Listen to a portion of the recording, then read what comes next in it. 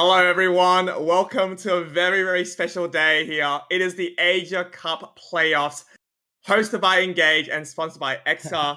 I have some incredible action coming your way. It's been, a month and a bit's worth of competition, and we've finally found our top 8 in the region. And we're going to find out who is crowned the champion tonight. Now, at the casters desk today, we have the lovely Spartan Tano on my left and also Start Clashing at the bottom here. We're going to be joined by Tajima later on as well as bring you all the action in this jam-packed broadcast. Tano, I want to start with you. How are you doing? We were casting maybe, 10 hours ago, but we're back at it for the action today. Mate, you cannot keep us away from this Pokemon Unite game. We are addicted to it. So are these players. So are the viewers. This is going to be a fantastic tournament. We have some amazing teams in it, and I'm very excited for this one, buddy. I'm excited as well. And Start Clashing, our resident expert in this region. How are you doing?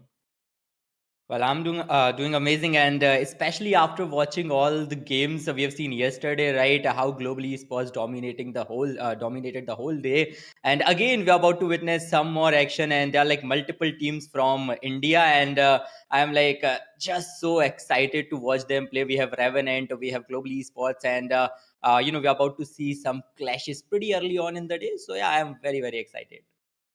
I am too. And speaking of teams, let's have a look at what the 8 top teams are that made it to today's playoffs. Production has the graphic available, so I'll quickly go through the teams. Here are some of your favorites.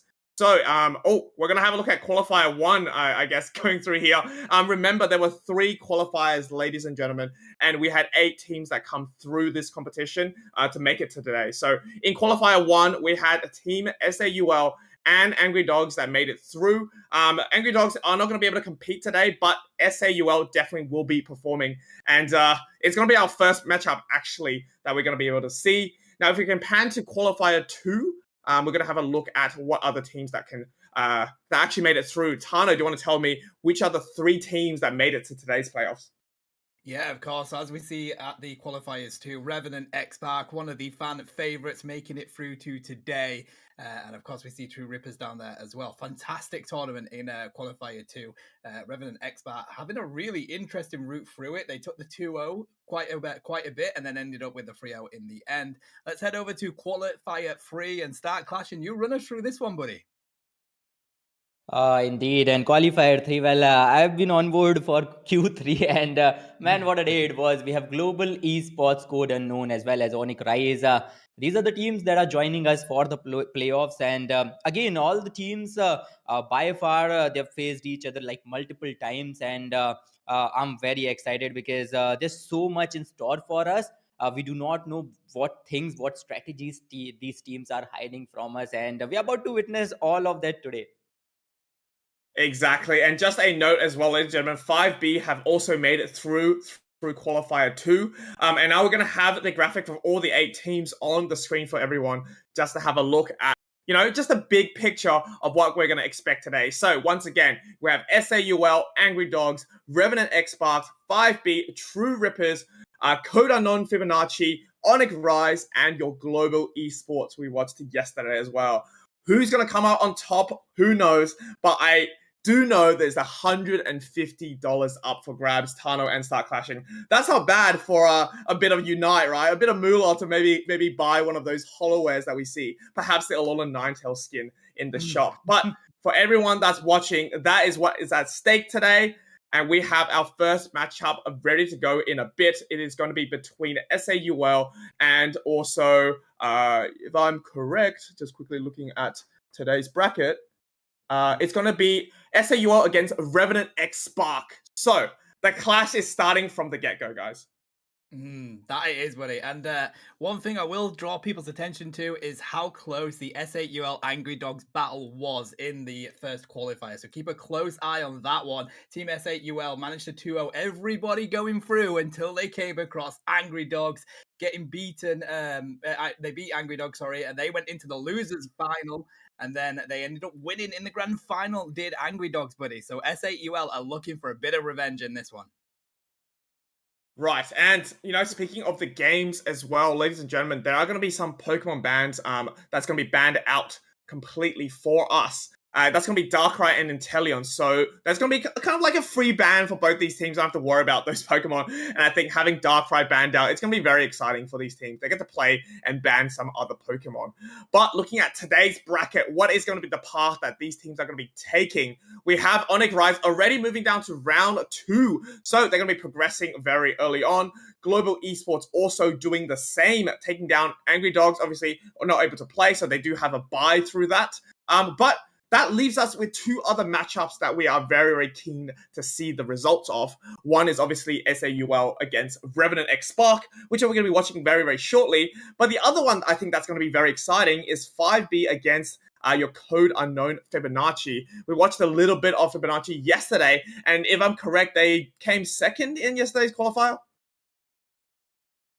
Yeah, they did, and yeah, they did, and I think they've been amazing, for in the whole of qualifier 3, and so did Global Esports. Global Esports were the winners of Q3. They were number 1, and I'm very excited to watch them play. Well, we missed round 1 matchup where they were facing Angry Dogs, if I'm not wrong, and that was a 2-0 score line. But then again, I think in the future we might get a chance of watching Global Esports against Revenant X Park. And let me remind you once again, well, these 2 teams have a long history, because they're like some ex-teammates.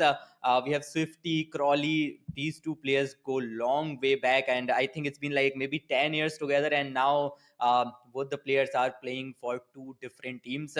Well, let's see. I'm very excited if I get a chance to see Global Esports taking on Revenant X Park as well as SHL, because I think these are the top 3 teams right now in the India League, ACL India League. If I remember correctly, on the leaderboard, Revenant is on top. Then we have SHL and Global Esports just behind. So I really want to watch the game between SHL and Revenant once again, because 2 of the most celebrated teams in the country are about to take on each other in a BO3 matchup.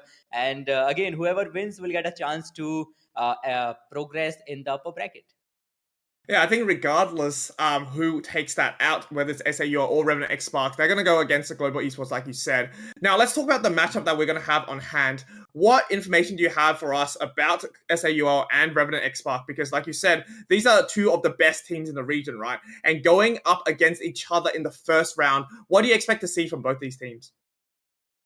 Well, I do believe they're like so much to watch, and I think there are like some players I'd like to keep an eye on. I think Basha is one of those, because Basha, as a bottom lane attacker, is someone who dominated the whole scene, and he has done like pretty good on the international stages as well. So I have high expectations from Basha as well as All Might as an IGL.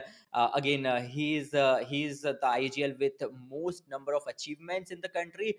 Then against them is Crawley Revenant. Revenant is the team that represented in India in the very first WCS.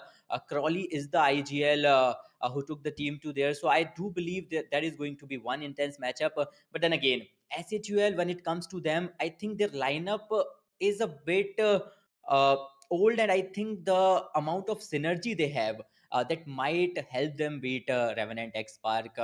Maybe I do think SHUL stand a chance. This is definitely the clash of the orgs. Sorry, Tana. Did you have any thoughts about this matchup? Mate, I'm just liking all the tea that we're getting on this region from Start Clashing. I love the insight. I think it's fantastic to learn all this. Obviously, I'm from the EU region. You're from the OCE region. We don't know that much detail. We've casted quite a bit of this Asia side of it, but this is why we love having a local castle like Start Clashing around, because this is really interesting information about these teams. In every single region, you have this kind of thing where players know each other. They know what they're going to play. They know their comfort picks, and they pick around that, and they want to win against their rivals, and it's just really exciting Pokemon Unite action. So huge shout out to you, Start Clashing. It's a lot of information that's really valuable for this. Okay, now we don't have to delay anymore. Ladies and gentlemen, we're going to have our first matchup ready to go. Tano, you and me are going to be taking this round 1, SAUL against Revenant Expert. What is going to hit the ban jail first? It's going to be that Umbreon army. No surprise at all. No surprise at all. I will say that we didn't see it banned at all in yesterday's tournaments with Pokemon Unite, and it did get through quite a bit. But here, we're seeing it banned in the Asia region, and Psyduck is going to get yeeted out as well, Fu. Nobody wants to see that duck on the field, despite the recent nerfs. We haven't seen it since the nerf. No, we haven't, right? And I think this Pokemon is just so strong. And speaking of a strong Pokemon, it's going to be that Miraidon. That's going to be the second ban for SAU. They do not want to deal with the ranged attacker. And it looks like Slowbro is going to join the party for the side of Revenant X Spark, another Pokemon out of the fray for this game. Ooh, so we're going to have access to that Mimikyu that we see banned so often. Of course, they're going to be able to call in the rest of these all-rounders. And there we go, buddy. I called it All Might. They want to go Plus Ultra. They lock in the Mimikyu straight away. I suspect we're going to see a Zacian come out to play as well. That's usually one that gets banned. I think Zacian Blissey is going to be such a great combo to open up this draft for Revenant X Spark. We'll see whether we're correct here. I mean, everyone has to give me a cookie if I'm right there, right? As the timer ticks down. Nothing is shown at the moment, but a Mr. Mime for Vulcan and a Snorlax, that's not what I anticipated at all.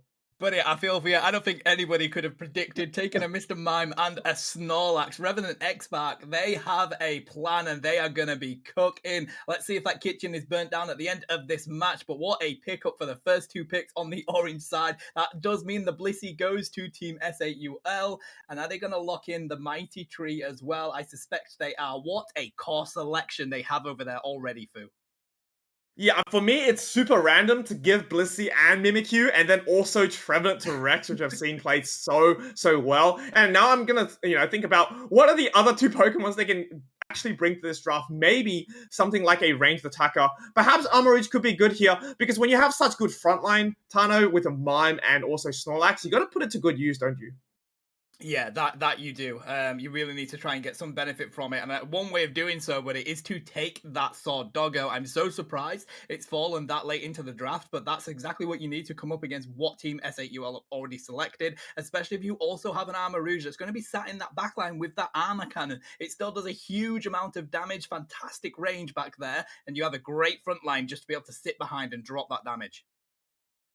True, and I think since the balance patch that I guess nerfed Armourouge a little bit, people have actually forgotten how good level 11 on the plus move of Armor Cannon is. The range is quite massive, and on top of that, you get a burst of damage plus a stun for whoever you hit as well. And I guess contesting that range is going to be bad shout on that Mew, and no XP share here at all. So a full damage Mew is going to enter the fray for Team SAUL. Yeah, and the thing is, with a full damage Mew, is it can drop a massive amount of damage. You typically see at least 80k and upwards on a mon like that. So it is going to be Mew versus the legendary Mewtwo. It is going to be Pokemon Movie 2000 coming back for us here, buddy. Let's see who will come out on top, because that Shifu pick is going to be huge. Are they going to go for the Water Bear? Will they go for that single strike Dark Bear? They do need the secure, realistically. You do have that Mew, but outside of that, I think you do need a little bit extra, so it wouldn't surprise me if we do see that Dark Bear.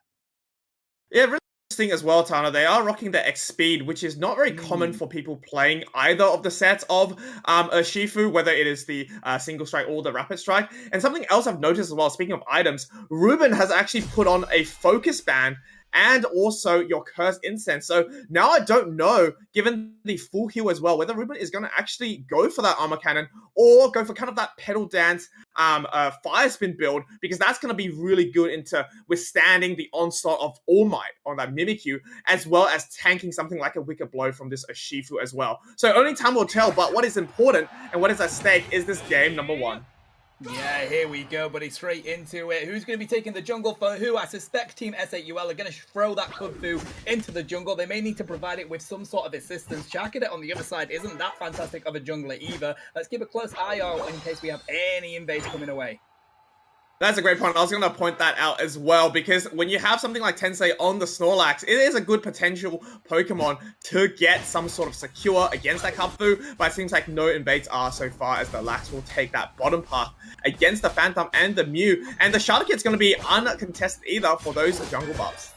Yeah, that's quite interesting, but it does mean that this Zacian is going to be able to put on the pressure in the top lane. They're at level 4, they need to hit that 5 to have that power spike, and that will really change the way that this top lane will develop. Of course, Mimikyu is here, but they also need the 5, but the Mime putting in a lot of pressure with the pushback, but Mimikyu cleans on up. That is the power of the Ghost Puppet. That's a great KO there for SAUL. That really sends that Mimikyu into that level lead, and that's what you need, right? When Mimikyu, you want to hit that level 7, whereas Crowley only needs that level 5 to really have access to his moves. And there we go, level 5 are ready to go. 850 birds will be spawning right now. The Mew is also coming up for SAUL to help the contest. And, oh my gosh, Tana, it's going to be that 5-spin Armor Rouge. Fantastic shout out. You called it, buddy, and I feel like it is a direct response to that Shifu possibly being the Dark Bear and that Mimikyu. I think that's a great decision. You're pairing that with a Mime that does a huge amount of damage with the confusion and the walls that they put up. I think that's a great decision by Revenant X-Pac. Chansey going down to the top side to Zacian as well. That's going to mean some stacks are going to come through for their team. And Armor Rouge, obviously, going back to its central area ASAP. When it has access to that level 7, it's going to be able to have Flame Charge or your Sidekick. And so, you know, either you go for the stun or get some sort of additional sustain by the shield. It's up to them. We're going to quickly pan down to the middle here as the birds are going to be spawning very soon. Yeah, a little bit of action in the top lane whilst we wait for it. We do have a level 5 V2Y on the field, so they can go Mega. That is going to be all free real estate for this Armor Rouge. A lot of experience. That's not probably what you want to see if you are Team SAUL. Armor Rouge is not the kind of mon you want to be fed in this game. No, it's not, and they're gonna go through here and just start shredding people's defenses and the HP as well. Ruben, very, very high level now. But on the other side of SAUL, we do have a level 7 Urshifu, though. That's about to go down, perhaps, and the side strike will come through to get that massive KO. And the Bad Shot has to quickly use the Light Screen to get out of there. Now I see the strategy, Tano. It's going to be that Mr. Mime with the power swap there, and the damage and speed of Ruben is going to be enhanced. That is crazy. They are just going to hold that Armor Rouge's hand just to drop a huge amount of damage. It effectively becomes a Pocket Venusaur Petal Dance at level 12, right? It's got such a huge amount of range. It does a huge amount of damage. It's going to be tough for Team SAUL to push onto it and take it down. That's going to be a free Regieleki for Revenant X-Pac in the top lane. While we see that Zacian and Snorlax rotate for that bottom Reggie. Zacian's great at ripping, but we have a lot of Team SAUL down here for it. We definitely do, and with 2 members of Revenant X-Pac, they're going to get this Regieleki uncontested, but at the bottom, it seems like a contest will be going on. If we can quickly pan down to the bottom, we will be able to see the Urshifu securing the Registeel. No surprise, given that it's Wicked Blow, and also All Might choosing Trick Room is going to be very interesting going to that latter half of that game, and as well as the Shadow Claw as well, so able to rip through a lot of the defenses coming out from Revenant X-Pac. This is why I love the Asia region, buddy. We never see Trick Room Mimikyu in our games, especially not in our tournaments. So I'm hyped for it. A nice beam coming in from you just to drop some damage onto that mine. But right now, I feel like Team SAUL are struggling to get these important KOs and are struggling to push these objectives as a team. I feel like Revenant X-Pac have a little bit more when it comes to level-wise, although we have just witnessed Mimikyu hit that level 9. That's going to be an important Unite move for when we hit these next objectives. Agree. I think both the Mimikyu Unite moves and the Urshifu Unite moves are going to be very vital in this next fight, and they're going to go through. We do have the Trick Room coming out, the Wicked Blow not hitting its mark though. Vulcan trying to keep their teammates in the playing field. Pray With Me will go on. At the same time, the Ebon Fist also will go through. Mewtwo goes down. That's the first one for Revenant X-Pac, and they're lacking the juice now as the members of Team SAUL are going to get some crucial dunks in, trying to even up the board. Crowley goes down, a KO streak of 2 for the Urshifu, and Snowy is feeling it now, and that's exactly what you want to see, right, when you have those lockdown Unite moves. Yeah, and I gotta say, that was a fantastic push by Team SAUL, and this is the difference that it is going to happen in these team fights when you don't have that Armor Rouge with you for Revenant X-Pac right through. That is such a huge amount of damage that you don't have to defend that pad to help drop the damage on the other side. That's going to be really pivotal when it comes to these next battles coming into this game. That's correct. I think this is really the calm before the storm, right? As the time will tick down for this next objective. We have Ruben already on top side with Mr. Mime and Crowley looking to just quickly rip this Regieleki, because what you can see on the minimap, 4 members of SAUL are just prioritizing the bottom path here. Yeah, they know the power of Zash and Rip. That's just going to take that Lecky really easily. Mimikyu's just preparing for where they want to drop, where they want to push. They do know that Team S8UL have this covered. They've got some really good zoning coming out from that Trevenant. But Mewtwo White has shown there's a Phantom Forest, buddy. But it's the Mew that wins in the battle of the Legendaries or Mythical. And they do take that objective. They have to drop their Unite move. We are going to see Shifu getting caught out here. The block on the Snorlax to prevent them getting that KO onto the Mewtwo Y. And that is going to be a good amount of combos coming from Revenant X-Pac to get themselves a little bit more ahead in this game. Xbox are going to be too sad about that, to be honest, because they were managing to break that top tier 2 pad. We have Trevenant going up against 2 members there, just trying to stay there just before they get sent back to the Pokemon Center. I think it's really bitten a little bit more than you can chew. Look at the minimap. The Trevenant is way out of their mark there, running into the home base Rex. Not really where you want it to be, but I'm not sure whether Vulcan actually can take this Trevenant down.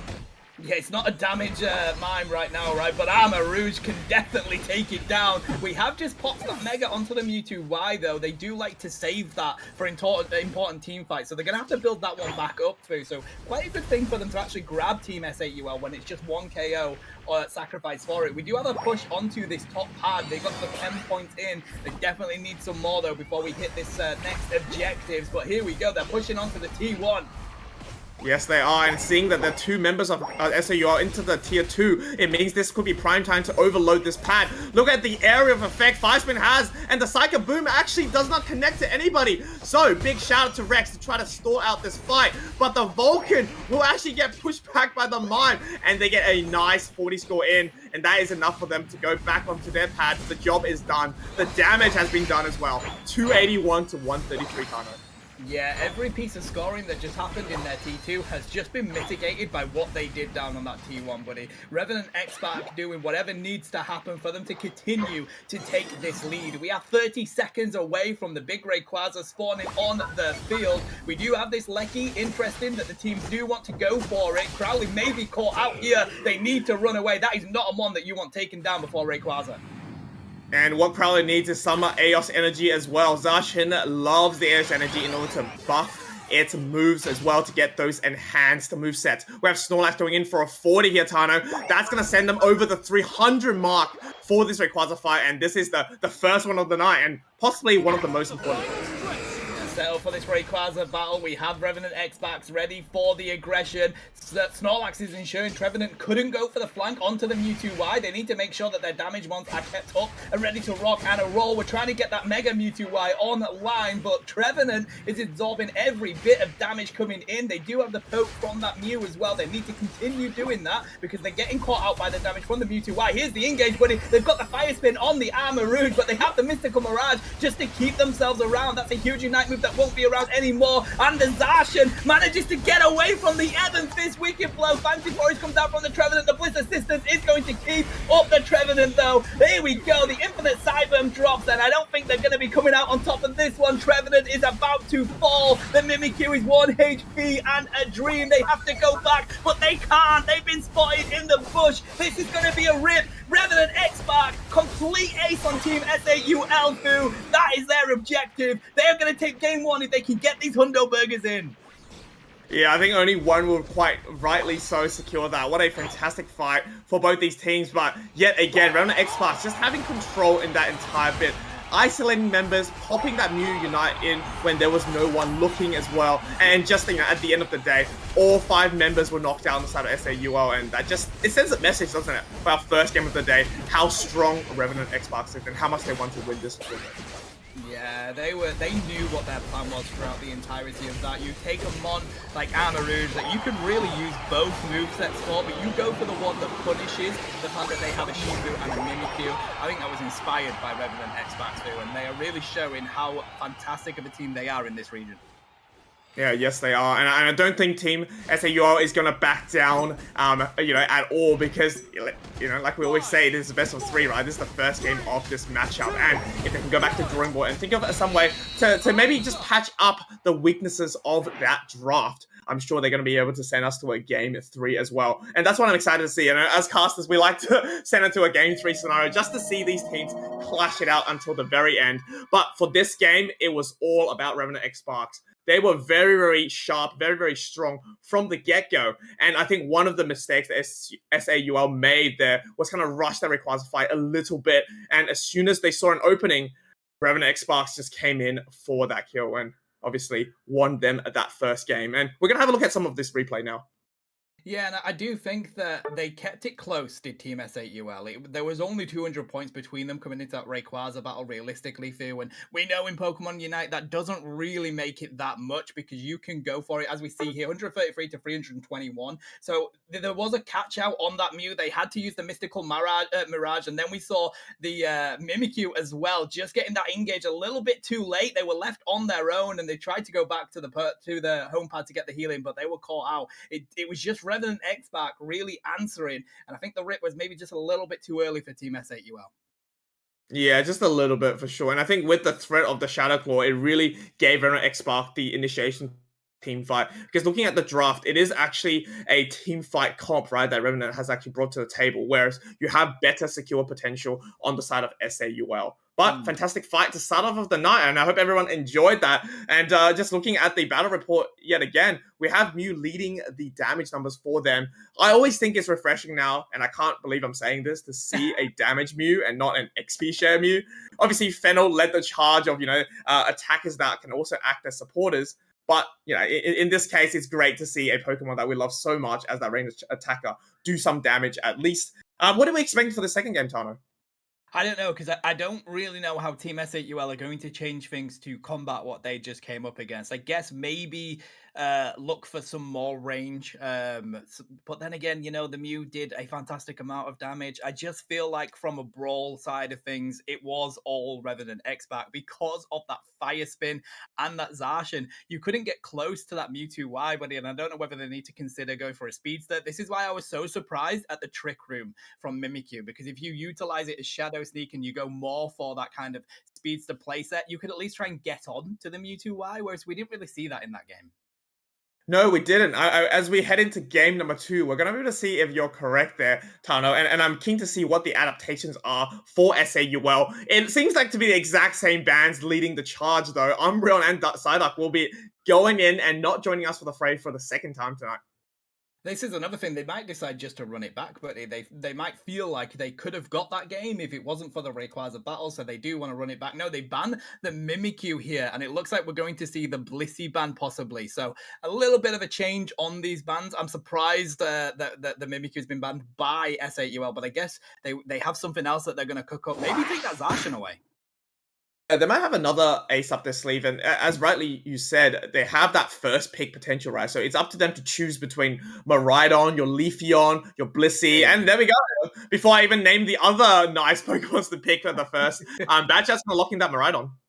And this is it. That is a fantastic ranged Mon. It really doesn't get any better than Charge Beam. Of course, you can also go for Electro Drift if you want to go for a little bit more of a speedster route for Miraidon, but they've taken the Leafeon over on the side of Revenant X-Pac. That's fantastic as early game, and they stick with the Snorlax. They were doing a lot of blocking in that previous game, Fu. I think they had a fantastic game on that Snorlax.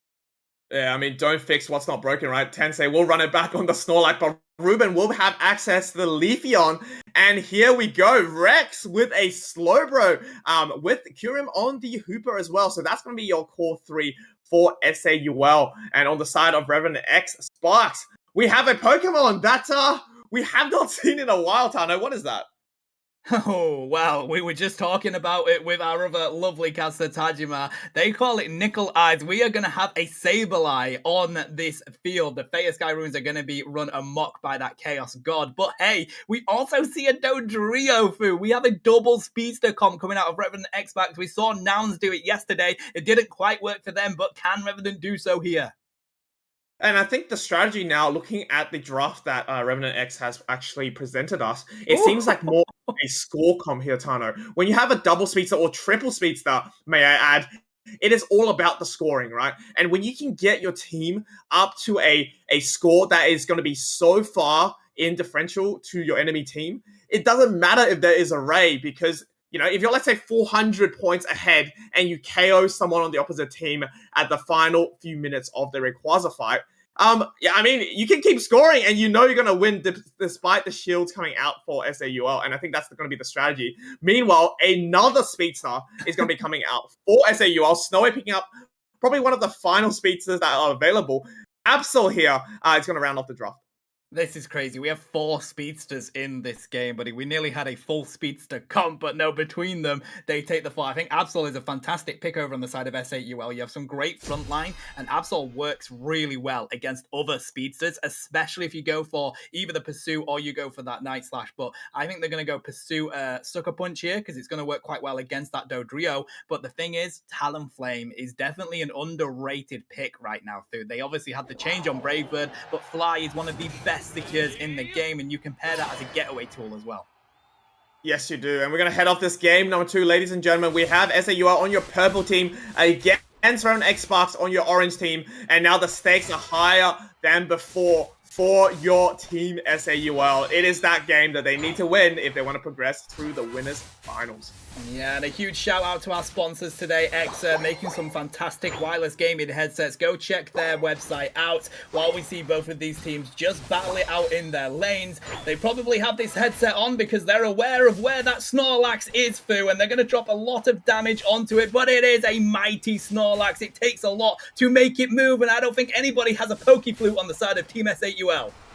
No, they don't. And look at the tackle just going to come through to secure so much. Remember the passive Gluttony on the side of Snorlax. He's going to be able to heal that right up with the Citrus Berry. But we have an early ambush coming out from Absol. Snowy looking to take this Mammoth Pokemon down. And the crits will be good enough. You'd hope so, right? No. Snowy actually chunked down a lot there. And there's not a lot of HP on the side of the Duo either. So things are not looking too good for Remnant X-Sparks, but it's okay. The Cavalry's here. The Leafeon is here to join the party.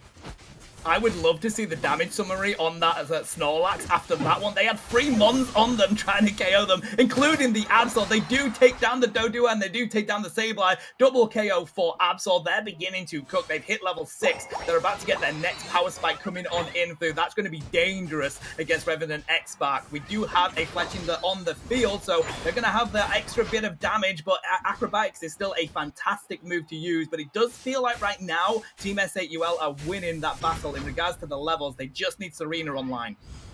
Yes, they do. And speaking of Serena, very interesting they've picked the triple axle. Obviously, that is the move that got buffed recently. But again, something like such a speedster comp, I do think Stomp is the better pick, able to stun them instead of just getting the health regeneration you get from triple axle. So we'll see how that works out for them. Regardless, though, Hooper getting KO streak of 2 and knocking out one of the best early game Pokemon on the side of Revenant X-Spark is going to do Team SAUL a fantastic start for them. Sableye also going down to the Absol as well. This is just speedster galore, but it seems like the speedster on the side of SAUL might be coming up ahead. We have the birds that already spawned on the mid side here, and Rex is the only member that's going to be contesting this against Tensai and perhaps the Dodrio. We're going to have a Unite move on Absol before this 7-minute mark, buddy. Watch it now. And that is going to be huge coming into that first objective. They're not too far from that level 9. If they grab that Sableye, it will not surprise me if they hit that very, very soon. But I will say that at the moment, we do have this Leafeon just edging the level 8. If they can get that Emerald 2-step, that will be huge. But the pressure coming in from Team S8UL, it's just too much for Revenant X-Spark right now. Nice score into that T1. So we're going to see 94-95. 1 point between these teams as the 7 minutes hit. Yes, they will. And it's going to be the Fly, the moveset of choice for Crowley here, so able to get out of that engagement. They don't want it to be anywhere near the Serena at the moment. The Midnight Slash will go through, though, but gets shut down by the triple trample of Exo, and they're going to be running with that buffed speed to get some nice dunks in. Remember, they don't care about objectives on the side of Revenant X-Spark. They want to just keep scoring, break these pads so the Hooper doesn't get the advantage, and also send them into such a high lead that the Rayquaza also doesn't matter. But so far, the score is just neck and neck, so I don't think they're doing the best job so far. But the Unite move from a Serena into the Absol will be able to take that down, and that's a KO streak of 2 for the Absol as well. And SAUL coming back on top in that engagement. Yeah, I'm not sure whether the score comp may be a little bit too late with this one, buddy, because every time they manage to get that slight bit ahead, oh my god, that is illegal, Snowy. They take the KO, they steal the citrus berry, they get the double KO. Absol is breaking ankles in this game, but as I go back to my point, every time Revenant X-Pac score the points and give themselves the lead that they need to do, that's what their comp is built for. Team S8UL are just coming back, getting that even, or even going ahead with the points. We're in the mid game right now too, and there isn't that much of a difference. No, there isn't, and actually Revenant X-Pac is behind here, so lots of work to do for them. They lose the Regieleki as well. So I wonder what the strategy is now for them, because now, you know, the members of SAUL are getting very, very large in terms of the levels there, right? The difference is coming and creeping up. We have a level 11 Absol with its Unite move available, very far away from this push though, so it's going to be a 3v2 perhaps, maybe a 3v3 once it comes out. The Emerald 2-step will get negated by the slow beam of Slowbro there, and we have a huge block coming out from Tensai. They need to try to defend this pad. The Flame Sweep actually gets shut down immediately by the Meteor Storm. No flying in this airspace, says Badshah. They're trying to Electric Drift out. They're very, very low though, but getting pushed out by Tensai could mean that we haven't engaged there. Midnight Slash is going to go through, and the Regieleki will be popping in. Members of X-Spark, Revenant is going to be too late for this push, and a huge Flame Fruit to just sweep them off the map there, Tano. What is going on? They've broken the T2 pad, and we're going to have another Lecky before the Rayquaza, buddy. That might be the win condition for Team S8UL. If you have a look at this game, if you've just joined us here on this broadcast, you may be looking at that scoreboard thinking, hey, Team S8UL are the ones with the score comp, but they aren't. They've just answered every time Revenant X-Pac gets an advantage. Team S8UL are there to shut it down. They really are shutting it down, and Vulcan trying to do its best. He got some points, really trying to get some vision with the feint attack and maybe the stun there, but Dojo with its try attack will try to take some members down. They need any XP possible, because that is a level 14 Absol staring them down, and with that KO, I mean, the Absol is inching towards that level 15, and might I remind everybody, it has only been 6 minutes. We just hit the 4 minutes mark on the map. We're going to have a level 15 Absol way before Rayquaza spawns on this field, buddy. Honestly, and this is it. This is why I say every time we see Absol in these tournaments, it is an XEX mon in itself. It may not have that ever have had that tag, but it does so much damage when you hit those crits that it has the power of a legendary mon. It is definitely the disaster mon. It is the disaster mon indeed, and what else is disaster is this top Regieleki that they're going to be delaying for those 2-minute mark, adding extreme pressure to them. We have Miraidon trying to use his Unite move to stay sustained, and that's going to be good enough for All Might to come through and knock them out as well. Talonflame goes back to the Pokemon Center for Revenant X-Spark, and yet again, I don't see an opportunity for Revenant X-Spark to come back into this game. SAUL have played the first 7 minutes so well here.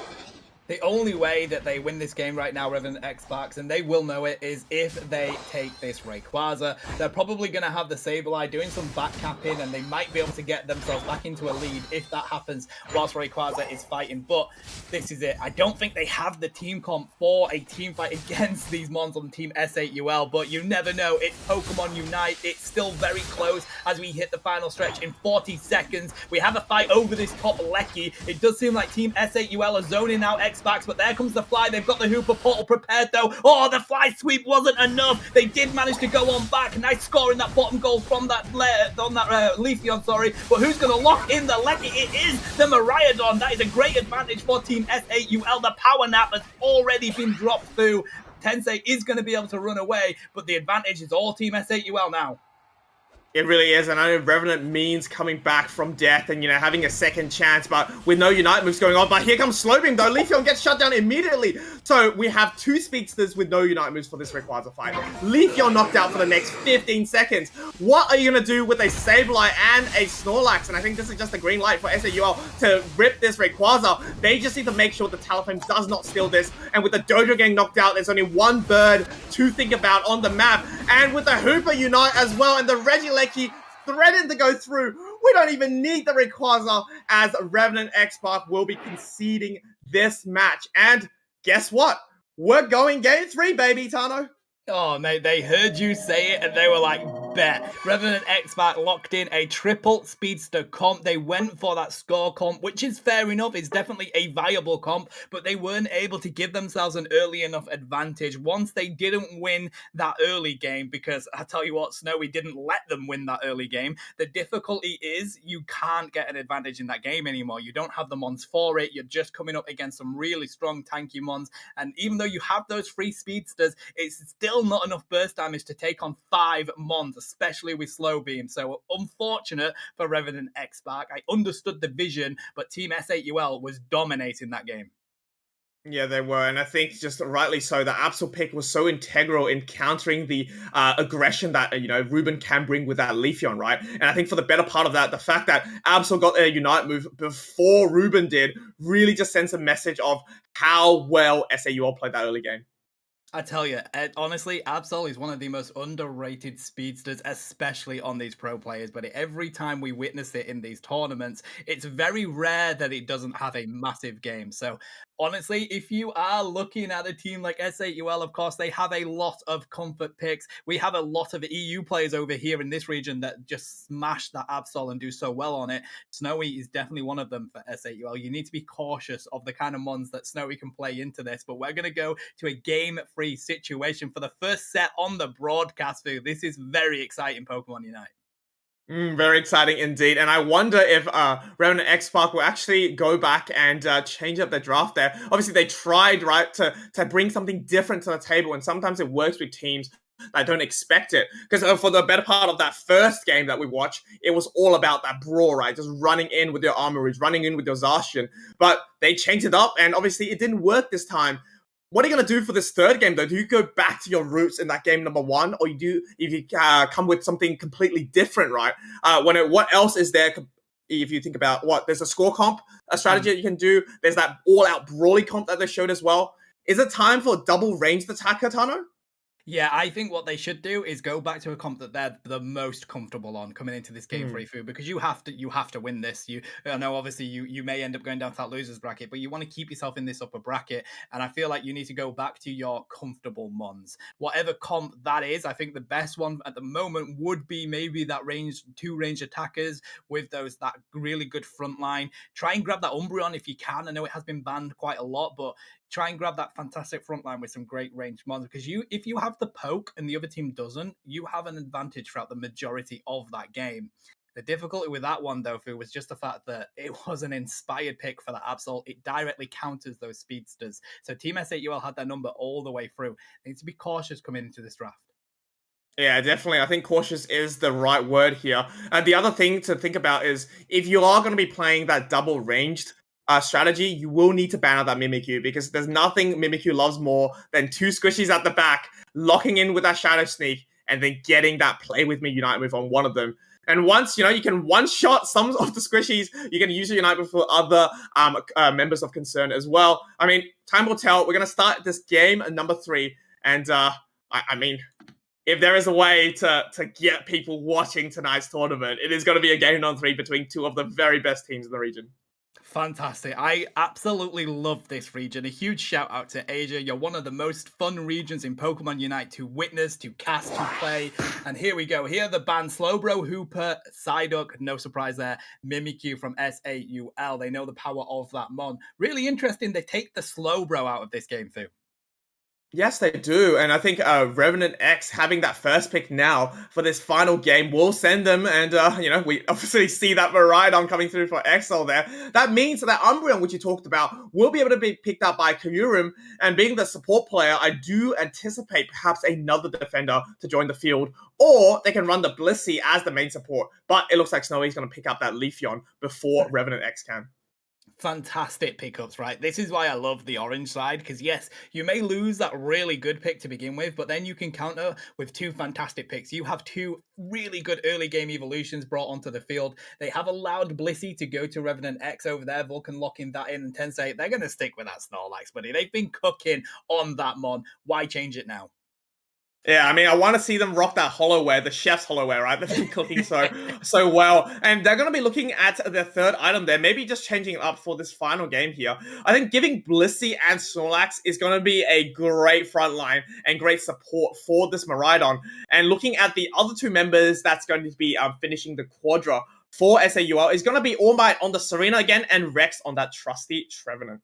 Yeah, you called it. They did go for that other defender, which means we're likely going to see that wish coming from Umbreon. Does a massive amount of healing, so that's really going to keep their team around. All Might is going to need that if they want to cook on Serena, a mon that they're very capable of doing so on. Crowley's going to take that Sword Doggo. We saw them rotating through a few of the all-rounders there, maybe a Gyarados, but no, they want to take that Sword Doggo. If they can get that level 5 in that top lane early, Fu, we're going to see them cook. Is Ruben going to go for the Dark Bear or the Water Bear? I suspect Dark Bear because we see it a lot more, but I think that's a great pickup there. I think the best way to play a final game that's important is to have Pokemons that are good at securing. Because if all things go bad and, it's up to the secure and the Rayquaza, I am definitely going to be favoring Team Revenant X Sparks here because they have the Sovereign Sword from Zacian and they have the Wicked Blow also on Ruben as well. Now, we have a third evolution joining the fray for SAUL. It's going to be Sylveon, which, to be honest, we haven't seen a lot of Sylveons recently. But the ability to kite and dance around enemies, especially something like a Miraidon, and not get taken down because you have Draining Kiss up, will be quite crucial for this game. But yet again, SAUL bringing up more of a team fighting comp compared to the side of Revenant Xbox. I do like the Sylveon. I think it plays quite well into all-rounders. If you go for the Mystical Fire, I know Hyper Voice is still a very good move as well, but I would like to see the Mystical Fire here, to be honest with you. You called it. I want to see a bit of kiting coming from that Sylveon, trying to get into the backlines as well onto that Miraidon if they can. It'll be really good if that Miraidon does go for that Electro Drift that we've seen a lot of teams use. If they go for Charge Beam, even better for Sylveon, right? Get straight onto it, stick next to it, and that is going to cook. But here we go. We're heading into this Game 3 situation. Who's going to take the win? Let's find out. A decisive Game 3 indeed, and the reason why 3 members are rocking that full heal, ladies and gentlemen, is to avoid the Urban Fist coming out of that Urshifu. And we're going to see for the first time today, seems like perhaps an invade could be possible on Lax there, or they're just going to help out the blue buff to make sure this Cubfu gets his level 5 ASAP. Yeah, you got to ward off against any invades coming in. We know how many teams like to utilize that strategy. It's so strong. Zacian manages to grab that little bit of farm in the top lane so far. If they can hit level 5 before even Umbreon is online, they will have the power advantage. But we're going to see a first stat going in for Kyurem. That's going to be good for them. If they can grab one more, they will become that mighty Umbreon. Yeah, there will be. And speaking of evolving, Rex obviously looking for that level 5. Still a bit shy of it, but any scores possible will allow them to get some stacks if they are stacking, as well as pushing that level up a little bit more. But the beauty of evolutions, now we just have 3 evolutions all online on the map for SAUL, and they're going to make up their way up to the top part there to support the Zacian and hopefully, counter the Zacian, my bad, but support the team. And obviously the Steenie for these birds that are going to be coming up. Oh, look at this. The Umbreon locks down the Shifu. That's an easy KO for Team SAUL. It couldn't be any easier. We see the pressure put onto the Zacian from the Sylveon, and all that Sword Doggo can do is sit back and allow the demolition of their T1 goal by Team SAUL. Yeah, they are just going back in. I feel like this Chansey is in no man's land. Not too sure what Vulcan was up to there, but it's going to get quickly shut down by the evolutions. Meanwhile, window shopping on the opposite side is going to be Kyurem. I mean, this is just supporter doing supporter things, right? Both in the enemy sigil area there, seeing whether they can steal a buff or two. I tell you what, it says a lot about the confidence of Team SAUL when you have a half-health Umbreon just sitting around the jungle with a level 5 Dark Bear in its face. They don't care, buddy. They're so comfortable coming into this game that they're going to try and take any advantage that they can. And look at this. Every time you see that Shifu in a battle, it's getting mean looked. They're locking it down instantly on the side of Team SAUL. That is great team synergy. I think the Mean looks just such a fantastic pick here, Tano, against the Zacian, against the Urshifu, and against the Miraidon. If anyone gets trapped, I mean, the whole entire evolution sword's going to collapse on them. But speaking of collapse, though, Kyurem might get in trouble here, gets knocked out by the Zacian, and Crowley, with the support of both Exo and also the Urshifu, will look to make a push up into that top pad. Leafeon trying to dispense the Emerald 2-step. We'll be able to shut that down, though, so perhaps the gas is going to be running out on Revenant X Sparks. We have another attempt that's going on the bottom, but the action continues up the top part there. relentless, but maybe Vulcan yet again solo gets KO'd by the Leafeon, and we have a 4v1 scenario now, and I can't anticipate anything more than just stacks coming through, scores coming through, and that sends SAUL over 100 points here, Tana. This is the scariness of these evolutions, right, Fu? They get a power spike so early, and if you can snowball from that power spike, you take control of the entirety of this game. Now, the points-wise, there isn't too much between them. They are managing to keep up level-wise rather than X-Back, but if these objectives keep going to Team SAUL, as we see the Red Giants getting ripped right now, they do manage to grab it, do Revenant X-Back, but they need to be careful. They don't want to lose this game too early. We're about to hit the mid-game, and we're just getting domination coming in from SAUL in all of these team fights so far.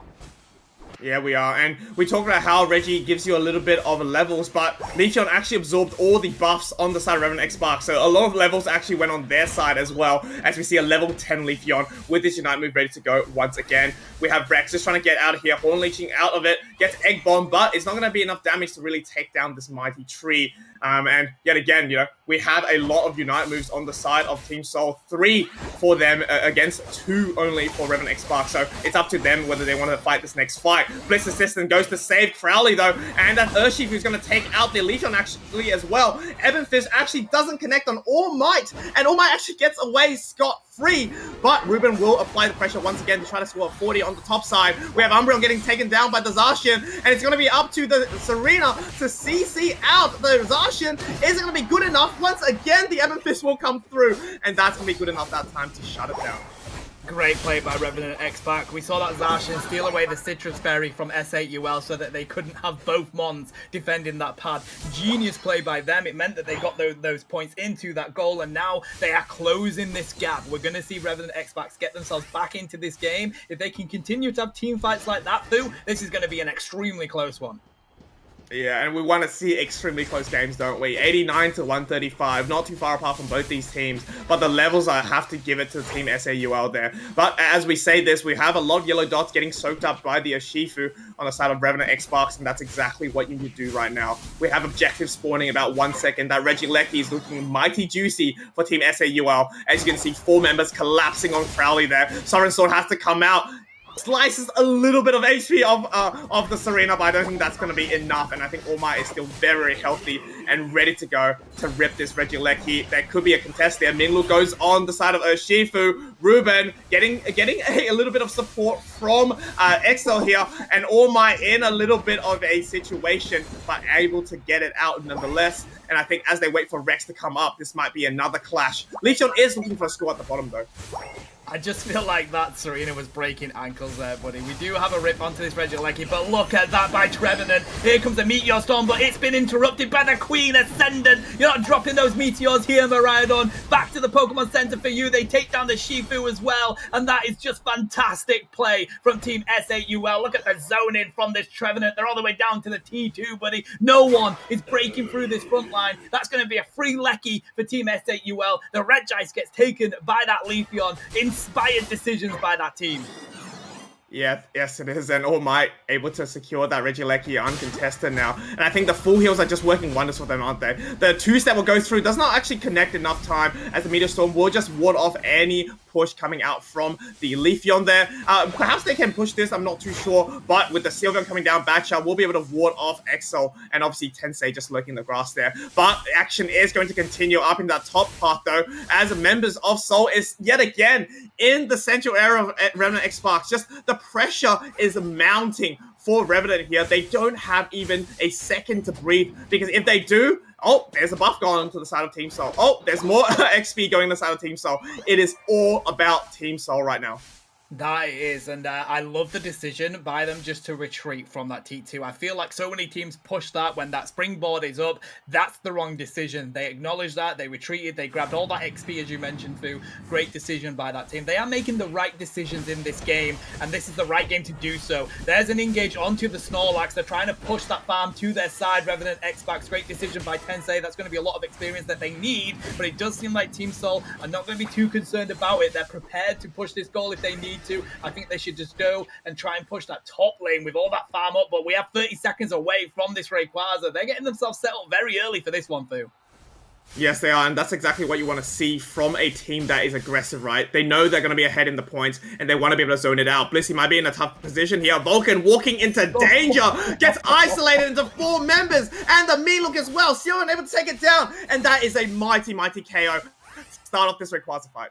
What an ambush that is. Trevenant Rex just making sure nobody could come down that side of the pit, and they're going for the pressure onto the objective straight away. They just need vision on where X-Back is, and what better to draw them in than seeming like they're going to rip this objective. We have that Miraidon in the bottom. They need to be cautious of Zacian coming in for the flank in the top. They dived into the pit. They do have the rep capability. There goes the Phantom Forest. The Queen Ascendant goes onto the Miraidon. It's the right mon to lock it down onto, but Revenant X-Back have the power of the Shifu. They've taken the Rayquaza Fu. We do see the Leafeon try to go score 50 points into that top pad, but Zacian's chasing. You've got 1 HP. You need to go back. Crowley may lock them in, and yes, they do. We're going to see the points go in for Revenant X-Back. There's literally tied game right now. One single more point is going to put them in the lead. How close is this game? Oh my gosh, no one on the side of Remnant Xbox has actually shield anymore, I think. So, it is going to be whoever can score that 1 point, as you said. I mean, we have Tensei trying to get the 16 in. Maybe we can pan down to the bottom. It is a close battle. Yes, it is indeed. Thank you, game, for that. 3 members of Remnant Xbox is going to be pushing this. It will come down to wire, ladies and gentlemen. And I think Remnant Xbox is just thinking about the strategy, how they want to dunk even just a tiny amount of points. Now, the good thing is we have 13 points available for the Miraidon here. So if they can quickly sneak in that 13, that is going to be good enough to send them into that next round. Oh my gosh, the 35 Crowley gets stopped by Rex here, Tano, and we have the Umbreon scoring on Team SAUL. Someone look at the 44 going in. Buddy, this is ridiculously close. 52 by the Snorlax. They've taken the lead now. It was Team SAUL. Can they get any more points in? There's 50 seconds away. Leafeon needs to run. They've got 3 of them down. They need to score these points. 10 seconds coming into it. Queen Ascendant onto the Snorlax. They're going to get the 50 in. Through. They're going to score the Hundo Burger. Team SAUL lost the objective, but they're going to win this game. Yes, they are. If you want a team that puts their heart and soul into Pokemon Unite, it is going to be Team Soul as they take it literally down to the second there. When I saw 3 members of Remnant X-Spark taken down there, Tano, you know it was time to get some scores in. And I know the final score, ladies and gentlemen, does not paint the picture of how close it was. But trust me, if you were watching along with us, it was 163 apiece for the better part of that last minute. And what a show of a match to end it off with for our round number 1. And Team SAUL proving to come up on top. It was just too good and too much for Revenant X-Sparks towards the end.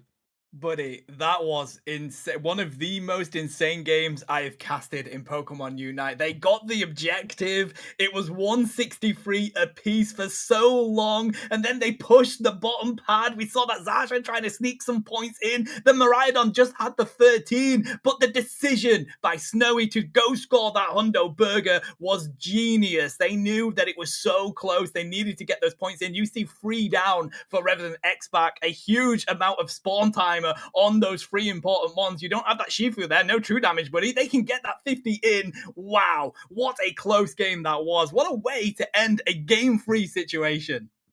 That's what we like to see, isn't it? I mean, it does not get closer than that, and I'm so glad we were able to spectate and cast that for everyone at home. And just looking at the damage as well, very, very even on both sides. At the end of the day, it is going to be that triple evolution that's going to be able to get them through this tough matchup. But things are not over yet, though, right? The night is not over for the fans of Revenant X-Sparks and for Revenant X-Sparks themselves, because it is going to be that double elimination. So they're going to be sent down to the losers round 2 against 5B there, but SAUL able to progress through the winners, and they're going to be going up against Global Esports. But I want to throw back to the casters desk as we discuss this game a little bit further. I think we do have Start Clashing ready to go to maybe give us a third-party eye into what the freaking hell happened. Man, that was amazing. Wow, wow, wow. I think you guys as well as me, we were like just jumping on our seats. This game was so intense, to the minute details, to the last second, when that Leafeon came all the way and dunked that 100 score. That was perfect. That was perfect. And I think this reminds me of one of the closest game I have seen. Like just in the previous week, the last week we have seen. A broadcast of India League, and there I've seen a game with a 2 point difference, and that too with a similar situation. Both the teams were, dunking the scores in the final seconds, and man, what a game it was! Revenant SHL proving themselves to be the best teams there is. But then again, as Fu mentioned, this is not the end of anyone's journey. Revenant, they still do have a chance because this whole lower bracket you can bounce back, and then again you can again get a chance to face against SHUL esports and maybe get your revenge. Yeah, I mean, they're definitely looking for their revenge. We know plenty well all these teams playing these qualifiers beforehand. A lot of the times it's all about going through the losers to earn your ticket back in, right? But as we quickly look at the bracket there, Tano, tell me what has been updated here. Wow, buddy, intense. So, Revenant X-Pac are going to go on through against 5B there. Angry Dogs are unfortunately not playing against them. I believe they've got the bye, so it is going to be Revenant X-Pacs going straight in against 5B. We have seen Onyx Rise take 5B. They're going straight into the semi-finals. They're proving to be the team to beat so far. Global Esports are ready for Team SAUL. They haven't had a game yet. I know they have the 2-0 victory over Angry Dogs, but I believe that was a bye, so they are going to be going up against the might that is SAUL. That's going to be a hype game, but I think Onyx Rise are the ones that people are going to be keeping a close eye on coming into these next games. Very well said. And as we're checking with production, who are going to be setting up for this next game, rightly so. These games are, quite close from the ones we spectated, but from the side of Onyx Rise and True Rippers, it looks like it was a clean sweep 2-0. And whether that is just Onyx Rise rising to the occasion and absolutely dominating, which we have seen them do in those qualifiers, things are getting now down to where it matters even more now, right? But guys, it is about those semi-finals and also those important loser rounds, because if you are able to take a win there, it will send you straight to the grand finals where you get to watch a little bit more, maybe cool down a little bit, maybe reassess how you're going to attack these other teams playing out in the losers as well. But we've got confirmation that the next set, ladies and gentlemen, is going to be that SAUL against Global Esports. And as Clashing said before, it is a matchup that we are dying to see, because Global Esports, they haven't had a chance to play today. But Team SAUL, 3 games in, they're hot and they're ready to go. Indeed, they are, and I'm very, very excited to watch this matchup. And remember, whoever wins this one is going to face Onyx Rise in the upper bracket semi-finale. And remember, like in Qualifier 3, we have seen Onyx Rise up against Global Esports, and man, what a game it was. So let's see if Global Esports can again win this against SHUL Esports and maybe win another ticket to face Onyx Rise. That is going to be one amazing matchup, because Onyx Rise, they are looking for this opportunity. Qualifier 3 was not so good for them, especially because of that Rayquaza. I think me and Fu were there on the desk, and Fu, we all know how that Rayquaza was completely ruining the whole battle for Onyx Rise, and I do believe they are looking forward to face Global Esports once again. But before that, Global Esports, they have to climb a big mountain, that is SHUL Esports, and we have just seen how good SHUL Esports can be. Yeah, well said. And I do remember that Rayquaza fight very, very well. But as we are talking about this, delay no further. The next match is ready to go as we go up against, I guess, SAUL will go up against Global Esports there. Now, we talked a little bit about SAUL already clashing. Can you give us a reminder for everyone at home, maybe that just joining in as well? Who are Global Esports? Well, Global Esports is no doubt one of the best teams there is in India region after Revenant TX, obviously. And I think I've already mentioned this to Fu against Spartan.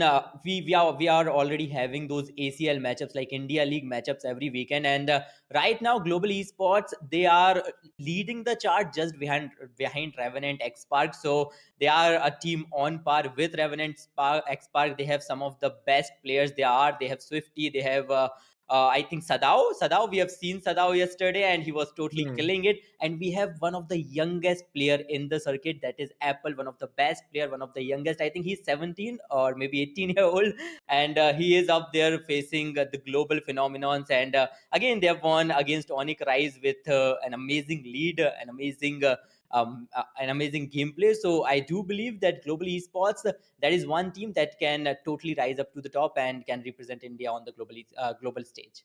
Just as the name They suggests, definitely no, play. global esports.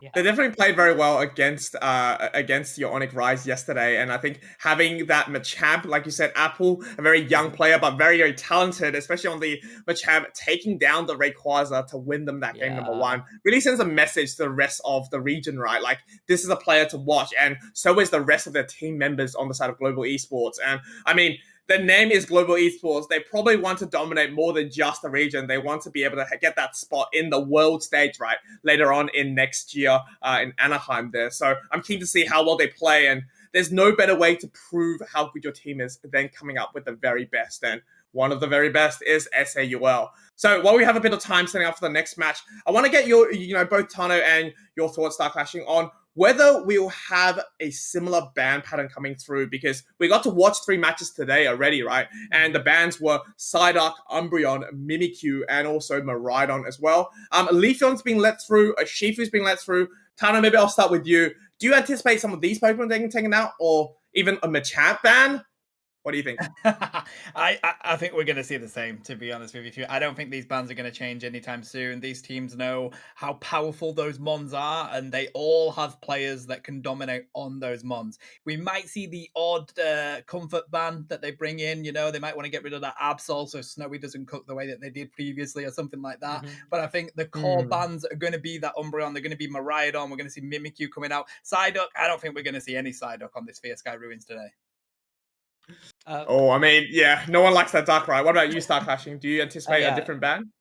Me too. But then again, I think SHUL, they might go for a Leafeon and Blaziken ban, because again, as you mentioned, we have already seen Apple on Blaziken, and that guy is insane. If you're giving him, let's say, a Blaziken or maybe a Leafeon or maybe a Zoroark, right? So I think SHUL might switch bans to maybe a Zoroark or maybe to Blaziken once in a while. But then again, in the greater scheme of the things, I do believe bans are going to be quite same, because Mimikyu, Psyduck, they are like too OP to allow them in the game, and both the teams are well aware of the fact. So I don't think they're going to take a risk of not banning any of those Pokemon. Now we talked about the bans, guys. What about the Pokemons that these teams like to pick? You probably know a little bit more about this, Star Clashing. We saw SAUL bring out a variety of comps, right? But they do like the Miraidon, they do like the Absol as well as something like an all-rounder that can sustain themselves, like the Serena. What do you anticipate that Global Esports will bring to the table? Well, global esports, I do believe we might get to see once again a Zoroark Comfy combination. We have seen this yesterday as well in the Q3.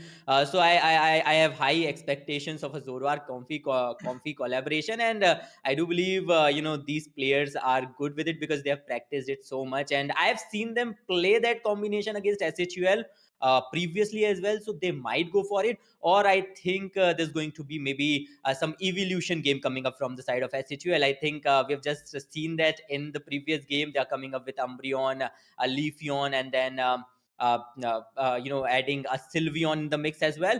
So SHUL, they like relying on those evolutions and playing this early game a bit aggressively. So maybe they can go a bit aggressive in the early game. That is what I expect from that team. Yeah, I think they have to, right? Given the fact that SAUL can bring out something like a triple evolution, I do anticipate maybe sometimes they're going to be able to take at least one out of the 3. That Leafeon perhaps is going to be that priority if Umbreon is going to be banned. Sylveon, I don't really see that as too much a priority at the moment. It's more of a helper pick, if I can say so myself. But game number 1 of this next matchup between Global Esports and SAUL will be underway. Ladies and gentlemen, we have the bans coming through. Start clashing. Let's do this. Indeed. As for the bans, well, as we expected, a Leafeon ban coming in, because SHUL esports, they do not want global esports to have that Leafeon. Psyduck gone, Mimikyu gone. And as for the final ban, it is Serena. I think global esports has been watching the previous game. All Might on that Serena, he was phenomenal, and They do not want to take that chance.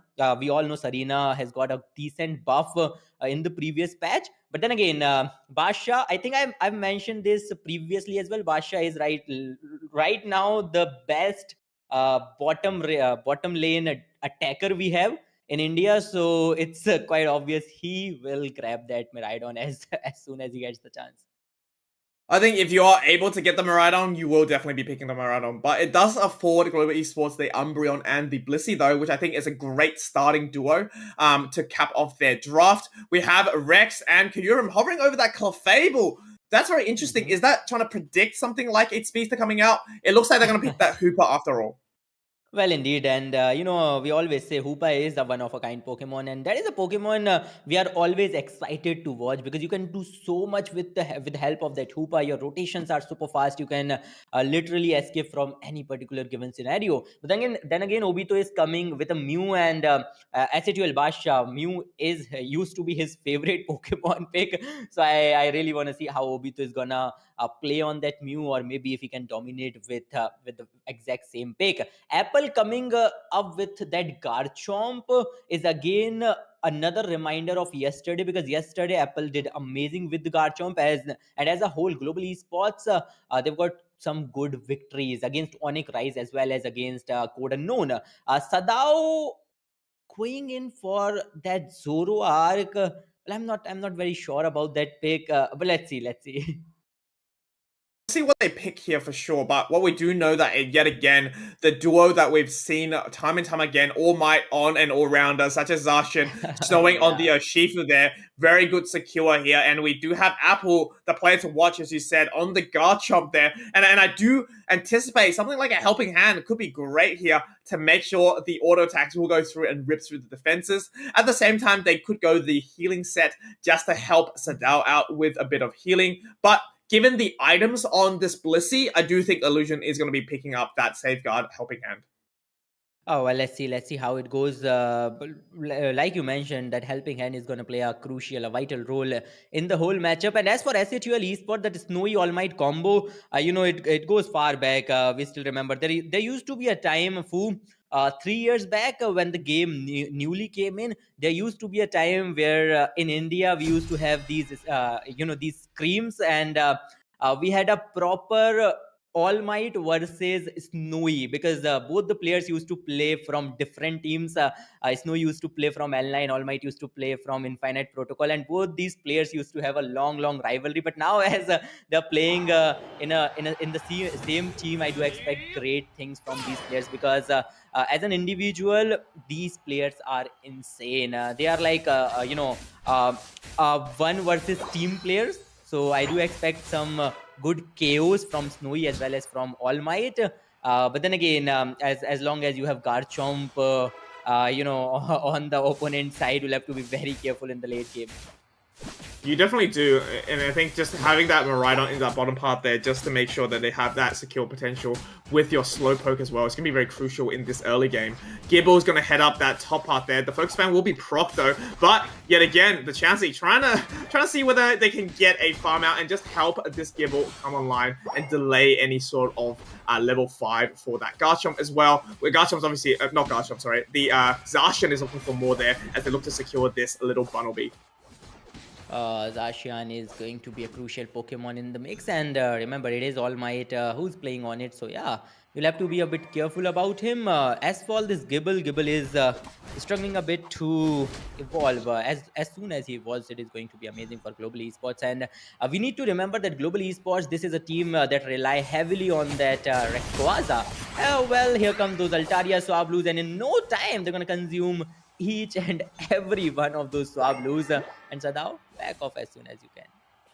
Yeah, they're 555s now for Team SAUL, so they do have that initial level lead is what they're looking for. But Sadao is going to look to make a difference though, as they look to dash into this Hooper before the portal closes. They're not able to do so, Hooper.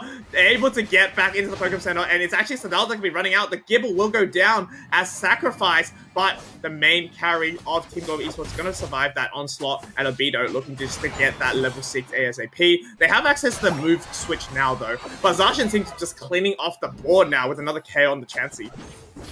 Indeed, and this is All Might. Remember, once he gets that momentum, it is going to be almost impossible to place a full stop on him because that man is amazing. But once again, we might get to see some Hoopa action. Yep, Hoopa uh, gonna help his teammate pretty early on in the game. As for Apple, he's trying to level up. He's already on level 6, but a full evolution is still far ahead. Meanwhile, Sadao, as you mentioned, he does have that move reset now, and he's going to utilize that fully. But Sadao might. Oh, there you go. Obito had no chance. Oh, Swifty came in the play too, and Swifty was trying to maybe, place some kind of obstacle there. But as for this Zacian, as you mentioned, Fu, this Jashian is clearing the field, and I think he already got Blissey maybe 2 times. Yeah, I'm not too sure, but there were some knockouts there. But either way, though, the Zacian is very, very fair. Level 8 already. The Regieleki and the Basement Regi will be spawning very soon as well. But before that, we have the Ebon Fist going right onto the Gabite. No chance to survive that engagement. They're going to say hi to Nurse Joy for us as they look to continue to push this pad here. Sadao trying their best to sustain and defend this pad, but I mean, with an Urshifu that has a topped at level 9 mark, things are going to be very, very tough. Things are already looking very tough right now because this All Might Snowy combination, they both these players are doing extremely good. They are doing amazing right now, and they're not giving any kind of space to Zoroark or Garchomp to evolve. They are struggling to even get some levels. They're struggling to even get those farms. They've already got the Regieleki, and now they are focused on the bottom Regirock. Well, SHL, they do have the control of the bottom Regirock, but look at that Zoroark. Is constantly trying to steal all the farm. He's already. I think he did stole an Excelgor, if I'm not wrong. And right now it is Urshifu on a very low HP, but he survives. Wow, amazing teamwork coming in, and Miraidon's gonna secure that Regirock for the team too. Urshifu goes down, but SHL Esports, they still do have a huge lead in terms of goal. Yeah, they have a lot of lead in the levels and points as well, but yeah, like you said, having a Shifu going down might be bad for them, but the Zoroark will go down though. Sadao getting down to Hooper is just going to feed that experience back on the side of SAUL. So still, the momentum is on the side of Team Soul, and they're looking to keep it. I mean, the Midnight Prance will come through for Swifty to stay sustained. I think it's not going to be as lucky for the Zacian though. Apple looking to push now, maybe an opening for them, but the power of Hooper as that full flow here, as Rest gets sent down in the hyper highway, and here comes Urshifu as well, just to help defend this pad. They have the Unite moves ready to go. They're not too scared. The Bliss Assistant quickly going onto Garchomp to keep Apple in the playing field, but it's not going to be good enough as they get taken down. So Sadao has to quickly back there to maybe help the Hooper. No, they're actually going to choose to defend this pad, but a whole lot of damage is going to rain down from the skies. And with the Umbreon taken down now, I do not see Global Esports able to defend this tier 1. Rotation seems so easy when you have this Hoopa to support your team, but man, what a game coming up from the side of SHL Esports, because for a brief moment I really thought Global Esports, they're going for a 5-man push, and that might be the very first success of this whole game for them. But then again, Hoopa came in the play, and the whole of SHL Esports were there to stop them, and they were prepared for a counter push as well. Okay, Shifu goes down pretty early on in the fight. Zacian with a sovereign shot, but no, completely he's gonna miss that on that Regieleki. Regieleki goes to Global Esports. Livid Outrage in the play. Livid Outrage, but no HP whatsoever. Garchomp is gonna go down pretty easily, and Umbreon, there's no way he can survive. He's gonna put out his Unite to waste some time, but Global Esports, well, things are clearly not working out for them.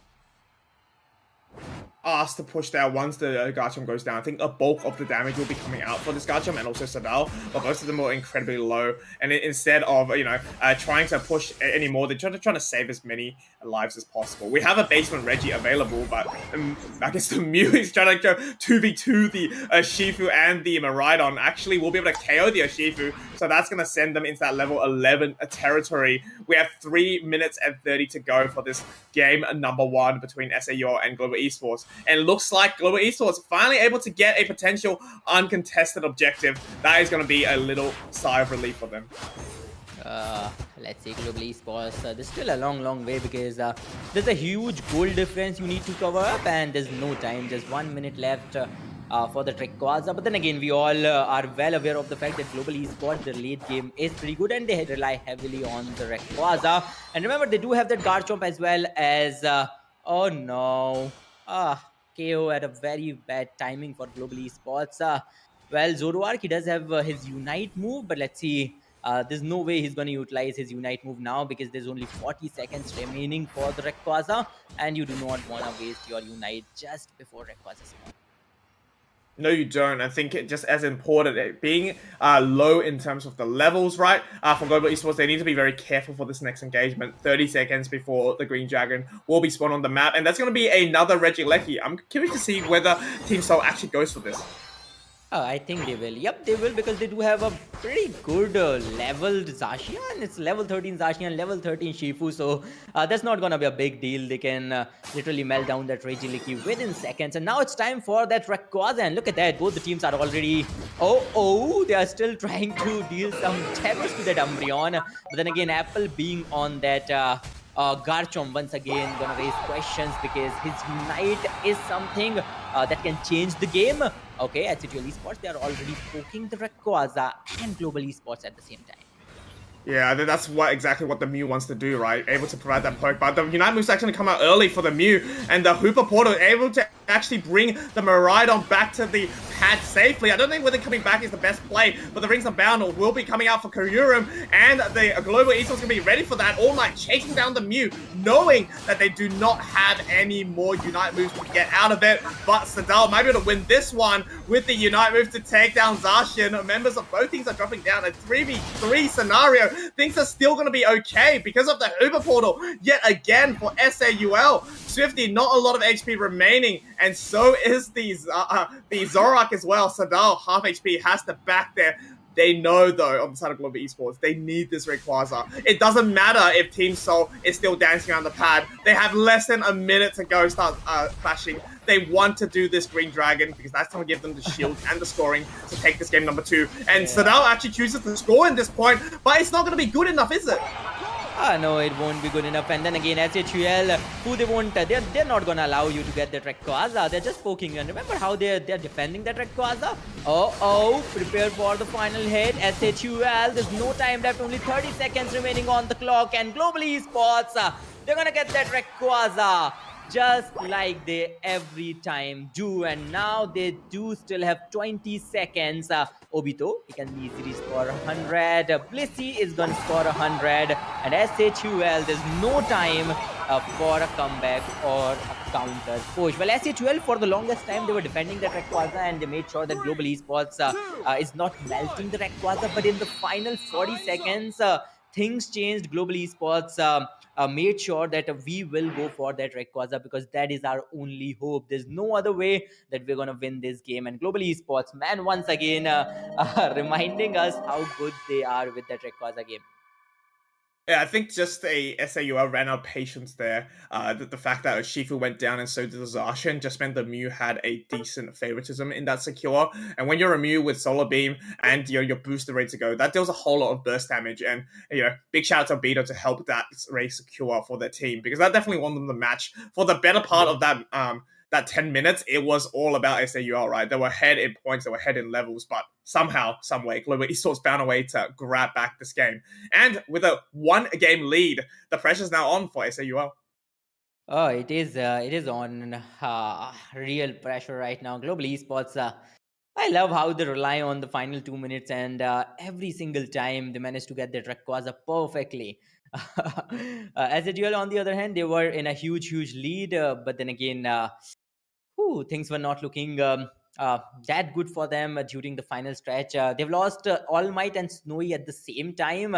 All Might to Sadao as well as Snowy to Sadao. So I think those two KOs were the main point where they've lost the game because if only they had Zacian and Shifu in the main fight, they could have easily wiped out the whole of Global Esports. But then again, Zoroark did amazing, and that was the reason how Global Esports got that chance, got that opportunity. And Mew, he was ready to get that final hit, and he perfectly took it. Yeah, it just that's your insurance policy, right? When you play something like Mew, you're gonna be there for Yeah. the secure.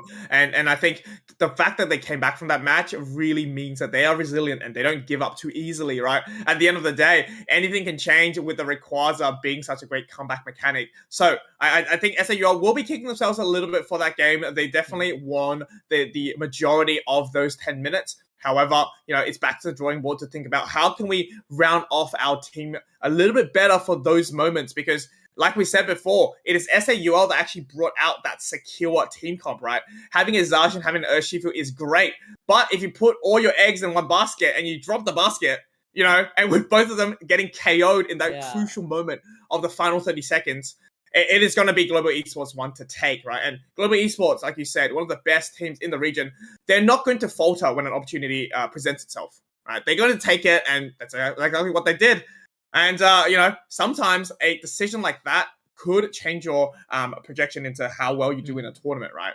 And I'm sure SAUL they don't want to go to the losers bracket, did they? Obviously, no one wants to know. But then again, the other team, they're already constantly trying to push you to the lowest bracket. But then again, let's see what's going to happen, because I think I mentioned this uh, in the game against Code Unknown as well. You do not give any kind of opening to global esports. Once you do, this is the results you will have to face. But I believe we do have the match number 2. And remember, ladies and gentlemen, this is a BO3 series. And if SHUL Esports gets the if global esports gets the second game on board, then that is going to be a 2-0 lead and a victory for them as well. As for the bans, they are pretty much the same, but let's see, global esports, are they going to ban that Miraidon? Yes, they will. They will. That Miraidon was a very big of a trouble for them for the whole game. Yes, it is, and I think it's very, very typical for teams to take out the Miraidon just so they don't have that pressure of trying to take down something that's so ranged, or even just amount of damage that you can burst with Miraidon with its Unite move as well. But that will see Kieran pick up the Umbreon prior, which is very popular, right, especially in this region, as your first prior pick. So now I'm excited to see whether Global Esports actually changes anything from that previous draft. Let's see. I think they should, but no, they're not changing anything as of now. They'll instantly lock in that Mew as well as that Blissey. Well, if it comes to the draft or if it comes to the whole game, I think global esports. For the better part, like for 8.5 minutes, we have seen SCTL esports. They were in a good lead, right? They were winning those team fights, and I like how Basha as well as All Might, how All Might with that Zacian was constantly getting those frags. But then again, global esports. Previously, they had to ban that Serena, and this time they chose to ban Miraidon. And All Might, he instantly, as soon as he got the chance, instantly logged in Serena. Yeah, and just a great pick here. I think All Might did fantastic in that first game with that Serena as well. So no question about it. That's going to be the pick for them. But it just means that Apple actually makes a very smart choice and takes away the Ashifu against SAUL there, with Swifty picking up the Trevenant, so that Rex obviously is now locked into the Slowbro. That's going to be a very interesting choice here. I think it does decently into Serena, but if Serena has that triple axle, it will actually outlast that fight as well. So I do want to see Global Esports kind of playing together here. Oh my gosh, I love to see that. Snowy picking up the Metagross. Now we casted actually, Tony and I casted another tournament today, this morning, and there was a Metagross that went crazy. And the fact that there are 3 members of Global Esports that are just brawlers, like the Garchomp, like the Urshifu, and obviously the Trevenant, this just means it is heaven for Snowy. There's nothing more than I guess all-rounders or brawlers around something like a Metagross, because that Gyro Brawl is going to provide so much shield to this Pokemon. And they're not going to go down at all. Let me mark my words here. Kyurem is going to keep the Metagross alive, and they're going to be able to run through the team, and that's what I'm anticipating. Let's see. That's a first for me. I've never seen Snowy on a Metagross or any player, as a matter of fact. I think this is going to be the very first time I'm about to see a Metagross in a whole compy scene and getting a chance to cast it. But then again, Kyurem on that Umbreon and All Might on that Serena are going to make an impact as well. And as you rightly mentioned, Fu, that Metagross is going to be a huge trouble for the whole of global esports, right? Because your main core, Urshifu, Trevenant, Garchomp, they will have a lot of problems because of that. But then again, I wonder what global esports is gonna plan out. Maybe you can deny SHUL esports completely since the beginning of the game. Maybe you can put a whole lot of pressure on them. But then again, this is SHUL esports. We are well aware how good of a team that is. They have All Might as an IGL. It is very hard to put them under pressure, even though they are in a disadvantage of a 0-1 score line. But the confidence does not seem to shatter. Right now, Kufu is going for the farm, gonna get that Axel Gore as well as Escavalier buff before going for the rotations. And right now, Global Esports, I can clearly see on the map, they are playing on front foot. Yeah, they are, and I'm just curious to see why there's no invade against this cup there. So Sadal's going to be able to get that level 5, no problem at all. Meanwhile, on the side, the Beldam will be able to get the level 5 as well. So it's going to be a Matang against an Ashifu start for that top path ambush. Swifty getting some scores in, I hope, and trying to secure as much as they can for this basement Indeedee there. Just managed to secure that for the Mew. Obviously, Mew taken off their XP share here. And Sylveon already level 4, obviously. You're going to be heading up there. And so will Obito for this push up in that top path. Oh, and Global Esports, they're already getting one up on that Metagross. A KO, a very good KO indeed. They're gonna get. Oh, wow. Beautifully done. They've got those Altaria and Swablues in no time. And look at that.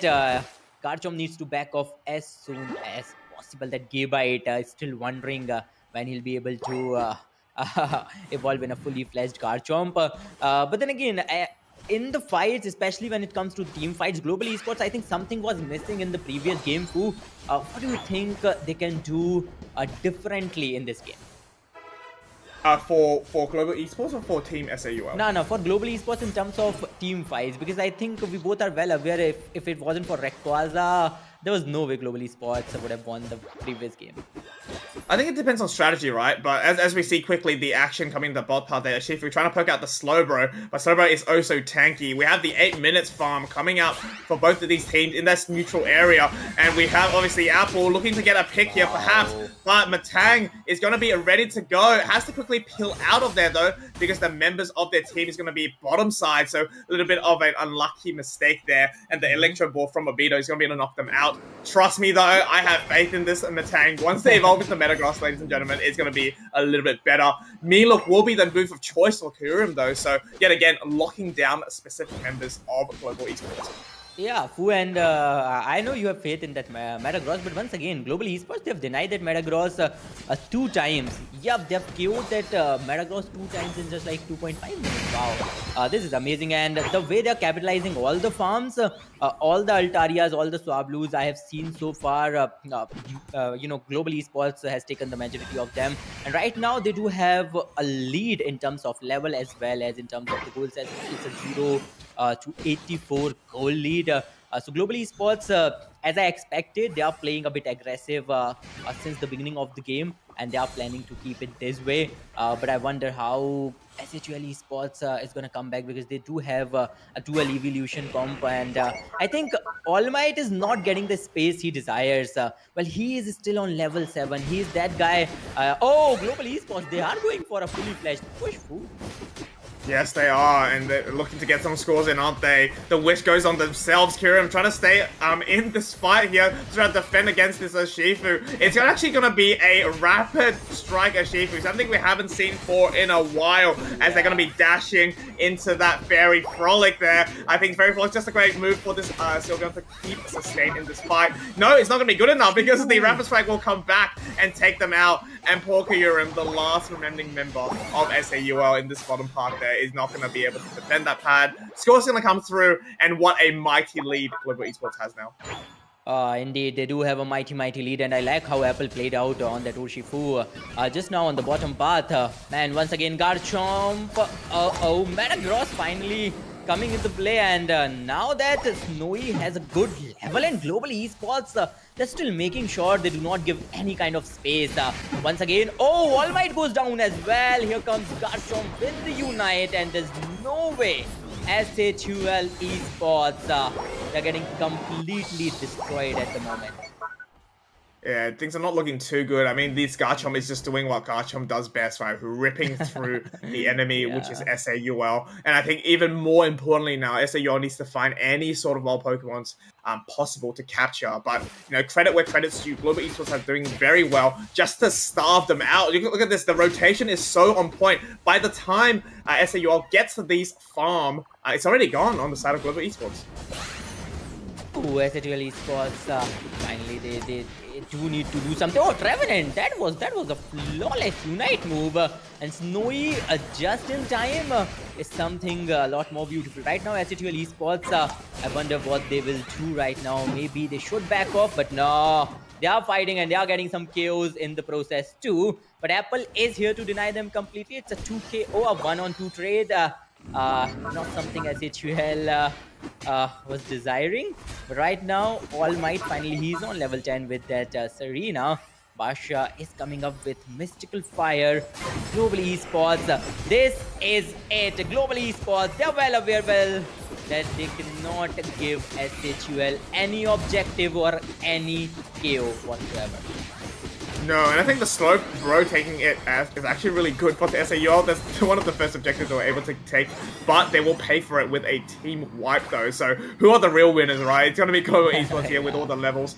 2 level 13s now on the side of Global Esports. And, with 4 minutes to go, I do anticipate at least a level 14 Garchomp, at least a level 14 Shifu as well. And when you have a Water Bear that is so high level compared to the Serena, for example, I think All Might's going to have trouble going into that. I do think so, and especially when Global Esports is in such a huge lead. Well, they can. We always say Global Esports, they rely heavily on that Rayquaza, and this time they do not need that Rayquaza. They can simply win the game without even getting that Rayquaza. But then again, they'll have to make sure that SHUL doesn't get the Rayquaza as well. Well, it's the fight for the Regiliki now. I can see Serena, Garchomp is present. Blissey is already on the move. Oh, as for the legendary pet, Sylveon forced to use that Fairy Frolic just to get back. And there goes that Garchomp. Gets the Rayquaza. Fight coming in as well. Trevenant is pretty low. And Metagross once again. Going to be able to and make the full advantage of something like a Gyro Ball. Because in that case, if you're going up against 1v1 situations, I would say the Meteor Mash is going to be a better move there. But we have 25 seconds going into the second game. Rayquaza here. All Might trying to just finish the Regieleki there at the final moments of before the important 2 minutes will land, right? And I think Urshifu and the Mew is going to be able to quickly do that based on Reggie for them. And, like you said, things are looking very for Global Esports here, but Team Soul can make a comeback if they play this Ray fight well. Yeah, we have already seen a comeback from the side of Global Esports in the previous game, all thanks to that Rayquaza. This time, SHUL, they are in dire need of that Rayquaza. SHUL All Might, he's already...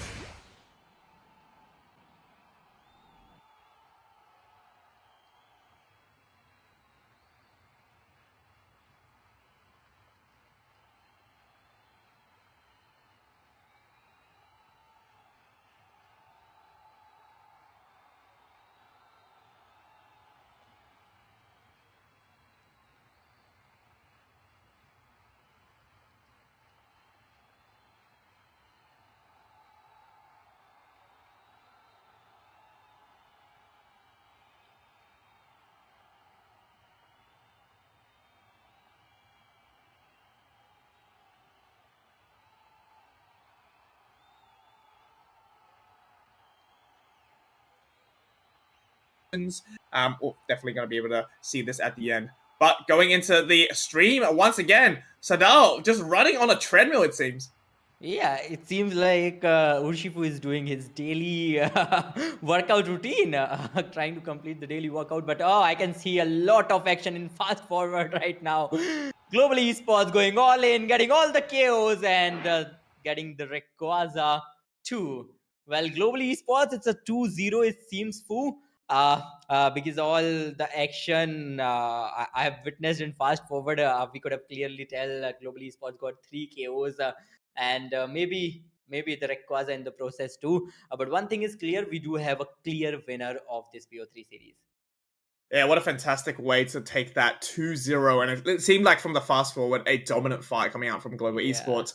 Ladies and gentlemen, we're going to be progressing to the next matchup very, very soon. But before then, we're going to take a short break for everyone to just restock the snacks. Maybe go to the bathroom. I know I need to after all that action. But we'll be right back with the semi-finals of today.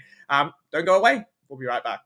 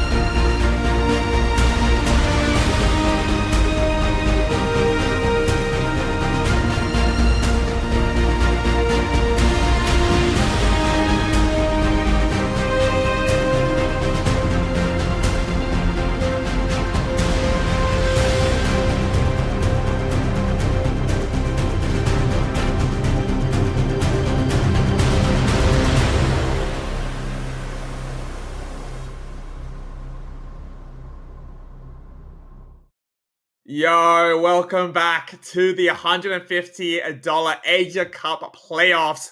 We've had some incredible action, some Game 3 scenarios, but now it gets even more electrifying. It is the semi-finals, and I'm here with my good friend Tajma at the caster's desk. We have Onyx Rise against Global Esports. I haven't had a chance to ask you how you doing, Tajma. Are you ready for this clash? It is early in the morning, but I'm so excited for Pokemon Unite. It's been some crazy games. The 163 versus 163.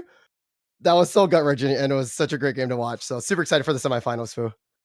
Yeah, we hope it's going to be as close as that, but it's going to be hard to top something like a perfect score on each side, right? And we have to see, though, because Onyx Rise, we know how dominant they've been in some of the qualifiers as well, but they're going to go up against a team that actually took them out in the qualifier number 3, right? As you rightly mentioned behind the scenes. So it is kind of like a second chance, per se, to take the revenge and really make sure that Global Esports knows that they come out on top, right? They rise above Global Esports there. They are going to be the bigger dog here. But Global Esports, they're on a roll, man. They took out SAUL 2-0 from that last matchup. So anything can go in this next set that we're going to watch. And look at the bans. Something different here, isn't it? Yeah, dude. I mean, obviously, well, seeing the Garchomp is really interesting. And also seeing the Blissey too. But again, seeing an Urshifu first pick, that's again pretty much a no-brainer. Again, Umbreon, a Leafeon on the side of not Leafeon, the Mimikyu. I totally forgot about that Ghost Pup. So it's gonna be really interesting to see. What do you think the two picks are gonna be from the side of Onyx Rise, Fu? Oh, we'll have to find out here. Obviously, we watched Cell and AXT play so well in those previous qualifiers. But something interesting to note is they actually respect banned out Apple's Garchomp. And that's so interesting because that means Sadel's going to be able to run free on this Mimikyu. And maybe that's why Cell has picked up the Serena to shut it down with its Unite move as well. Zoe played very well on Hooper all this time. I'm sure and anticipate there's going to be no different today. Yeah, also it's crazy because Apple, I watched them play yesterday. I think there was the young player we talked about earlier, right? They were playing like 4 or 5 different mons. They never played the same mon, and they did extremely well. Also, I believe Apple is the one that stole the Machamp as well, with Machamp securing the Rayquaza in one of these games. So again, definitely a great player to watch is Apple for sure. And another Pokemon that we like to see now back into the competitive meta is the Alolan Ninetales, actually. And I think going up against 2 all-rounders that can be running at you, having something that can push them back and also stun them for a period of time is going to be great. And Apple hovering over Zacian as well, probably going to have a Pokemon that can help secure the Rayquaza if need be. Scratch that. Apple heard me, and Apple's like, did you say secure? Nah. I'm going to show you the amount of Pokemons I can play. Okay, let's bring out the secure Pokemon. We were baited all this time, Daj. So, Fu, I'm really intrigued there. No team picked Zacian. Again, Zacian's such a good mon, to kind of go in and out, do a lot of damage. But I do like the Blaziken secure. But, Fu, why do you think they chose Blaziken over kind of the Zacian pick? I think it's just because of the secure, right? We know that there's going to be an Urshifu coming out from Eeyore, and having a Zacian, obviously the Unite move is a great secure potential, but you're going to be able to secure way more frequently with something like an Overheat, right? And when you have the Overheat available, you're actually going to be unstoppable to Cell's Unite move on the Serena. So a lot of benefits that Blaziken can actually bring to the table. I am a little excited for on Onyx Rise, the Mewtwo Y. It's really interesting to see it also running Curse as well too with the X attack. So I'm a filthy Mewtwo Y man, so I'm super excited to see Onyx Rise use that Mewtwo Y as well. So I think you definitely need to run Curse Incense, having the fact that there's a Clefable on the side of Global Esports. I mean, they're going to be bunching up for those heals, right? And if you have anything like a Curse Incense, it's going to really help out. Now, I am very surprised the fact that we have a full heal Slowbro, though. I can't imagine why they would ever do that. Yeah, no. That's really interesting. Great desktop, by the way. But here we go. Semifinals, Onyx Rise on your purple side, Fu, and we have Global Esports on your orange side. We do see the Little Bear going in on the side of Onyx Rise, and we see the Mimikyu taking the jungle for Global Esports. Yes, they do. And Mimikyu able to get that level 5, possibly that Shadow Claw or the Play Rough is going to be very important here, depending on which moveset they would like to pick. Meanwhile, in the bottom part there, a Mewtwo against a little Vulpix. You're going to feel a little bit sorry for the Vulpix at the moment, but once they get that level 4, I think it's going to be the other way around. Also, no skin to win on this one, so not extra damage because, again, when you buy skins from Teamy, you get bonus damage. The higher the amount the skin is, the more damage you do. Just kidding. We did also see Hoopa helping out the Urshifu, kind of getting, or sorry, the Cupfu getting those levels early because you definitely want to get Urshifu online at level 5. Yes, you do. And we do have level 4 Cell already evolving into Steenie there. And here comes Eeyore to back up the team. And now there are 3 members of Global Esports actually in the bottom part there. So it's going to be a trade of the path. And I do anticipate perhaps Sadal thinks that this lane is going to be a little bit easier to get some stacks in. Because that's exactly what Mimikyu needs, right? A50 Birds will be coming up very, very soon. The passive will get procced. And the push and the stun onto Aluna will mean that they're going to be able to isolate this Mewtwo. And when you don't have your defender there, mate, there goes some scrolls. Yeah, you just see a little Slowpoke trying to save its tail there to be able to get it sold from Team Rocket. But again, that mean look, just such a clutch move again, especially when you have just 3 mons just beating it down as well too. So really cool pick on the Umbreon getting that mean look. I don't have to say though, somehow Luna was able to skill both of those farms to actually get the advantage on the score there, and also the levels. I mean, Obito's now the same level as an experience share. Slow bro, that's not gonna be good for them at all. I do like this push coming out from Mewtwo as well too. Again, just trying to be super aggressive here. We do see a little skirmish coming up the top lane, but nothing's really going on there. Yeah, Fu, take it away. Yeah, I mean, both these teams are just waiting for those 8-minute birds, right? As we hope to pan to the middle side there. Obito obviously just trying to secure the last bit of farm. But we have Hooper getting taken out by the Umbreon. So one of the supports are going to be down already for them. Gold will come through. Skull is a move that can reduce the attack coming out from Global Esports there. And that's going to be good enough to actually take out the Mimikyu. And I think EO wants a little bit more as they rush to go through. The Throat Chop will be able to get 2 KOs for them. And they're just going to start collapsing onto the bottom path there. While the Hooper has actually brought the Steenie back up there. Because guess what? In about 10 seconds, more experience will be spawned. Yeah, Slowpoke's just so tanky right now. Again, just such a beefy mon. One of my favorites for sure.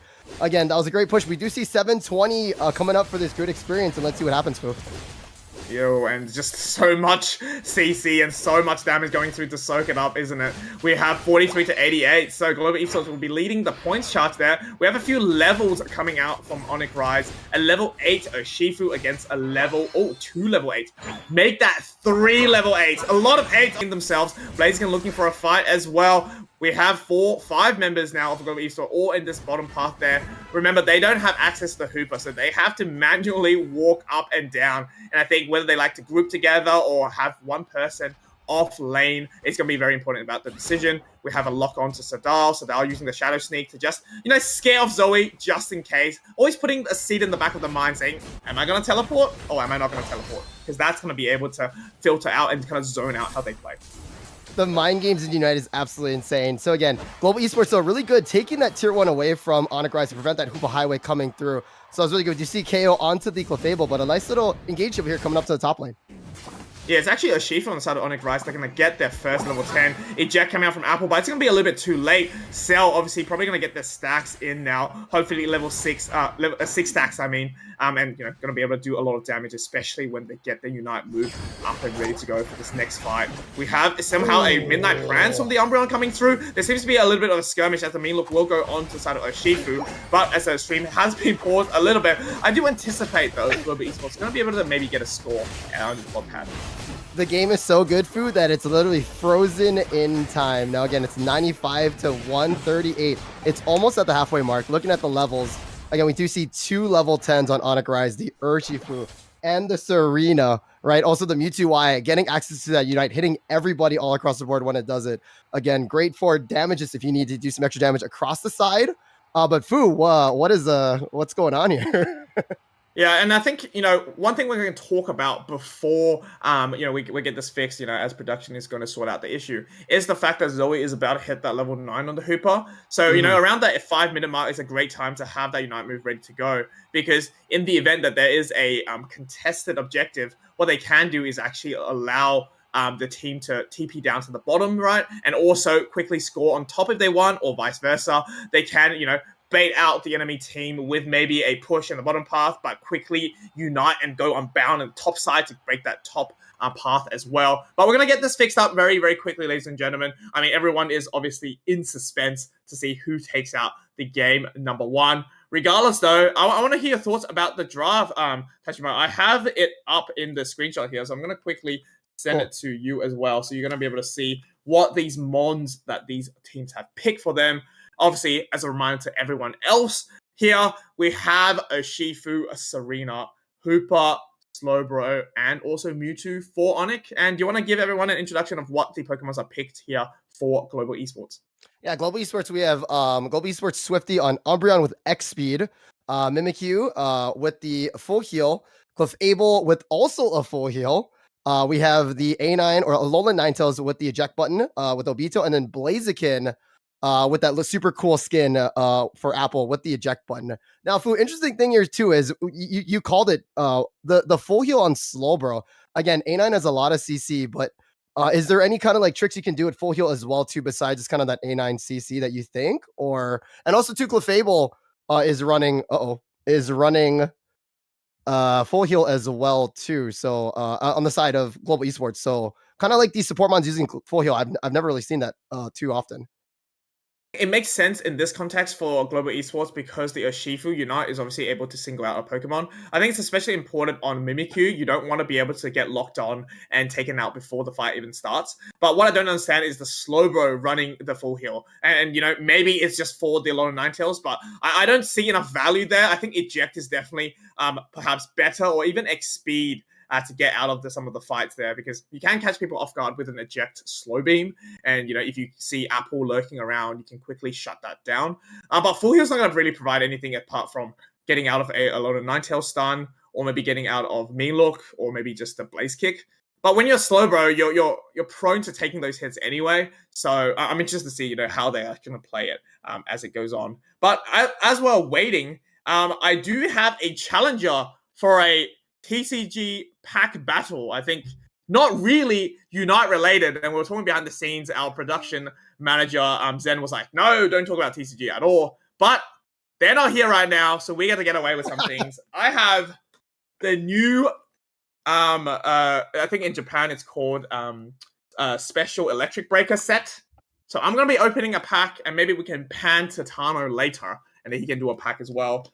This is now brought to you by me. Okay, as an additional sponsor. Kidding. Amazing content. Amazing. And content. we're gonna quickly open this pack here, and maybe if it gets something good, I get some claps in chat. All right. So, but while we're talking about this though, like looking at the draft on paper, it does seem really good for both of these teams, which makes me even more interested in seeing how this first game actually went. We'll find out that result very, very soon. But, ladies and gentlemen, we're gonna start off. This is a Japanese card, so I'm not going to be able to read anything out. Okay? But there's this item, right?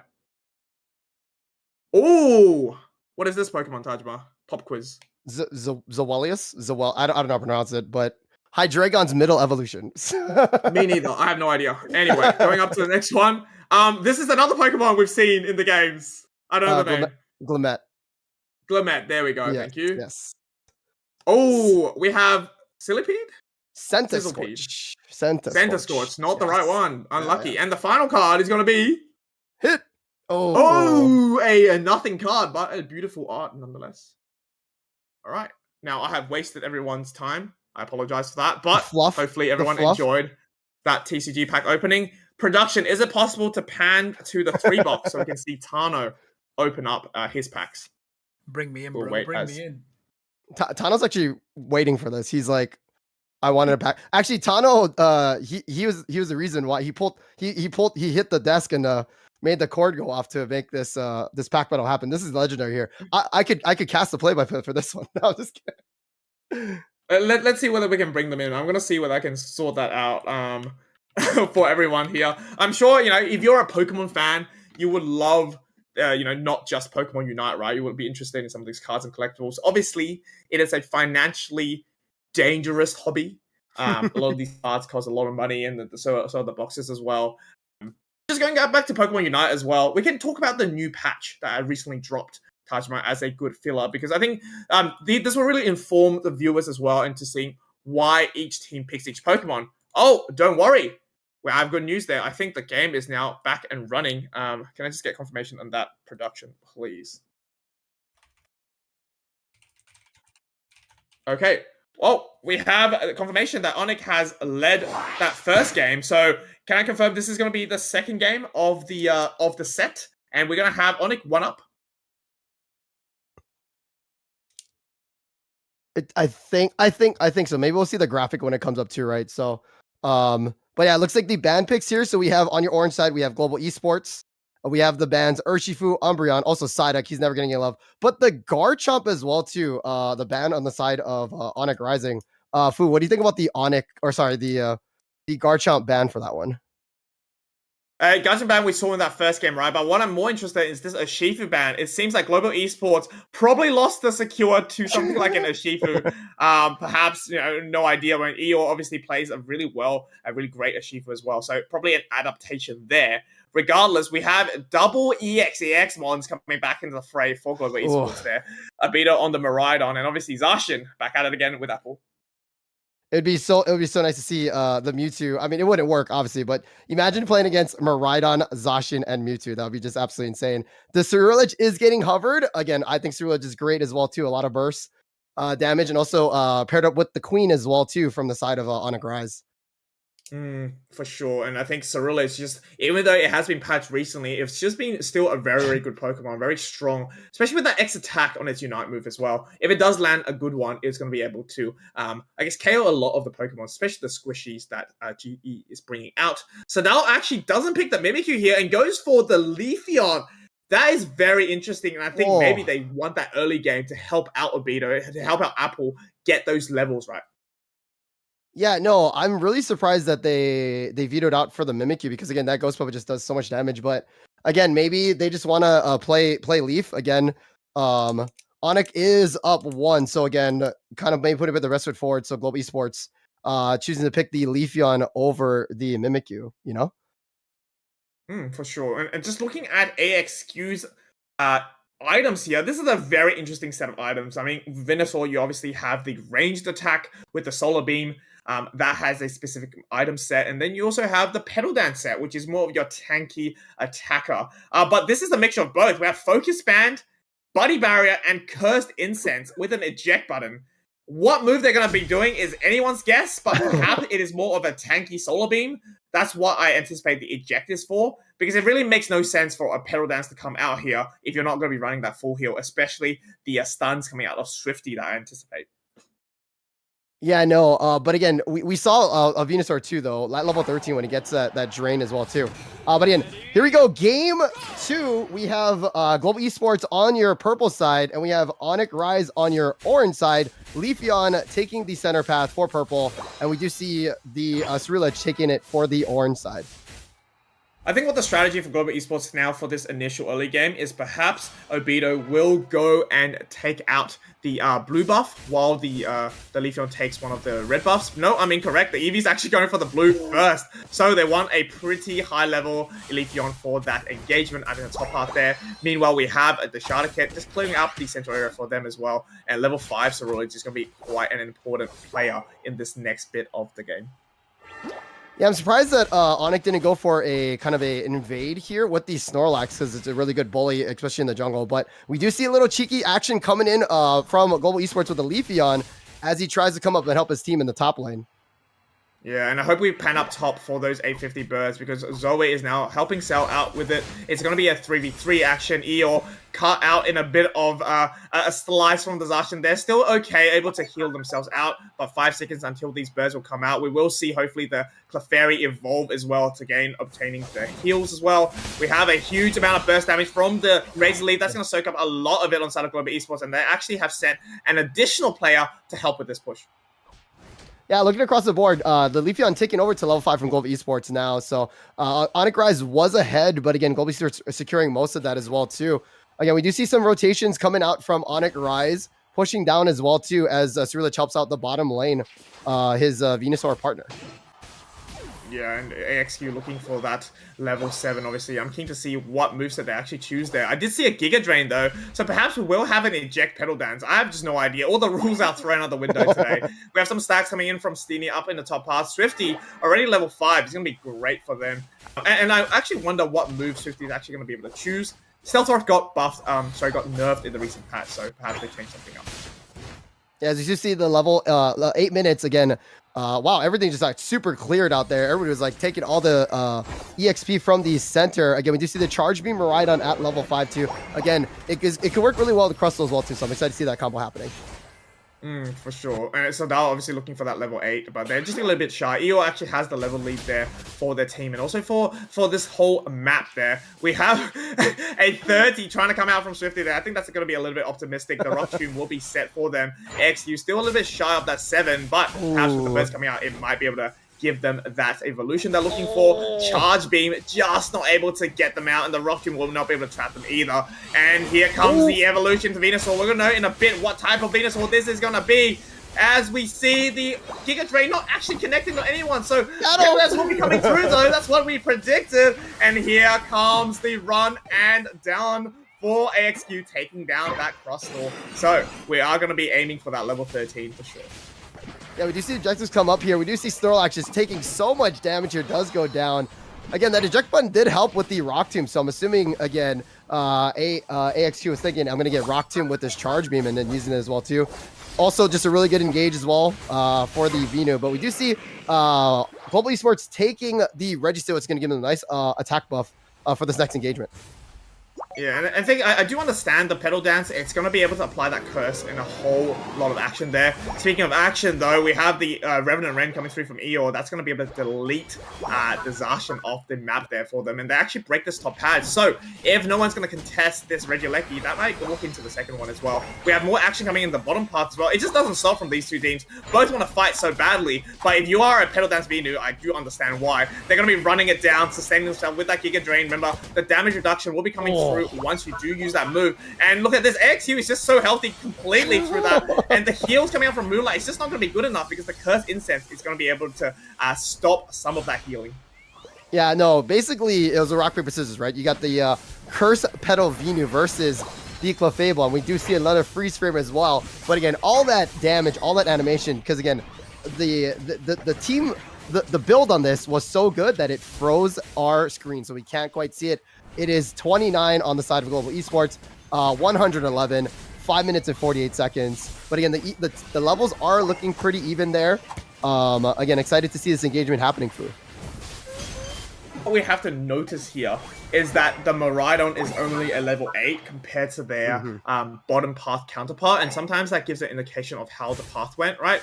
Looking on the top as well, we have we have the little Steamy, that we have obviously a Serena now going up against the Zacian. That's fair at level 9, right? That's equal there, so that path, I would say, is probably still going to go on the side of Onyx Rise because of the dunks, but for the first, 2 minutes of the game, I would say it was a nice equal fight. But having a Venusaur have access to this Verdant Anger before the Meteor Storm of Obito just means that they play that bottom path a little bit better, and maybe it's just a little bit of help as well from the Ceruledge to get some of the farm. But it looks like we're back, so I'm very, very keen to see how EO actually plays this. Right, yeah, Global Esports, again, with that little break there here, they are level 11s with the Zacian and the Leafeon. Now, again, Snorlax desperately holding it down for his team as his team kind of collapses. Who take it away?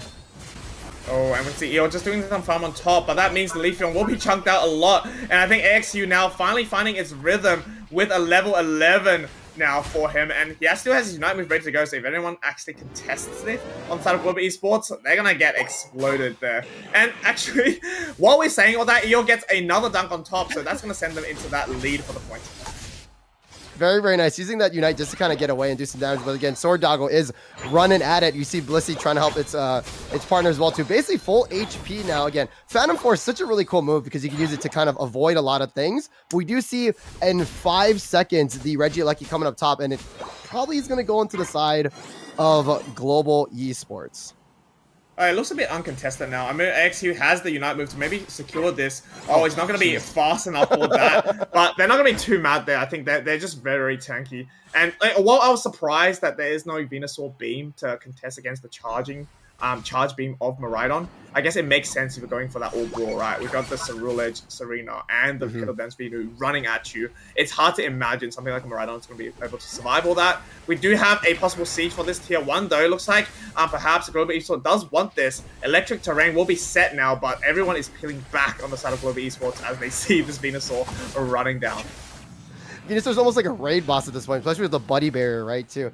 Now, again, look at the levels, though, Fu. It's Onyx Rise, again, 10, 10, 13, 11, 12 versus 11, 11, 10, 12, 10. Now, again, the mythical Rayquaza coming in, the shiny Pokemon at 2 minutes. It's going to be really exciting. Again, it is fairly even score-wise, but again, the momentum is definitely on the side of Onyx Rise, Fu. What do you think about that?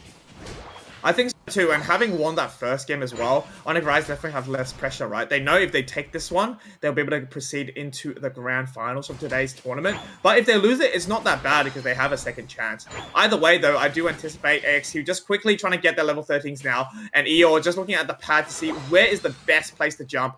20 seconds left on the clock, and you can see both teams just trying to find their position here, maybe getting some vision and making sure that no one actually walks into bushes that they like to hide in.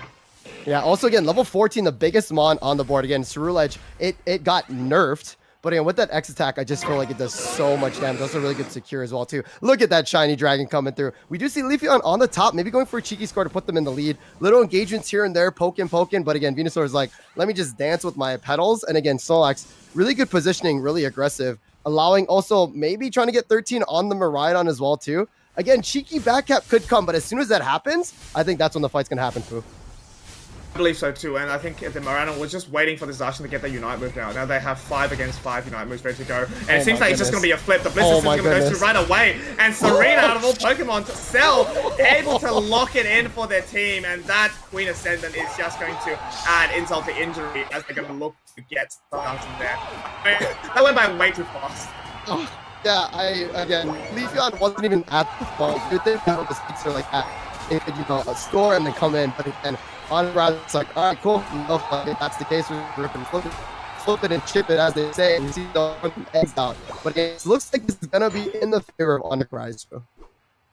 Yeah, definitely. I think just the sheer amount of damage was full force there, right? I'm trying to get a backup to even up the score there.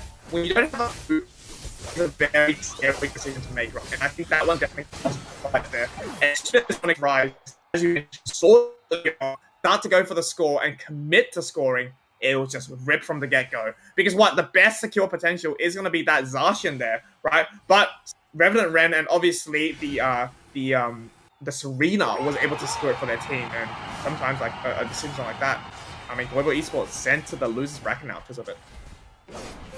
Yeah, that was crazy. And also, I believe Global Esports was the team that won last time. So Onyx Rise, again, taking some notes and just being like, hey, man, we are Onyx Rise. But again, I really like the Venu. Again, that was such a cool play. You see Clefable, right? Obviously, he heals all his buddies next to each other. But again, being like playing like real talk, I don't believe in the pedal dance Venu. I think again, the solar beam from Venu is so powerful, great secure, great damage. But seeing it played this way at this higher level again, buddy barrier, focus ban, and curse. Like it just it doesn't make sense, but again, it worked out really well, and that's a cool thing to see. Tano said earlier again, the Asian region definitely has some really cool tech, but again, it makes sense now if we see it in action, and it was really, really great.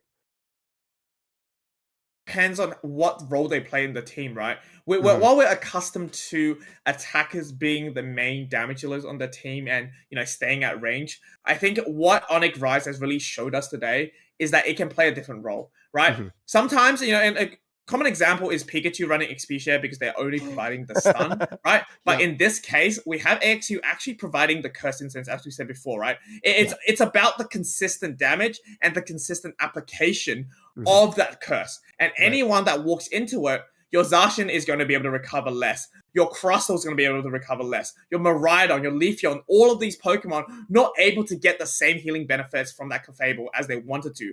And sometimes that's the difference it makes, right? And just looking at the replay again, the Leafeon was stuck so far out of the competition there that it must be kicking themselves. And, what you can do is learn from these mistakes, right? And maybe pack a Hooper next time. Yeah, and again, we didn't talk about it much, but I love Hoopa in pro play because again, the map in this game is so small. The timing is so small, right? That just having that Hoopa highway, it just allows for so much tech, right? So again, it allows your team to come in. And also when the Hoopa Unbound, it does so much damage and so much CC that again, it just does so much for the team as utility. It's also a great invade too. Again, I love Hoopa. Again, a lot of the Japanese teams, I believe they ban Hoopa because of this kind of crazy tech. But again, I think Hoopa was a great play for sure, so. And I just want to point out quickly before we go on a quick break, AXU did 44% of the team's damage. So if that doesn't convince you that that Pokemon works without Solar Beam, I don't know what will. But we are going to send it to a quick break, ladies and gentlemen, while we get the next set ready to go. We'll be right back, and this action will continue, and I can't wait to see who takes the crown today. See you very soon.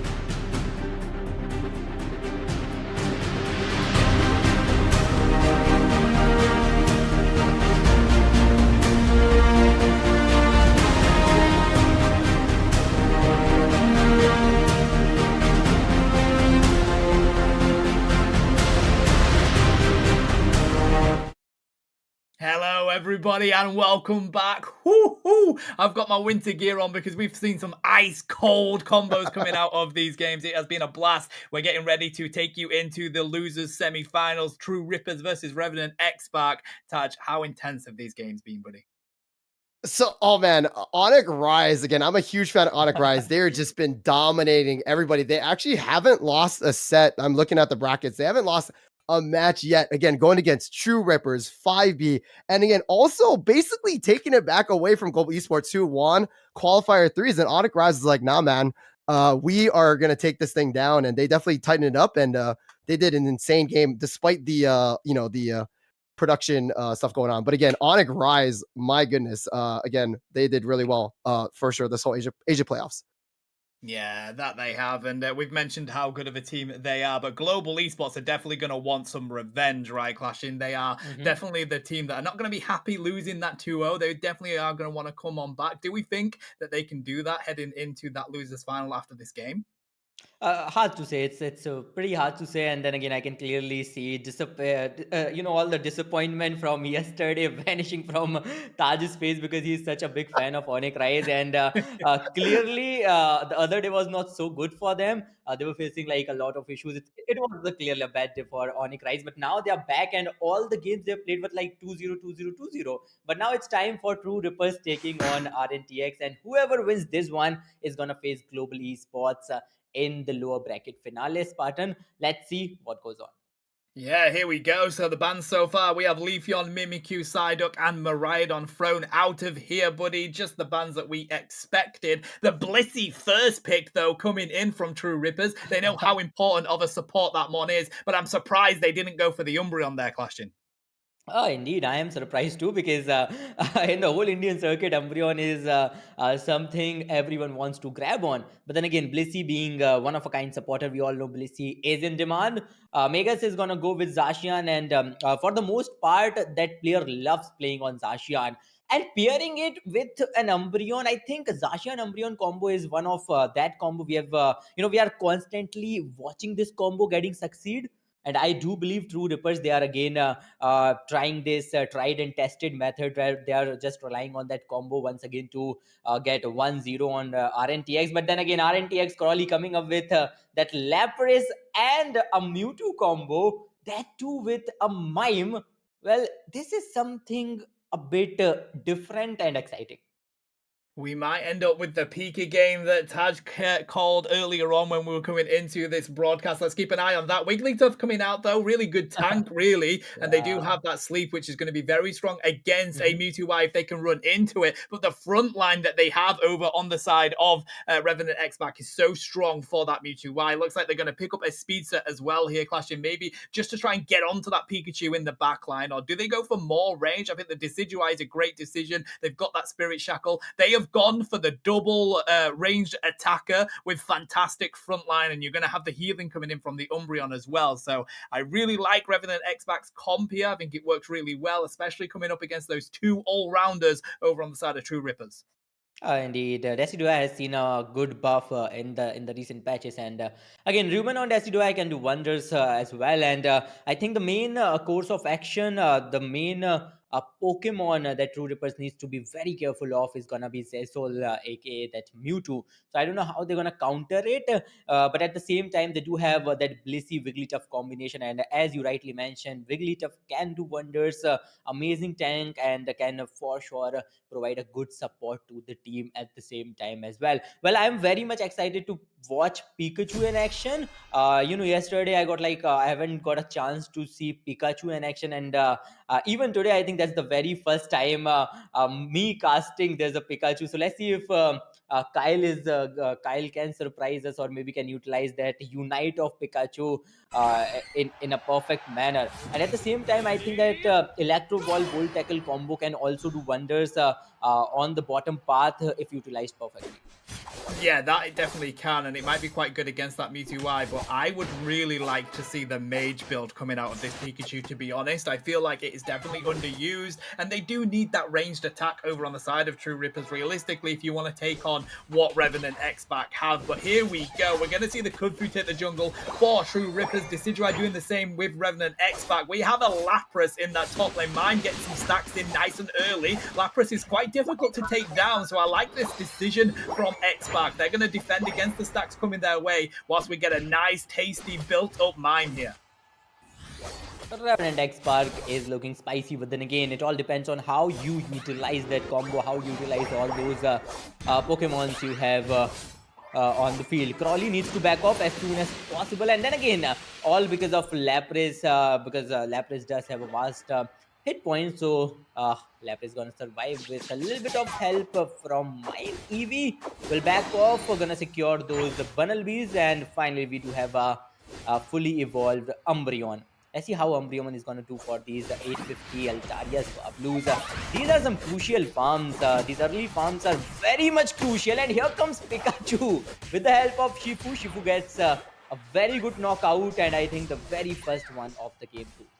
Yeah, all of that farm going to the side of True Rippers. They're feeling pretty tasty down here. There's the Electro Ball. We're going to see this Shifu fall. The Umbreon is going to fall. They're so weak. The Electro Ball locks it down. We don't have level 5 on Mewtwo Y yet, so we're not going to see the Mega Evolve. But we do see that Wicked Blow Electro Ball falling, that legendary Pokemon. So that's going to be free farm for True Rippers on the bottom side yet again, edging them forwards against those picks. Really strong effort coming in from True Rippers. We see the Umbreon trying to chase down that Shifu. They get the Wicked Blow to throw them out of the way. The X-Speed has come out. There's the foul play. They're going to try and take it down, but the Sing is there. The Electro Ball Volt Tackle is there, clashing. Goodbye, Umbreon.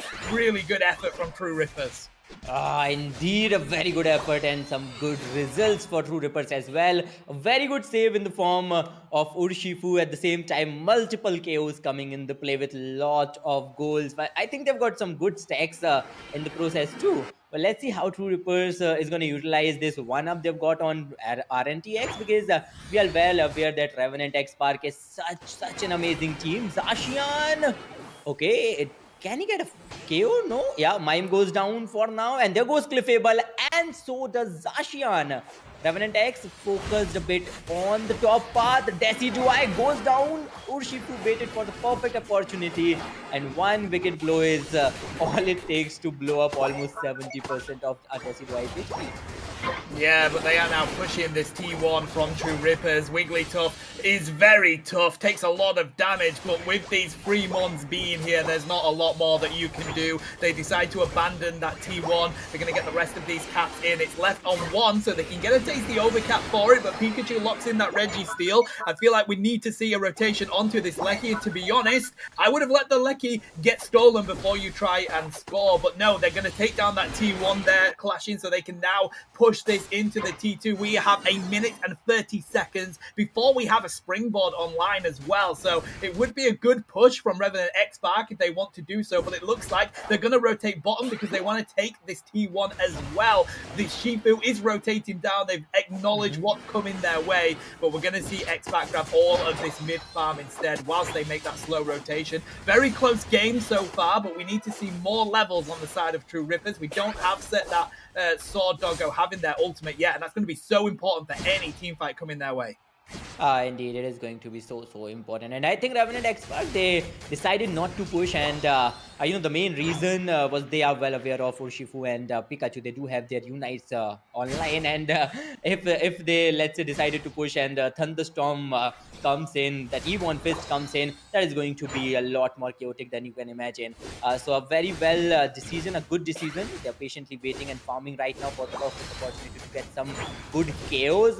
Yeah, there was some KOs from the side of True Rippers in the early game, but for the past 2-3 minutes, we've seen silence in the field. Both the teams are being extremely cautious, well aware of other teams' strength, and as the matter of fact, all the 10 Pokemons at the point has their Unite moves online.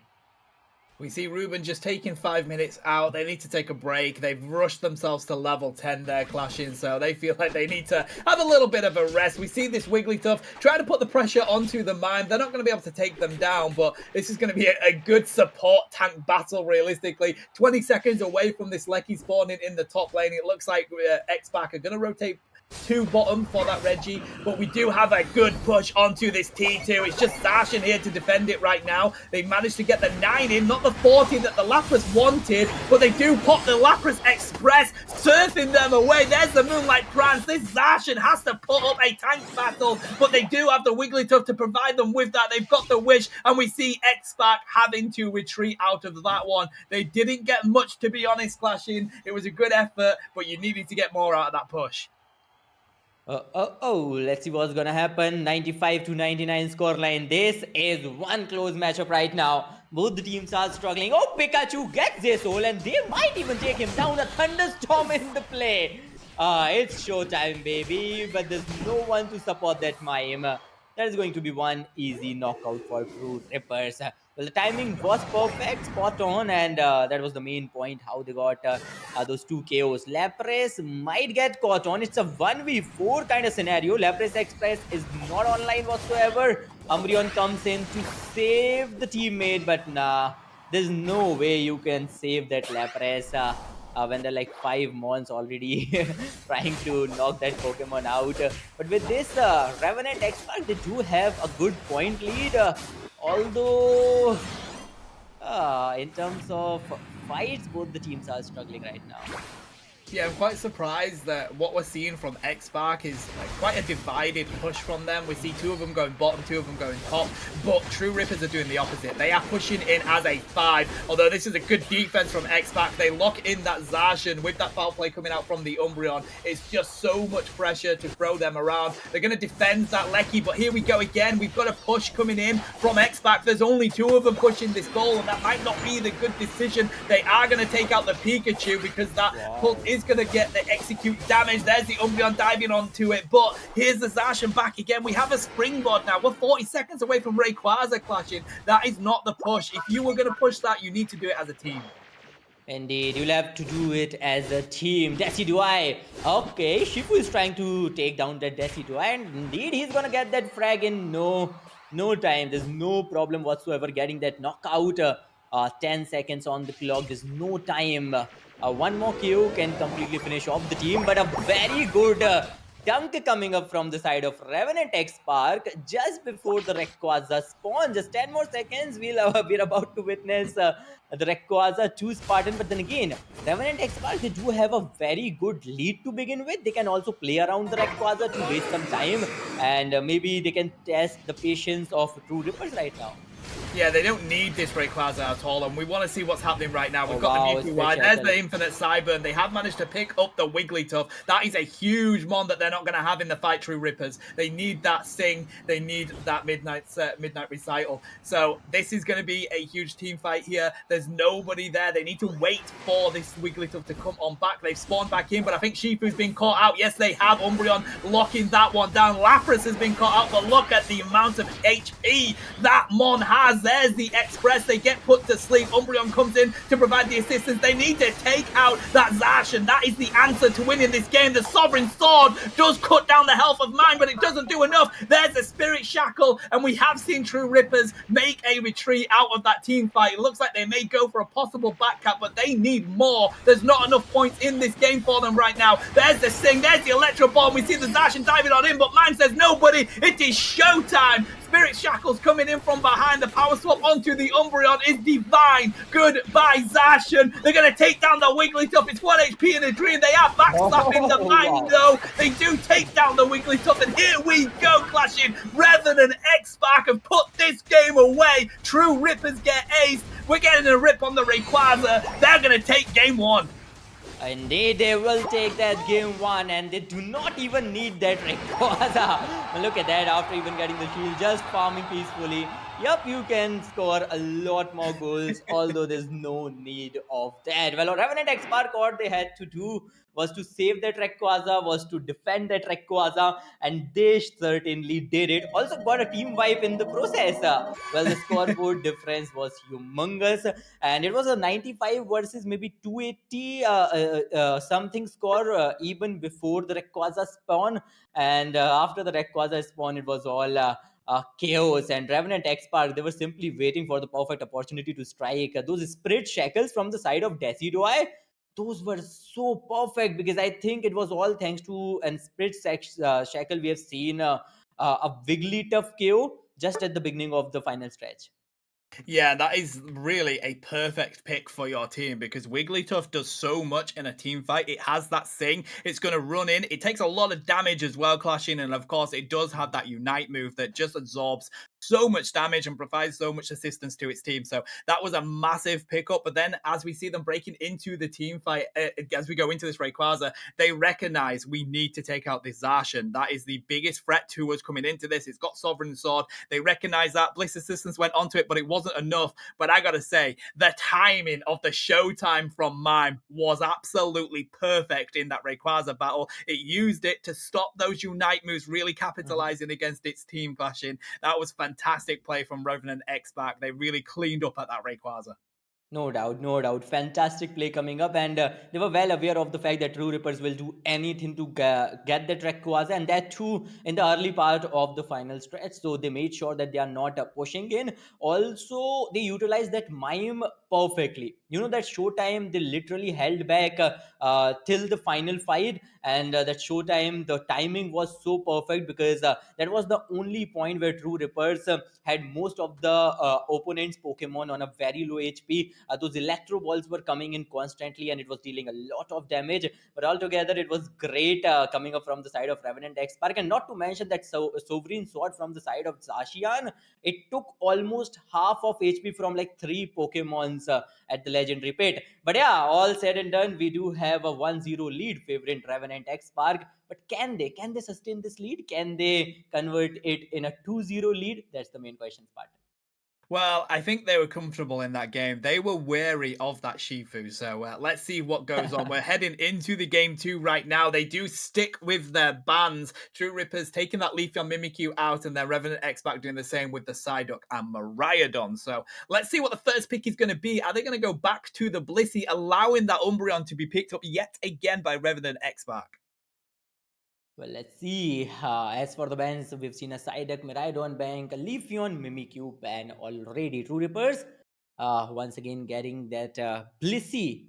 Let's see, are they gonna pair it up Ooh. with a Wigglytuff once again? But oh, I think for the very first time in like 2 days, we're about to witness some ho action.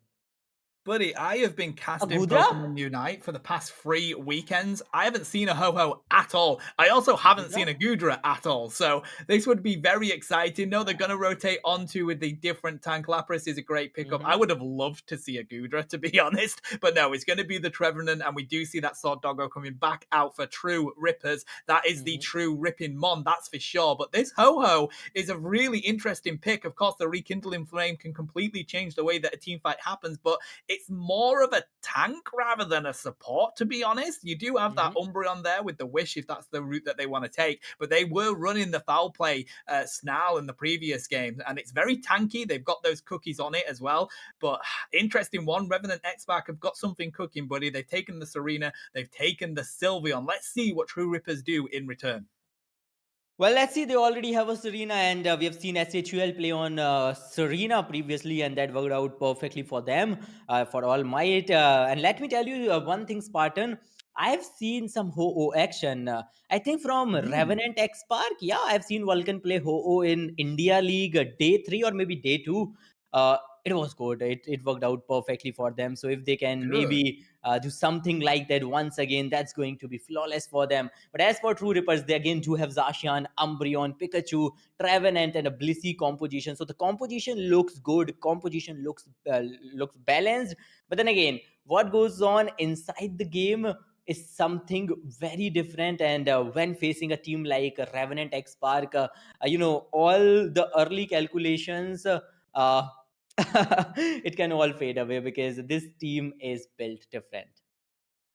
That it is. We've taken an Absol on to the field. Actually, one of my favorite mons. I have an Absol tattoo. I am very much in favor of that. And it is so strong coming into this game because it is an EX mon with the level of power that it has with those crits. It's just crazy how much it can one-shot mons. It's definitely going to try and target that Zacian, try and target that Shifu, but Pikachu is a tough cookie for Ruben to handle because Volt Tackle Electro Ball, we know why that moveset is created, Clashing. It is created to take on speedsters. So Absol, they've got the full heal. I don't know whether it's going to be enough against the power of a Pikachu. For sure, but then again, you do have 4 more Pokemons in the team just to help Absol somehow take on Pikachu, because that Pikachu is gonna be lethal when it comes to that Absol. But once again, let's begin the game. This is going to be the second game of this BO3 series, Engage Asia Cup lower bracket semi-finale. It is. There goes Ho-Oh, a Bounce Sweet, and an Eevee on to the bottom path.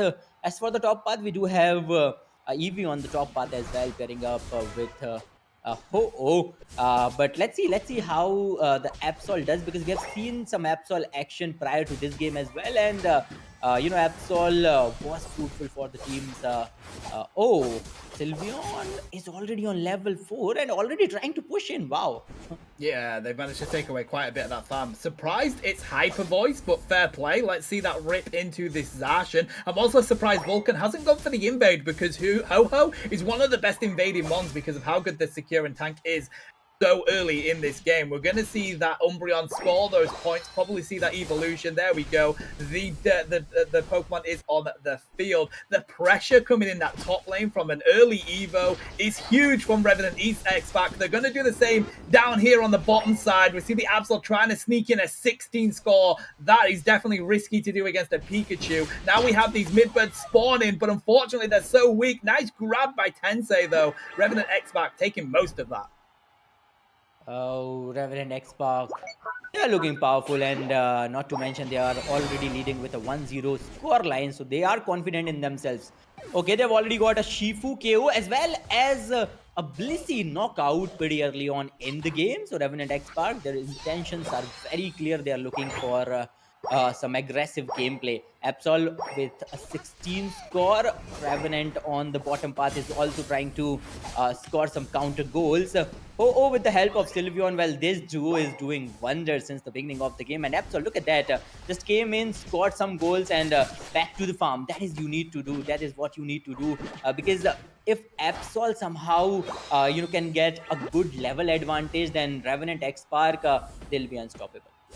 Yeah, and they're about to get there, but it seems like True Rippers don't have an answer for the pressure from Revenant X-Pac just yet. See, wow. Yeah, the Shifu has managed to rotate into the top lane. They did pick up that Absol, but is it going to be enough? They're going to have to take down the Sylveon, and they drop the Ho-Ho as well. They finally found an answer for the top lane. Absol's going to rotate around their own jungle. They're not worried about those points going in. True Rippers have got themselves back into this early game. Oh, True Rippers, what a way to come back with a very good 3 knockout streak.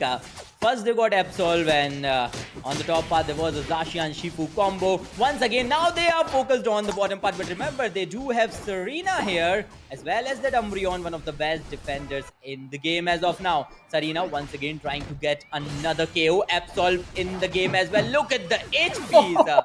They are pretty low, and that Pikachu came just in time. Man, they were pretty low, and I think Revenant X-Pac, they were a little overboard there, and they got the punishment for it as well. But with this, it's a 1-1-6 versus 1-0-3 score line, and for the very first time in this whole game, in this second game, True Rippers is kind of leading the charts. This is the difficulty of playing so well that you gain great confidence and you push things that maybe you shouldn't. They definitely stay too long down there on the side of Revenant X-Pac. It is the way the game goes, Bastion. You feel really confident with how you're playing. Umbreon needs to just back on out of this. They've taken that goal. You don't want to be hanging around. Just defend that T2 pad. We do see them rotating top on the side of True Rippers, and now they are getting the advantage and they're keeping it. They're taking the farm away from Revenant X-Pac. Revenant is trying to zone out this Serena and this Sylveon. I think Serena may have just been caught, though. They do manage to dash on out with that grassy glide and the triple axle. That was very close. Absol looks like they want to push this bottom T1 pad, but Pikachu is there and they will have your number. Umbreon trying to provide the assistance to the Absol whilst we have a push onto this top objective from Revenant X-Pac. Nobody is there to answer. Blissey could try and steal it with an egg bomb, but that's going to be a hell of an effort when you have a Serena and the Ho-Ho is going to zone you out. Let's see who manages to grab this one. I believe it is going to be Revenant X-Pac. There's the hyper boys. Good locking for them. Very good Rage League coming in the play, and I like how Revenant X-Pac, even after losing multiple Pokemons back to back, they're still not giving up. They're still maintaining that aggressive stance of themselves. Oh, look at that. Urshifu is a big problem right now. Bliss assistance in the play, and Zacian is so impactful. Thunderstorm coming in. That bold tackle Pikachu is something else. Sylveon goes out as well. Umbreon gets a knockout in the process too. Pikachu goes out. Trying to zone out that Urshifu. And Absol just in time. Absol coming in, gets a knockout, and it's time. Revenant X-Pac back off. There's no way. Zacian is doing pretty good. And what is this Ho-Oh up to? Trying to waste some time maybe? Because, okay, you had like plenty of time to back off. Decided to take on Zacian. Okay. That was a misplay by Revenant X-Pac there. They had the Umbreon could have got out, they stayed too long. Ho-Ho could have got out, stayed too long. They've just given away a huge amount of XP to Zacian. Ho-Ho is going to come on in. Umbreon falls yet again. Zacian is now at that level, buddy. They're level 12. They're going to rip anything that comes their way. You have to take that thing on with at least 2 months. Otherwise, you're not winning. And Revenant X-Pac need to acknowledge that. Sylveon's going to go get themselves a back cap here, but they're making mistakes right now with Revenant X-Pac, and they need to get back to their game plan. Stick together, push the advantage together. For sure. Even Serena taking on like 3 months all alone on the bottom path was a big mistake. Once again, Thunderstorm, this Pikachu seems unstoppable. Back-to-back Thunderstorm coming in. Fairy Frolic in the play too from the side of Crawley, but backing off. It's just the right option, just the right play, because that was a 4-on-1 scenario. Gonna score 10 goals. Meanwhile, Umbreon is already in the opponent jungle. We do have that Absol as well. But then again, Absol taking on Pikachu and Blissey all by himself. Not that good of a decision. And Revenant X-Pac, Spartan, they are just like making so many mistakes right now. Gets killed. It's running away from them right now, Clashing. They've come into it so confident. They had a fantastic early game. Then they made a couple of mistakes, and that got True Rippers back into the game. And now it's just snowballing away from them. They're trying to grab all the farm, but all that's doing is you're there by yourself, and the rest of True Rippers are coming and KOing you. The only way you win Pokemon Unite, chat, it's called Unite. You have to go together as a team to these objectives, to these team fights. If you're going by one person, 2 people, you are going to lose the game. Ho-Ho again engaging on that. I know they're trying to steal that away, but that's not the right decision, because you're going to fall here, and then you're not going to have a Ho-Ho for any defense on any of these objectives. Once again, well, Revenant X-Pac, I have no idea what's going on in their minds, what's crossing their minds. But the good thing is, Absol, Serena, that Sylveon, they were farming on the bottom path, and at least they do have some good levels to play around with. Let's see how they're going to utilize those levels in the final fight, because the next fight determines everything. This is going to be the fight for Rayquaza, and look at Serena already going at the back, trying to surprise them maybe with the Queen's Ascendant. Okay, is she gonna take that Urshifu? Urshifu is very low already. Serena waiting for the perfect opportunity, and that Serena could be the game changer. Yeah, I mean, they need to take Zacian out of this. They have the Rip, they have the Sovereign Sword. That's the most important here. They do use the Queen Ascendant, but they take the Pikachu. The Thunderstorm isn't allowed to be let loose here, buddy. The Phantom Forest comes out of the Trevenant. We have a Hyper Boy Screamion trying to rip down that.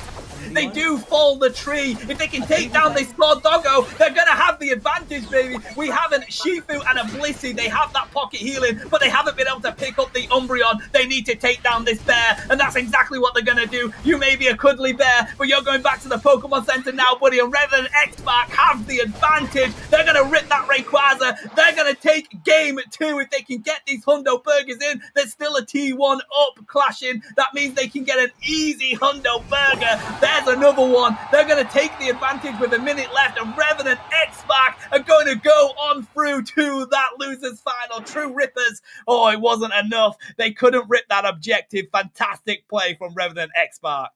Fantastic play indeed. And with this, it's a 2-0 lead coming up for Revenant X Park. What a game coming up from this team. No doubt about that. And I must say, Spartan, what a game it was. Serena literally waited for the perfect opportunity and decided to take down Pikachu with the Unite, because they were very well aware that Pikachu is the only Pokemon that can suppress Absol when it comes to his Unite. Even the Thunderstorm can give you some kind of suppression, and at the same time, those Volt Tackles, those Electro Balls are gonna create a lot of issues. So they were very careful and they were very keen about taking down that Pikachu. That was perfectly done, and after that, the whole team came in together. And just when it was looking like the team might lose some Pokemons, just in time, Umbreon came in with his Unite, and boom, it was all out. It was a 5 KO coming up for Revenant X. But just look at that. That Phantom Forest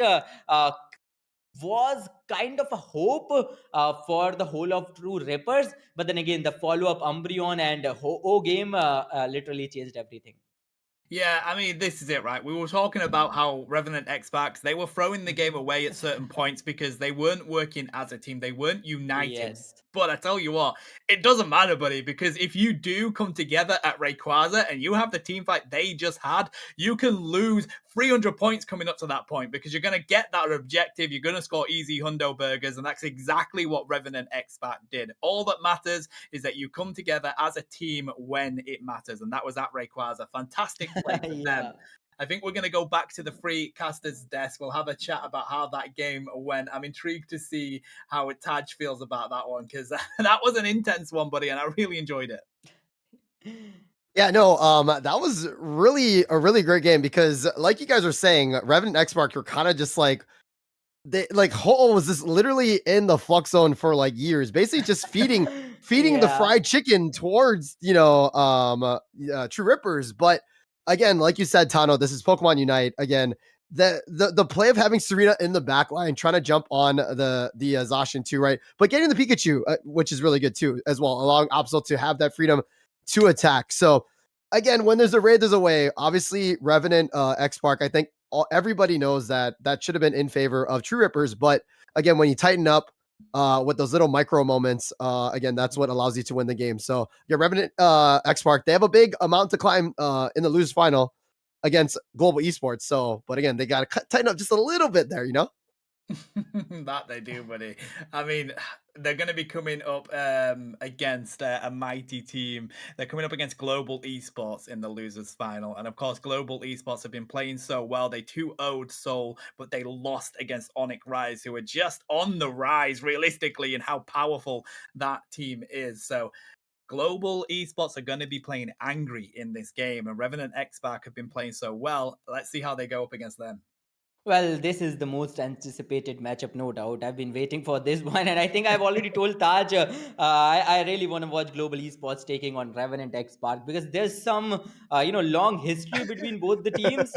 It's like the IGL of Revenant X Park, Crawley used to play with Swifty, the IGL of Global Esports, for like more than a decade. They used to play Dota together. They used to play like some different games. Yep, they used to compete in Dota for the longest time. They even had the best team in the country So there's like a long history between both these teams, and now that both the teams are facing each other, that too in a low losers bracket finale, that means whoever loses this one is gonna get out, and the other team is gonna succeed, and they're gonna go face Onyx Rise in the grand finale. And just like Taj said, global esports, they do need a chance of redemption, because Onyx Rise, they literally did a 2-0 against global esports, and I wonder if if we get to see another Onyx Rise versus global esports this time in grand finale, what is going to be the results? Well, buddy, you talk about wanting to watch it, you're going to be casting it. So enjoy Yeah, that one. Very intense very game. excited. I mean, what you obviously have a lot of experience with these two teams clashing. What do you feel like is going to be the main target for each team? They obviously know each other, right? So Mhm. Global Esports are going to be doing something to try and shut down Revenant XBAC. XBAC are going to do the same against Global Esports. What do you think they're going to be aware of or watching out for coming into this game? Well, I do believe both the teams and both the IGLs are both the IGLs are something you'll have to be very careful of, because I think these are the two IGLs that come up with some of the most strange strategies I have seen. They can like do anything. They can totally rely on Rayquaza for a match, and then for the next one they can simply ignore that Rayquaza. So the the simple thing is, the main part for both the team is to calculate or to predict what the other team is about to do, because each and every game is going to bring a different kind of mindset from each and every individual. Yeah, definitely. And, Global Esports are probably still fuming about that semi-finals that they had. So Yeah. that's definitely going to make a change on the mindset as well, Taj. And as we go on about that, mindset is definitely, we're coming to the end of this tournament now, right? We're heading into the finals. You've been playing all day. You've been playing for hours. A lot of Pokemon Unite under your belt, but also a lot of frustration, a lot of confidence, all those different feelings coming into this final. So mindset is going to be really important, and you know that you have to win this game. If you don't, you lose. You're not going to be winning that prize, and you're not going to be going up against Onyx Rise, which every team really wants to compete against. Yeah, here's the thing, right? All of us are gamers, right? The tilt is real. Again, emotions. We are, Unite is a great and beautiful game, right? However, I'm new to the casting scene. However, I do know Onyx Rise, I do know Global Esports, and I do know Revan X Park. So again, the fact that these three teams are going to be in the finals, face each other off. This is exciting, because we're going to see this in a bigger stage as well too. These teams are definitely not gonna. They're going to be seeing each other down the road again and again, and it's going to be battle after battle. And I'm excited to see what they cook against each other too. So again, start clashing. Do you think there's going to be We can talk about this during the cast, but do you think that there's going to be personal pocket bans against any of these teams? Mm, I think like I think I've already mentioned this, but against global esports, a Leafeon and a Zoroark are like somewhat, or maybe a Blaziken, because they're like players, Sadao and Apple. Two of these players could be lethal if they get their hands on maybe a Blaziken or a Leafeon in the process, or maybe if they decided to come up with a Zoroark comfy composition, right? We've already seen that yesterday against Onyx Rise. So yeah, it does work. Maybe they can do it once again, but I think it's time for the matchup, and this is going to be losers bracket finale. Global Esports taking on Revenant X Park Taj. As for the bans, Miraidon and Blissey already out of the picture. Let's see what Global Esports. Okay, they are coming up with a Mimikyu ban. I again, Psyduck. I'm almost willing to bet majority of my Pokemon card stack that it's going to be a Psyduck. But again, this is personal teams, right? Like you said, they Yeah, have the yeah. personal. They might. Oh oh my god, slashing. I'm so excited. Wait, oh man, do you think anybody's gonna pick up the Psyduck? He's broken as heck. What do you think about this slashing? They should. They obviously should. But then again, you never know what's going on. There you go, Global Esports. They're not gonna miss this chance. They won't miss this opportunity. For the very first time, they've got this opportunity of picking up that Psyduck. They will absolutely grab it. But now, what's going to be the counter? Umbreon? Yeah, it's in the picture. Umbreon, Leafeon. What's next? Yeah, Umbreon. Obviously, Umbreon Leafeon combo coming in the play. But then again, that Psyduck. Uh, The, Okay, I don't yeah, know this Revenant X Spark. No, yeah, clashing. This is going to open up a can of worms because basically there's a new strategy involved. Do you go psychic? Do you go disable? Do you go surf? Do you go Yeah. bubble beam? Because even bubble beam can give the support mon so much damage as well. And with the bubbles, right, it allows your team to also get more damage on top of that. I think it's going to be a surf duck looking at the curse incense as well as the EXP share and the focus band. But again, we are talking about the draft pick, but I'm so excited to see this duck online because I don't know. I haven't seen for you clashing with all your casting. Have you seen any ducks being played or used?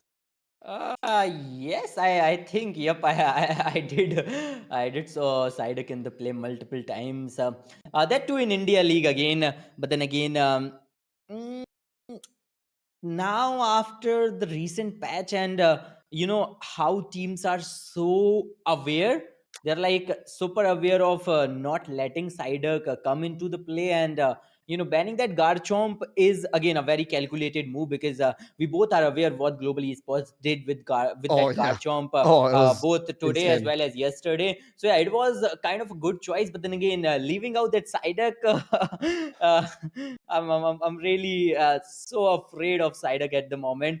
And as for Revenant, they do have some very good mons. Triple defender. There's no way we're gonna see triple defender here. Wow, clashing triple defender. Now here's the I thing. I'm a Mewtwo Y main, right? I love Mewtwo. It's great. I think Mhm, teams are using it kind of like instead of Miraidon, they'll use Mewtwo, right? To kind of have that range and also too with the AoE and Mega Form. But again, mhm. yeah, clashing. How do you feel about this triple defender comp coming out from Revenant and Well, X Mark?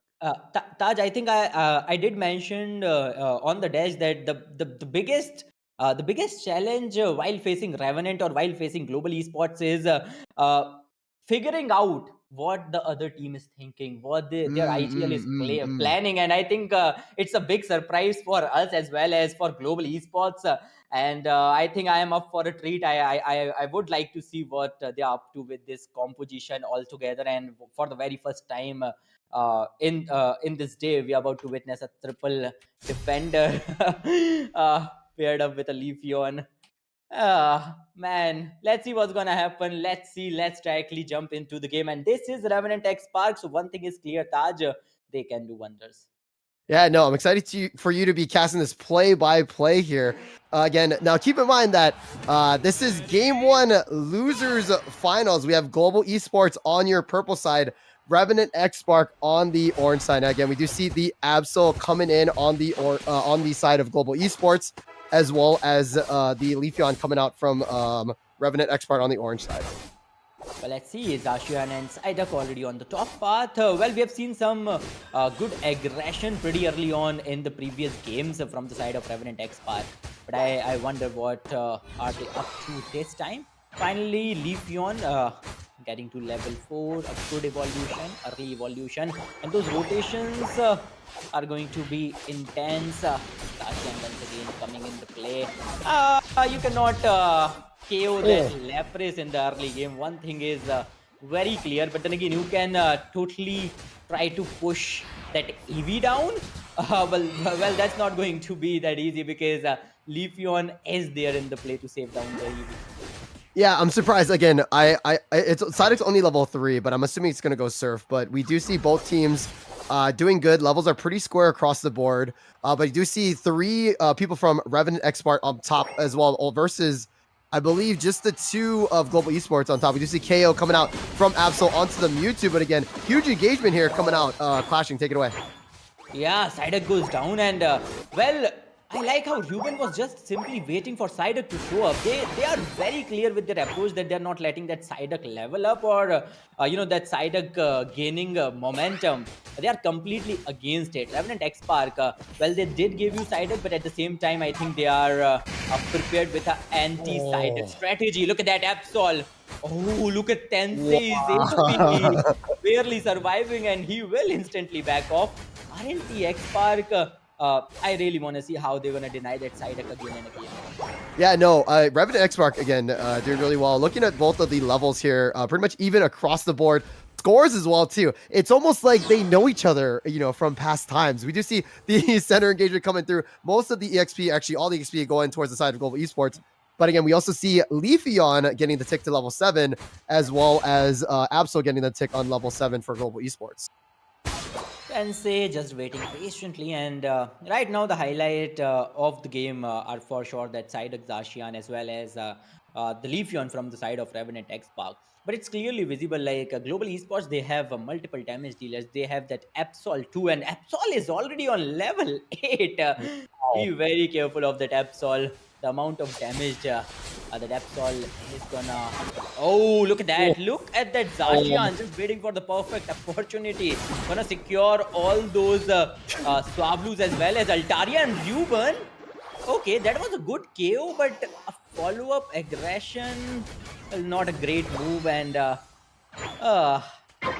Revenant X Spark lost that Leafeon. Yeah, this is what it's interesting. We do see a skirmish up the top lane, Aleki for sure. Both teams kind of focusing on it. It's going to be anybody's game. Lapras with the secure on the Aleki as well, too. We do see a side track coming in. But again, the headache going, Sadek's being like, oh man, I got a headache. And then you can't do anything afterwards. Here's the interesting thing, right? Psyduck, I just feel it doesn't really work with teams. Aleki can help the team out as well, too. But yeah, I feel like Psyduck just doesn't quite work with teams yet. And I feel like they're still trying to figure it out. So again, clashing. How do you feel about like Psyduck with on a team of Global Esports? Because it kind of seems a little janky right now.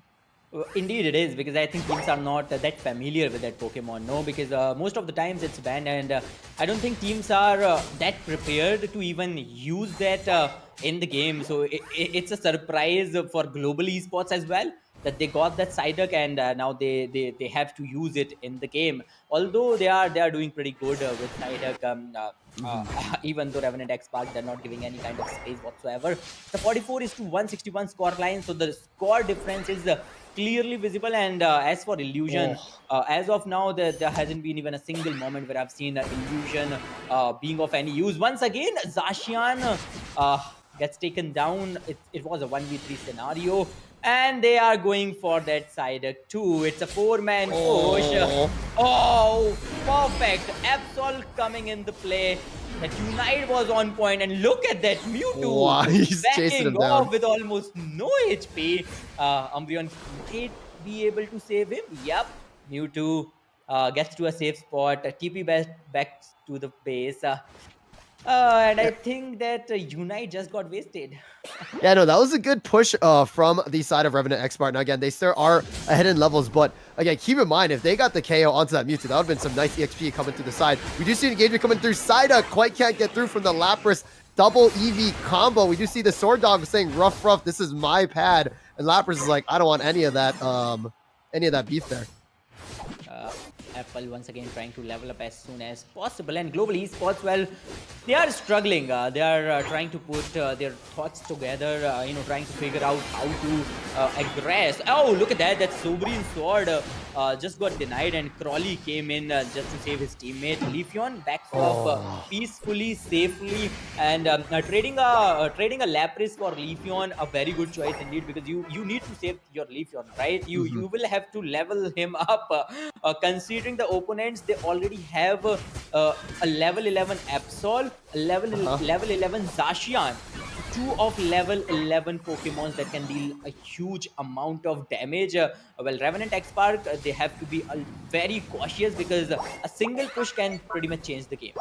Yeah, talking about pushes, we do see Mewtwo holding down the Aleki up the top as well. But again, we do see everybody going down to the tier 1s at the bottom objectives. Like you said, levels are coming through, but again, ticking level 12 Absol, level 12 Leafeon, but again, Absol with a double KO onto the Snorlax as well too. Oh, the push, big push from Global Esports. Can Mewtwo hold it down with this Lapras? Oh my goodness. The tier 1 goes down towards Global Esports. Good push from them. I think that's what we were talking about, right? A single push can completely change the course of the game, and that's just happened. A good push from the side of Global Esports, and once again they are back in the game. Even though there's a massive score difference right now, but still in terms of levels, it is Global Esports. They are leading. They're simply leading. They do have a level 13 Zacian, and we have just seen how impactful a Zacian can be. That Zacian got multiple KOs on the bottom path fight. But then again, 1 minute to go for the final stretch, and Global Esports, we all are aware how good they are with that Rayquaza fight. You know, it's really funny. It almost seems like, like this is a little more personal, right? You said that these teams had a lot of history together. So, again, this definitely seems a lot more beef. We do see a Regirock bottom now. Again, both sides are kind of going to it. Again, probably going to be in favor of Global Esports. Nice secure from the Absol. Looks like a little skirmish happening. The block does come out from Sorlax, but again, can't quite support his teammate there. It is 2:30 now. Keep in mind, it almost, again, Global Esports, right? Great team. They did lose to Onyx Rise in semifinals. I feel like they are kind of pushing it towards Revenant and Spark because they want to get that rematch from the semifinals. For sure, they do want that rematch, and especially that when they won against Onyx Rise yesterday and losing against the same team, that too with a 2-0 score line. They do want their revenge. Well, the main highlight right now is that Absol, because the amount of damage that Pokemon is dealing even to that Rayquaza, they are going all in with all the unites, and it is going to be Global Esports getting that Rayquaza in no time. And well, Revenant X Spark instant surrender coming in, Taj. Wow, Global Esports, you can expect this from this team. No, this is what happened. Clashing, or sorry, Clashing. This is what happened. They know each other so well that they're like, you know what? Look, let's just rip. That just felt like both IGLs are like, like let's just rip it. Like, because again, both these teams, like Revenant X Spark, with the whole play of having Serena in the back from the last match, right? They're just like, you know what? No funny biz. We're literally flipping the Ray, and that's Unite, right? So, great secure by the Mew. It happened so fast that again I couldn't see what was going on. But seeing the Mew secure, but it was just so funny. Just seeing like literally 10 Pokemon ganging up on that dragon to secure it. And again, it could have gone either way, but Global Esports, with that secure with the Mew. I mean, again, like look at all that going on. Unites everywhere, everything going up. Airmail 2 steps, just and Mew just coming out with the secure. That was insane, Clashing,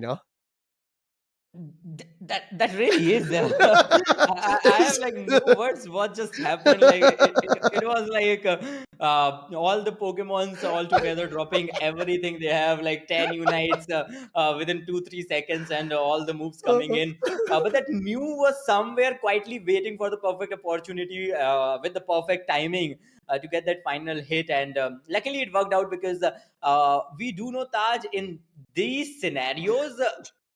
It's impossible to calculate. It's impossible to calculate the final strike. Anyone can get this strike. We have seen Slowbro getting Rayquaza with a surf, and I think it just happened in an offline match where SHUL versus TR. TR got Rayquaza with the help of Slowbro surf. So things like that happens, and I don't know what just happened. I really don't know. I was not expecting this. I was well aware of the fact that both the teams will go for Rayquaza, considering the goal difference was not huge. There was a little bit of difference favoring Revenant X Spark, but it was not huge.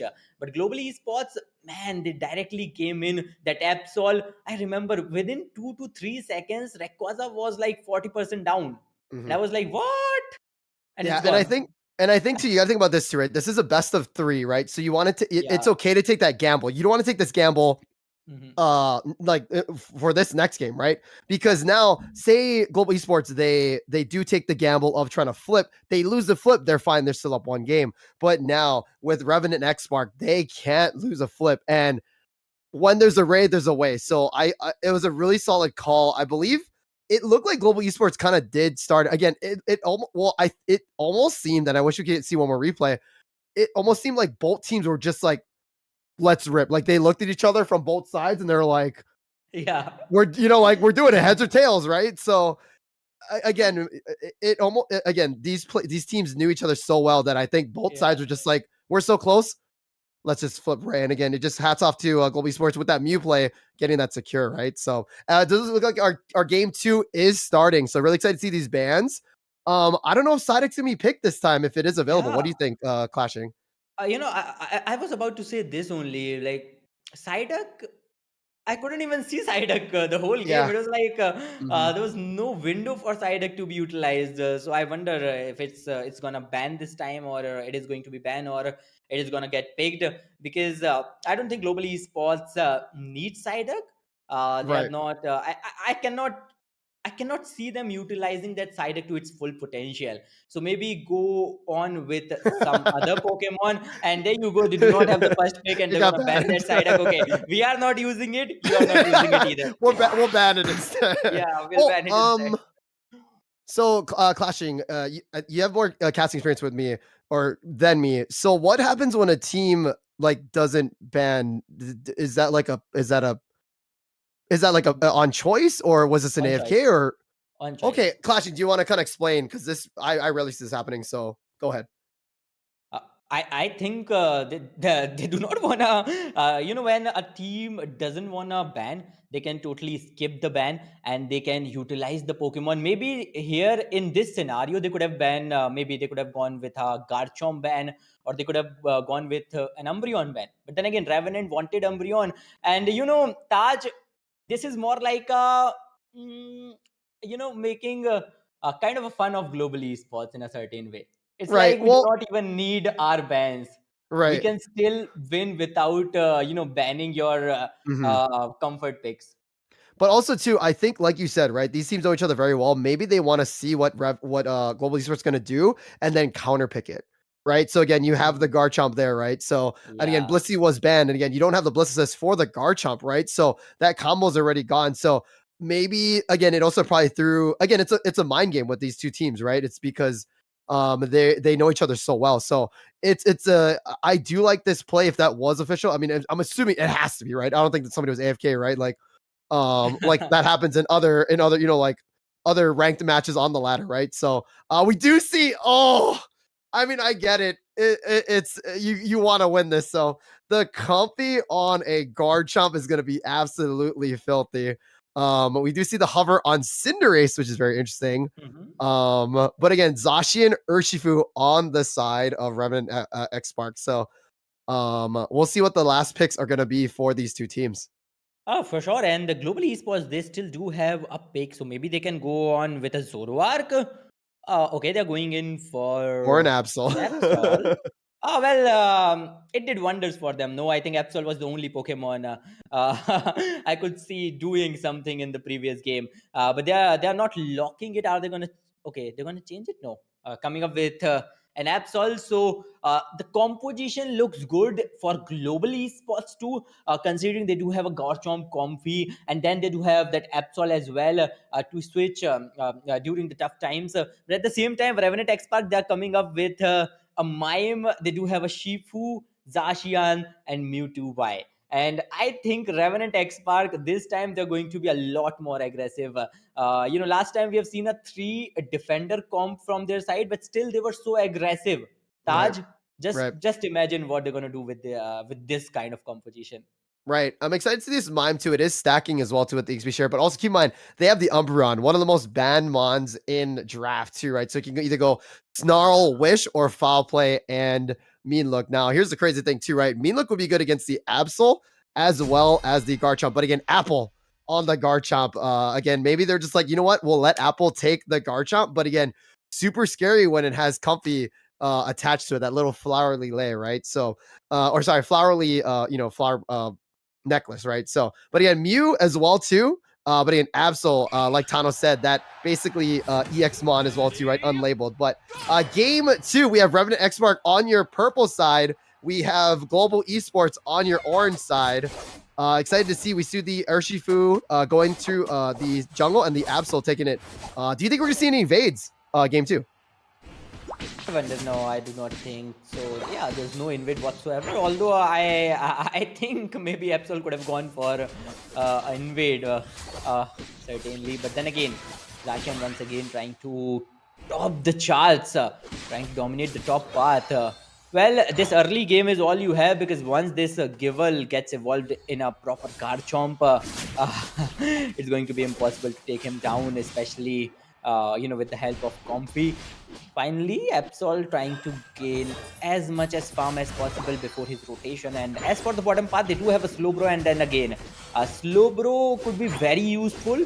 I do want to see what Vulcan has in store with that mine. Yeah, no, it should be interesting to see what the movesets are, again, as we come out to these next level ticks for sure. We do see the Slowbro trying to get some EXP, some dunks from the mine. It is stacking mine too. We do see both teams coming up, taking away from this engagement on the top half. Well, once again, it's time for those Altaria and Saw Blues. And I like how Mime versus Slowbro it was. And Slowbro still managed to get like 3 Saw Blues out of that. And he gets that Altaria too. And all of them. It was like a support versus defender and Slowbro. Wait, hold my... Yeah. Look at that. Look at that. Guardstone finally. He is a white right now. And he gets Jashian. That's a big one. Yeah, no, Zacian going down is huge, especially because, oh, this is actually really interesting too. So we see a lot of these, like, you know, only one evolution mons, right? So you see Cubfood or Urshifu, right? But then you see the Gibble, or sorry, yeah, the Gibble going into Gabba into Garchomp. Do you notice like a lot of teams don't like picking the 3 evolution mons? You know what I mean? Versus just like the single evolution mons? Is that kind of like more a thing? I don't think so. I don't think teams have like this kind of fixed mindset or something. But then again, there could be some teams who likes some Pokemon they can easily evolve. They can maybe unlock their highest true potential. Getting that moveset pretty early on in the game can for sure help. But then again, there's some downside with each Pokemon. There are like some advantages with each Pokemon. So it's all about your proper composition, right? The composition you're coming up with and the Pokemon that is that's gonna work out with it. But right now, this Gabite, I think this Gabite is very confident right now after getting those KOs. Right, yeah. It definitely needs to get to Garchomp ASAP. But again, we do see dunks coming through. It's going to help that get the evolutions now. We do see the nice kind of defense from the Slowbro helping out. And the one more stack coming through. Oh, no, but the Foul Blade gets Apple. But Apple comes out. Quite can't escape. Oh, he does get out with the eject. As we do see the Aleki coming out. We do see the nice healing flowers coming through onto Apple. Mega Mewtwo coming in. Take it away. For this fight. Ragely. Oh, what? Man, the final hit.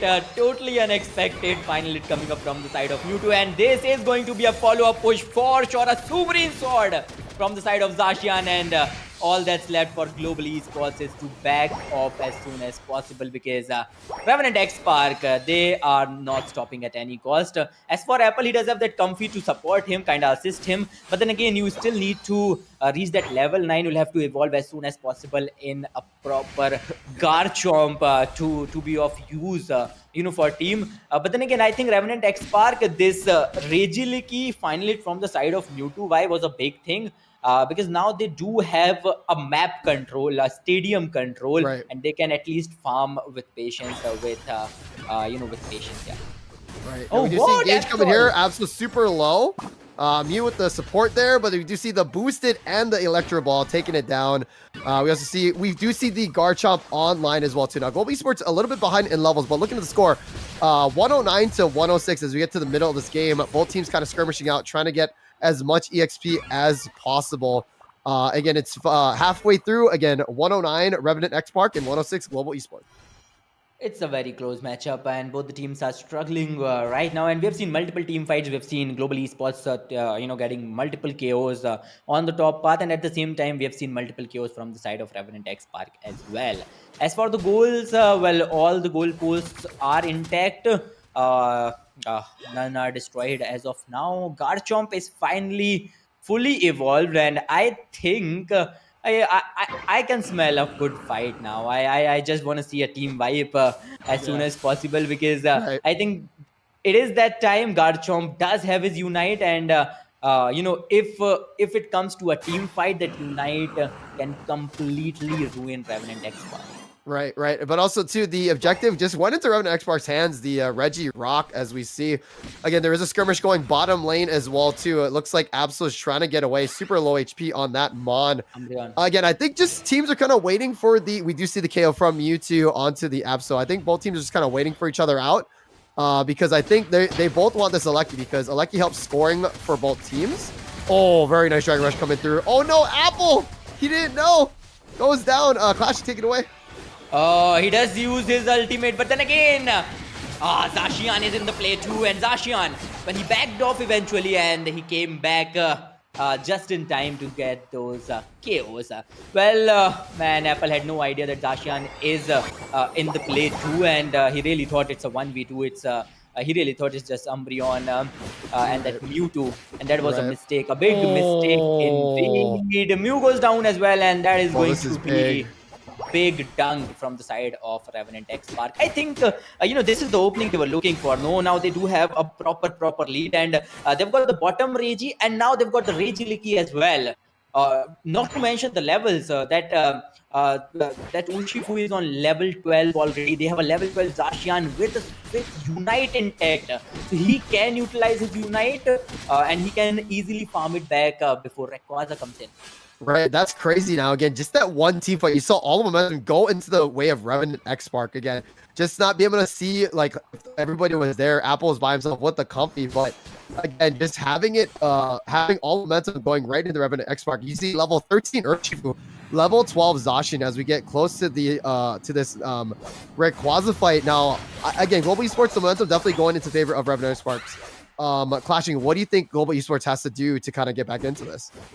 There you go. That works. That works. Yeah, that does work. You just need some KOs. As easy as it sounds. And now they're getting some KOs. But remember, Absol. Perfect KO. Urshifu somehow survives with the help of that Citrus Berry. But Absol goes down. Not a good sign. Oh, that basic boosted move from Mew worked out perfectly. But the good part is that Mime is here, and he can at least deny them from scoring a big dunk on the bottom path goal. What Reggie is this? Is it a Regis Steel? It's a Regis. Oh, yeah, it's a Regis Steel, and they're gonna secure that Regis Steel just before the big Rayquaza fight. We do have that Rayquaza. Is it going to be the same as the previous one? They are giving it some time. They are giving it some time for this match. Right, Global Esports desperately needs this for sure, or at least they need to score over 100 plus. Again, Rayquaza chipping down. I think this is the fight. Here we go, Clashing. Look at that. Mew, perfectly done, but it's showtime, and Mime came in the play too. They've lost that Zacian, and Zacian utilizes Ignite as well. Revenant X Spark, things are not looking good, but can this Shifu steal that Rayquaza? Can he? Nah, that's low beam coming in. And a perfect secure coming up from the side of Global Esports. Revenant X Spark. Wow, Global Esports perfectly done from their side, and they do know how to win these final fights and how to secure that Rayquaza. Although I don't know what happened to Revenant, because it was like they were completely suppressed for this final fight. Yeah, no, that was, again, great game for sure. But again, as you can see, just utilizing all the Pokemon there. So now here's the thing, Clashing. How do you feel about these two teams now? Like, do you think, like how do you feel about like them fighting each other and then the next coming matches? Well, let's see. I think these two teams are so good. They are amazing, and I always look forward to watching them play, because, like I mentioned, whenever you see a Global Esports versus a Revenant X Spark match, you can expect some things that you haven't seen, right? Like a 3-defender combo or a Psyduck not getting banned. These are the things that I really like about Pokemon Unite, or any competitive matchup that we see in Pokemon Unite, because when you see something that you are afraid of, or when you see something that is completely new to you, that is something that kind of excites you the most, and that's the best part about a matchup. Whenever I see Revenant X Spark taking on Global Esports, that's the best part, because both these teams are so unexpected. You can never expect what these teams are willing to do, or what they're gonna come up with, and I think that's the beauty of it. Yeah, Tano, again, it looks like we're gonna see another rematch again. This is gonna be insane. What are your thoughts on that last game, man? Amazing, mate. The thing is, like, Revenant X Spark have been playing so well, and then Global Esports just has their number, has fantastic Rayquaza battles, and they just weren't able to get. They had Shifu, they had Zacian, they weren't able to get the secure, but it doesn't matter. But now we're going to see Global Esports going up against none other than Onyx Rise, and I'm excited for that. I haven't casted Onyx Rise yet, so I'm excited to be able to do that. And I think this is going to be one of the most intense games that the Asia Cup has seen. Yeah, what's super interesting about this, again, you two will be casting this insane and great, right? Onyx Rise Global Esports semifinals, 2-0 Onyx Rise, Global Esports 0. Now, again, Global Esports also beat Onyx Rise in the the qualifier threes. And again, Onyx Rise 2-0 this whole Asia playoffs. And again, Onyx Rise fan here for sure, man. You know what I mean? So it's gonna be so exciting to see. Clashing. Do you think there's gonna be like any tricks or you know what I mean? Like just something, you know what I mean? Like as we come into the bracket clashing, like do you think there's gonna be any tricks from either teams, or you think it's just gonna be normal kind of bans? Well, as for the bans, I think there could be some normal kind of a ban, because those Pokemon we are talking about are so insane, right? They're like super overpowered, so you cannot mess around with the bans. But then again, as for the in-game strategies, I think Global Esports they do need to change their ways a little bit, because Onyx Rise they are so I think they are well familiar with how Global Esports likes to play, right? And Yeah. that is the reason why they did what they did in the semifinals, a 2-0 against Global Esports. So I think Global Esports, they do need to come up with something new, something surprising. Maybe they can totally ignore Rayquaza and surprise us all. Let's see what's going to happen. But yeah, I do know that is going to be one amazing matchup. Yeah, no, it's really exciting to see. Tano, did you kind of how do you feel about these? Like, kind of like, did you see any teams that are kind of like how do you like this kind of bracket? How it kind of played out?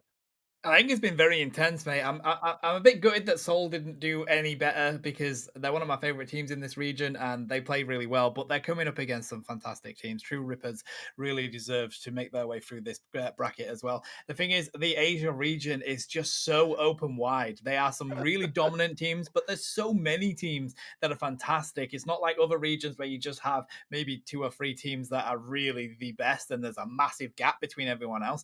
It's not like that here. There's so many people that realistically could win this. Anyone coming into this today could have won this. Onyx Rise have just been dominating, but this is why I love the Asia region. It's just fantastic to watch and play. And also, you guys come up with the most ridiculous comps. You play the most ridiculous stuff. And it makes me so... The Ho-Ho, as I said, I haven't seen Ho-Ho in so long. I've casted so many tournaments for Unite, and Ho-Ho hasn't been there for ages, even before the nerfs. So, yeah, it was... this is why I love this region, guys. You're all cooking. I'm so hyped to see you guys cooking UCS as well.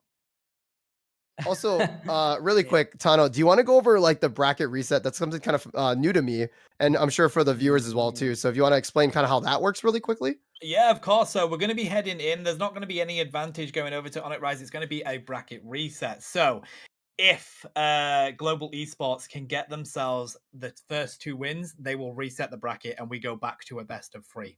That is the way that most of these goes. Usually with a final, you'll either have a best of 5 with the winners final, the winners grand final having an advantage in the game, or you have the bracket reset. So if Global Esports can put up a hell of a game, they could put it back to a bracket reset and end up having to do a best of 3 again.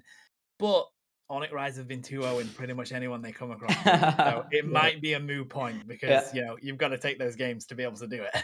Yeah, like it's already a big deal winning against Onyx Rise, and then again bracket resetting them and winning once again. That seems like I don't know. I mean, we talked about mountains to climb earlier, Clashing. Yeah. That is 5 mountains to climb, realistically. Not even one.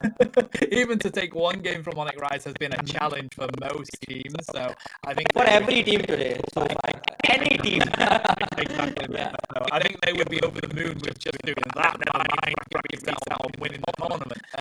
So we'll have to keep an eye on it, though, because the difficulty is that when you are a team that plays so well with Unite, you get confident, and confidence can be the downfall. So many teams, I've seen it in the downfall of Luminosity in NA, I've seen it downfall now in the EU. Best team you see playing Unite, they have a downfall over confidence. So Onyx Rise needs to be careful that they don't fall to that, and it's really a matter of their mental stability that comes into this game in regards to that. So definitely can't count out Global Esports. They do have an opportunity, but they are definitely coming up against the might of But again, if there was any team that could do it yesterday, it was Global Esports. So again, you never know. It's so fun night.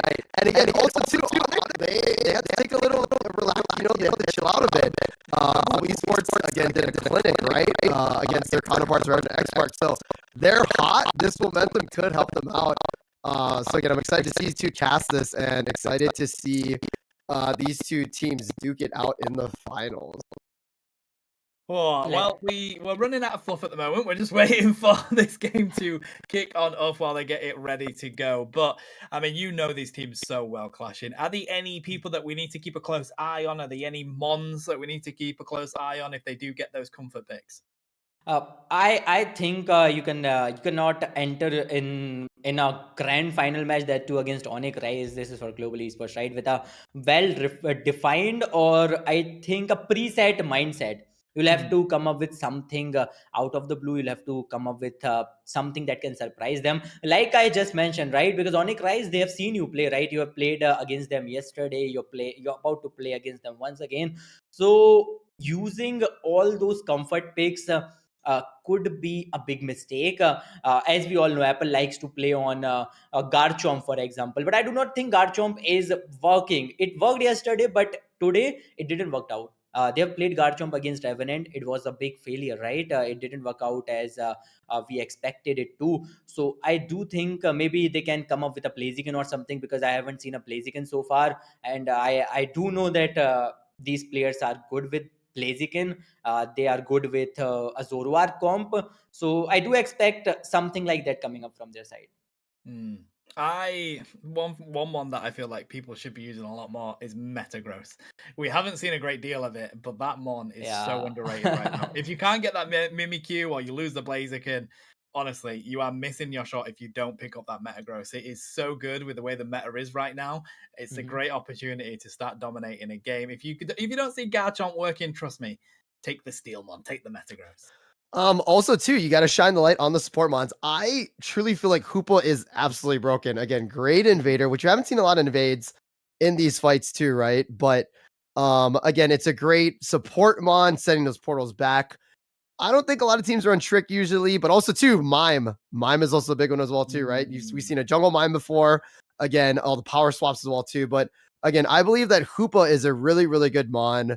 That I feel like a lot of teams kind of sleep on, but a lot of teams also utilize very, very well too, because it invades the Hoopa Unbound, right? The highway portals. This map, again, I've said this before, like the map of Unite is so small that again, the objectives are so close, and having those tier ones there, just having you just Hoopa Highway just boop back and forth too, and also too, again, the invades, right? You can escape, you can do it, you can do some damage. You're a ranged attacker.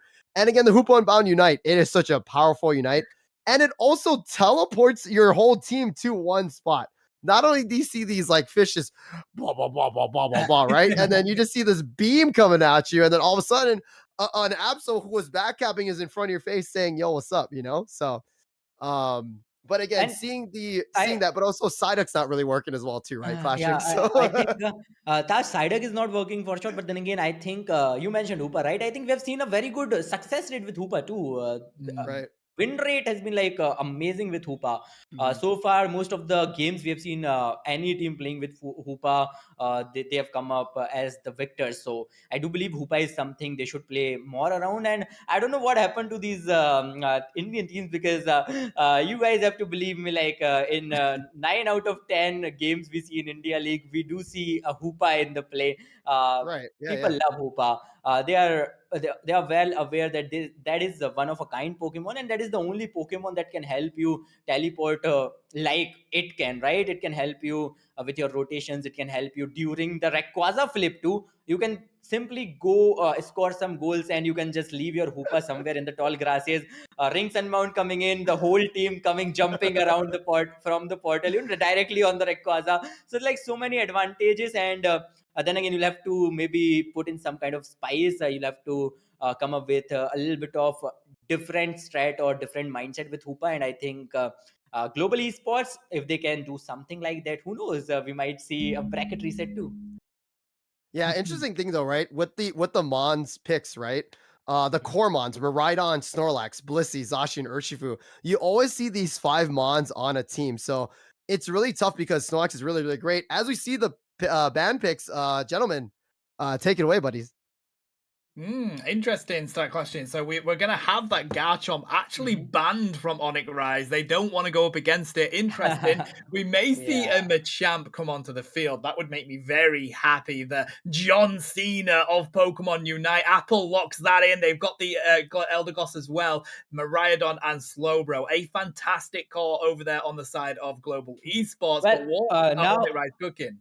now that you mentioned John Cena, I think Machamp poses a bit like The Rock. The profile picture kind of matches him, but then again, yeah, let me remind you, this Machamp is the Pokemon that took, Rayquaza literally in from 5 Pokemon of Onyx Rise.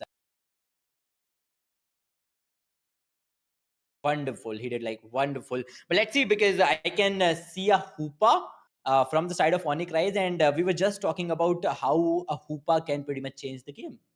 Yeah, that is absolutely true, and they're going to feel really comfortable on that Shifu and Serena as well. They've taken the Venusaur, so you can either go for that ranged attacker, doesn't get any better than a Venusaur realistically, or you can go for that Petal Dance Giga Drain, which as soon as you get it fed, it is a massive tank. It's not an attacker anymore, Clashing. It is a tank, and it will demolish everyone in the other side. But we'll keep a close eye on which moveset they go for. Just having a look at that Spoon, I feel like they are going to go for the Venusaur, which will work for that team quite well, because you've got to worry about that Miraidon, right? If they go for the Charge Beam, they're going to be doing a lot of damage in the backline. You need to have Poke to back up the Poke. Let's see what's gonna happen, because it's time for the very first game of this BO3. Onyx Rise taking on Global Esports once again. We have seen this matchup. We have seen Onyx Rise dominating Global Esports with a 2-0 scoreline. And now the stakes are a lot higher, because this is the grand final stage. And Onyx Rise, they do have a Hoopa, they do have a Serena, and they do have an Urshifu. And I think a Serena-Urshifu combination is something that can wreak havoc in any team fight, because both these both these Pokemons can literally deal so much of damage, and at the same time they can withstand they can get out of any situation at any time. They do have that kind of moveset. They can deal a lot of damage. They can do so much. So I do believe that in the late game, these two Pokemon are gonna do wonders. Yeah, that they will. They're trying to stop that Serena getting any stacks in the top lane, and it's working for them, because you don't want that thing to get those stacks up. It's such a dangerous mon to have that extra attack on. We see a nice cheeky 10 going in from this Phantom. They're not going to get close enough for the Trevenant just yet. Slowbro is now on the field. We're about to hit the 9-minute mark, and it looks like Absol's decided to rotate down to this bottom lane. They know down here we have a Phantom, we have a Bulbasaur. That's going to be tasty treats for Absol. They go on into the Phantom. They've got that focus band. It does keep them alive right now. But here we go. Bulbasaur pushing on as well. Hooper does pop that portal, but all of that farm is going to the side of Global Esports, and that's a scary amount of XP to give over to an already level 5 Absol. Indeed it is, and the biggest problem with the Bulbasaur is leveling it up, because once it's a Venusaur, it could be of so much use, but as long as it's a Bulbasaur, it's a big problem, and we have just seen it. Absol gets a lot of HP, and so does Miraidon, and now he's going for some chaos too. Hoopa comes in the play. Hoopa survives thanks to his portal, but still Global Esports, they've got plenty of those Altaria and Swablus, and they are getting some common farm as well. As for Phantom is having some fun with that Miraidon, trying to steal that citrus berry as well as that Bunnelby. But with this, we have Eeyore on level 7 already with both the buffs, and you'll have to be very careful of Eeyore, Global Esports, because I think Shifu is somewhat a Pokemon that can change the pace of this game. Yeah, that it can. Currently, though, it is the outlier on the team. We have 7 over on the side of Absol as well. They've just hit 8 on the Shifu. That's what we want to see. They're very close to getting that Unite move. If they do a nice bit of farming, maybe grab some KOs, they could hit that Unite move before the 7-minute mark. Let's keep a close eye on that. Absol is prepared for anyone pushing on in here, but it looks like they're going to go for the 720s. It is just Serena here against Free on the side of Global Esports. They're just waiting for the engage. Absol knows there's somebody in this top lane. They are waiting for that engage to come from Serena. They got the boosted ready, and there we go. Submission Machamp. John Cena trying to hunt down the Serena, but they're not able to. They do score the points. That does give them the lead, but we still have Free up here, whilst the rest of Onyx Rise are down on that bottom Reggie, getting that rip in. Miraidon is not going to be able to do enough to secure that. They're going to defend the pad while the rest of Global Esports rotates up for this top objective. I like this from Global Esports, to be honest with you, Clashing. They recognize that they're losing that bottom lane. They need to go get an advantage in the top lane. And indeed, and they are well aware that the other team does have that Hoopa, so you'll have to be already 1 up. Otherwise, it's going to be impossible for you to, keep up with Onyx Rise. Onyx Rise on fire finally gets some counter KOs as well.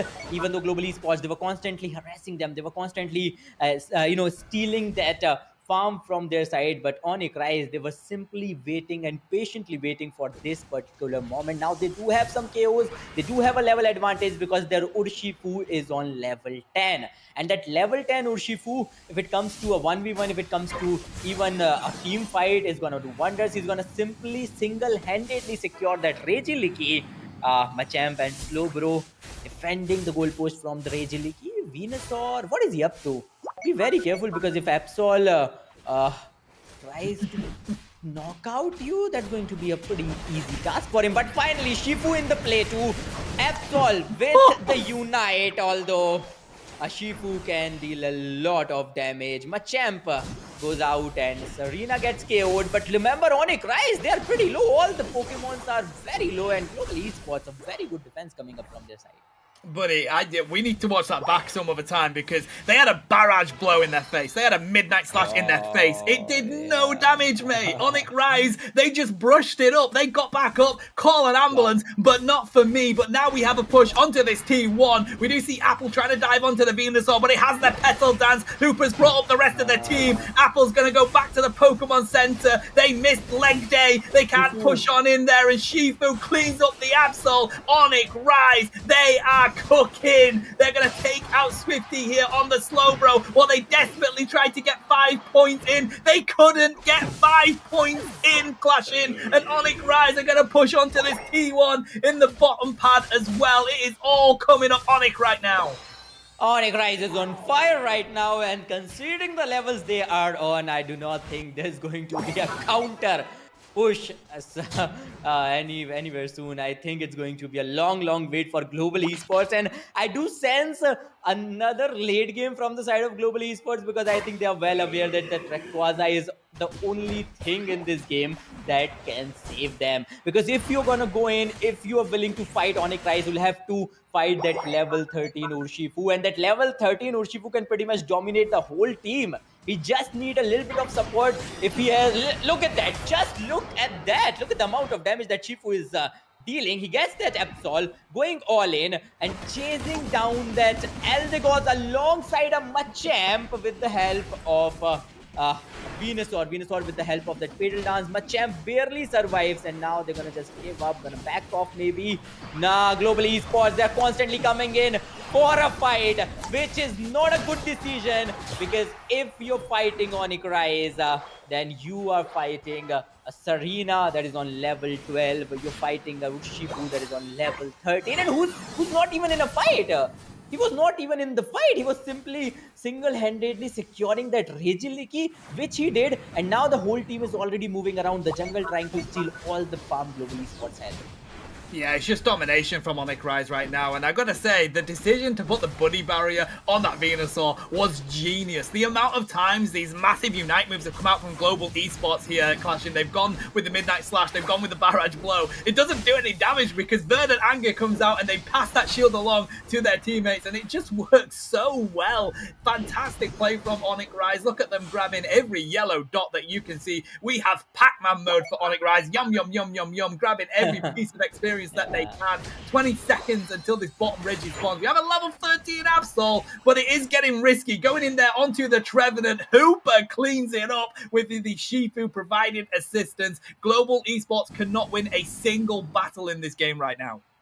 Global Esports, all they have left now is a chance at the Rayquaza. Only if they can just show their magic. That's the one thing they do best when it comes to the final stretch. They do know how to get that Rayquaza favoring their team, and those shields. Once you get those shields, you can simply score some goals and win those fights as well. But right now, Onyx Rise, I think they are well prepared, and when it comes to the goal score, Onyx Rise, they were dominating this game, but the scoreboard is not that humongous. The score difference is not that huge. Let's see, Sarina is going to dodge it. Miraidon already going for the Rayquaza, and Onyx Rise trying to cover up the most of the part of this legendary pit so that they won't be able to secure that Rayquaza. But Global Esports constantly trying to make contact with the Rayquaza. I don't think that this is the right decision, though. They were putting the damage on, and there's the INGAGE, buddy. Oh my god, Miraidon just exploded before our eyes. The Phantom Forest comes out, the Cotton Cloud Crash trying to keep up that Absol. Absol dives on it from the backside. They're ripping the Rayquaza now. They do have the Verdant Anger going in. Who's going to lock it in? Oh my god, it's Global Esports. Absol has taken the Rayquaza away from Onyx Rise, but can they score any points? They have the Hundo Burger going into the T2. We got the 92 down on that T1 pad. Serena has come to answer. We do have some KOs coming on in. We have a minute left in this game clashing. If Onyx Rise can have a push onto one pad, they could win this game, but it's going to be a tall order because Global Esports are back and they're prepared for this push. Indeed they are, but the goal difference is not so huge. They do have chance. Onyx Rise, they can go for a counter push. Global Esports, they do not have any shields whatsoever. A counter push is coming in, but that Absol is ready with yet another 50 score, a 48, a 50 score, and he is gonna score that 50. There's no one to stop him, no one to defend. On the other hand, Onyx Rise, okay, a goal, a 32 goal score coming up from the side of Trevenant. They are constantly pushing in, a 96 from the side of Hoopa. The difference is still a Machamp with 100 score, and Onyx Rise, no matter how many scores they goal, how many goals they score, but Global Esports, they have some counters prepared. It was all on the rip. It was all on the secure. Fantastic play by Absol to take that one away. That was Onyx Rise all the way in that game, buddy. They are going to be fuming after that one. I would not like to be in their VC chat because that was a fantastic play by Absol to take away the Rayquaza. Onyx Rise tried to answer by taking the shields away, but Absol's too hard to catch. They slipped straight on out, went for that Hundo Burger, and they knew they had an assignment. They needed to score more points. They still had that shield, and that is what managed to win them that game. 230 points scored by Absol there. Oh, indeed, 230 points, man, that Absol. Also, he was the one who secured that Rayquaza for Global Esports. And as I mentioned, Global Esports, if nothing's going right for them, they will aim for that Rayquaza. And that Rayquaza, it's pretty hard to, steal that Rayquaza from Global Esports. They're just so good at it. And look at that. They were the ones who lost their Miraidon, even though Miraidon had no chance of, even using that Unite of his. It was a 5v3, but still Absol somehow manages to get that Rayquaza. 3 Mons gets the shield, and that was enough. That was enough for them to get some KOs, to score some goals, and the defense was pretty solid, but at the same time, Machamp decided to go and score 100 goals, and I think that was a game-changing decision. I think it was the right decision, and I think it's probably the most that Apple got to do in that game, to be honest. They really did have the answer for the Unite moves coming against them on the side of Onyx Rise, but the buddy barrier, we see it multiple times. We're watching the replay here. We saw a Midnight Slash and a Barrage Blow coming into Onyx Rise. They didn't get a single KO clasher, which is insane because they are 2 of the most damaging moves in this game when we consider Unite moves. So fantastic play by Onyx Rise, but even better play by Global Esports to recognize the rip, put that Absol to the back of the pit, use that Midnight Slash to take down that objective and go and rush to score those points. That is good. That is crazy. Global Esports have taken a game away from Onyx Rise, who have not lost a game all day clashing.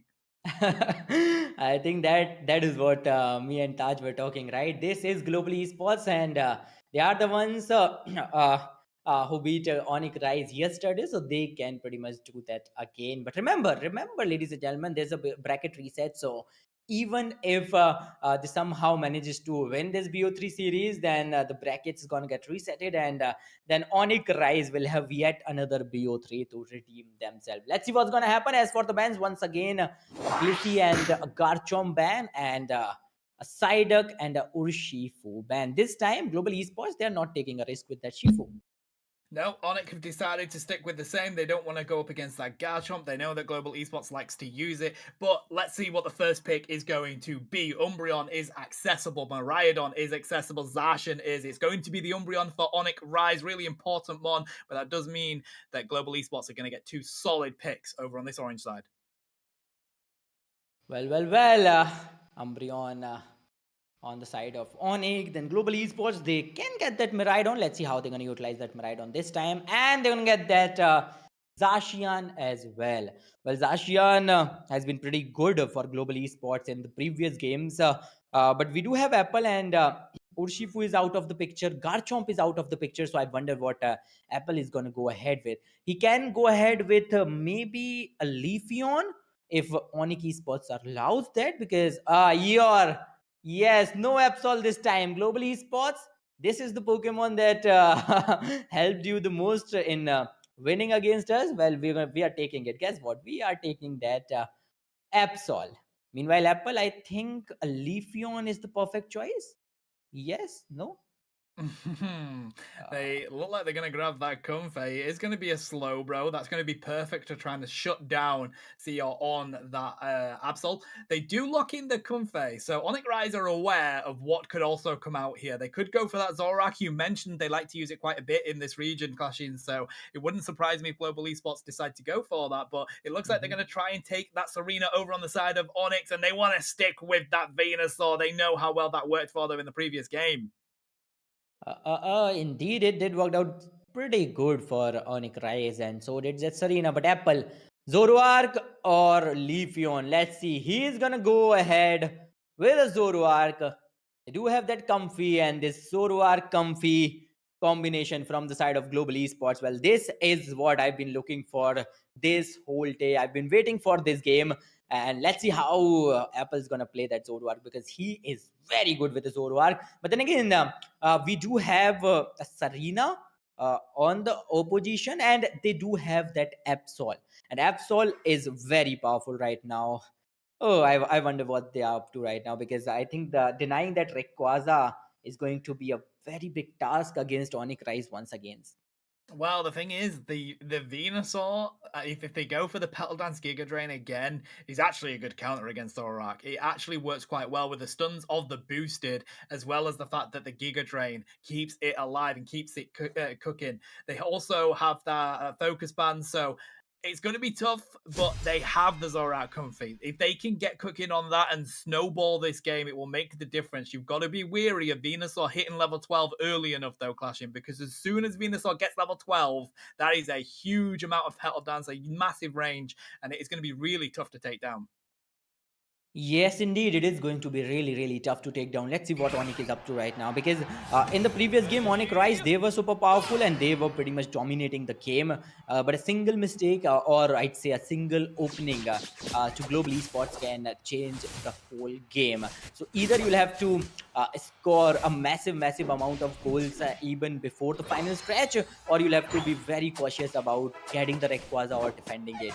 But once again, Bulbasaur on the bottom, on the top, we do have Comfy as well as Zacian.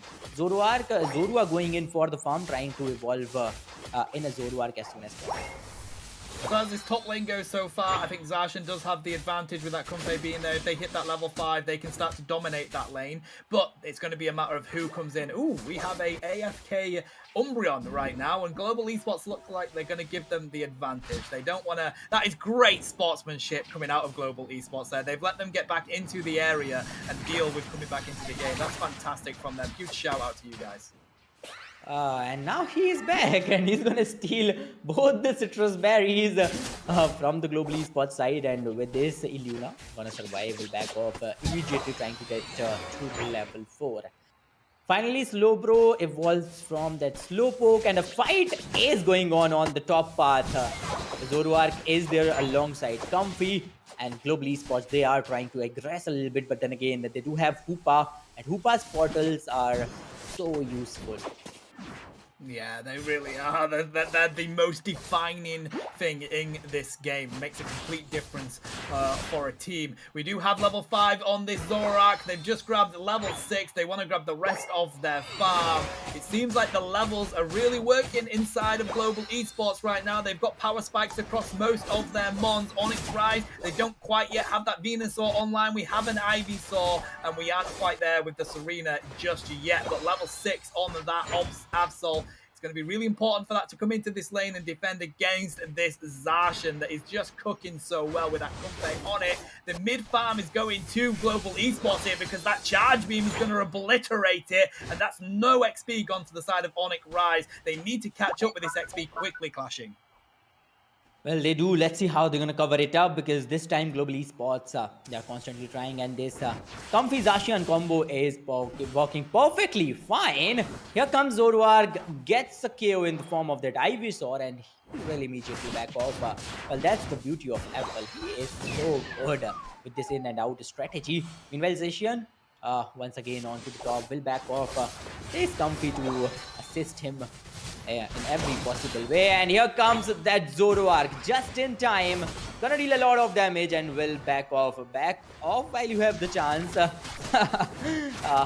Cell is waiting, but then again, now that Zoroark does have that Comfy, so it is not as dangerous as it used to be. It's time for the Rage Leak, and look at the amount of damage both these Pokemon are dealing. Within seconds, they've got that Rage Leak, and now Global Esports, they are... Yeah, but I like this from Onyx. They've decided to just let them get it. Like, there's no point giving away a KO. Serena's gone to go get some stacks instead. You know they're going to lock that one in.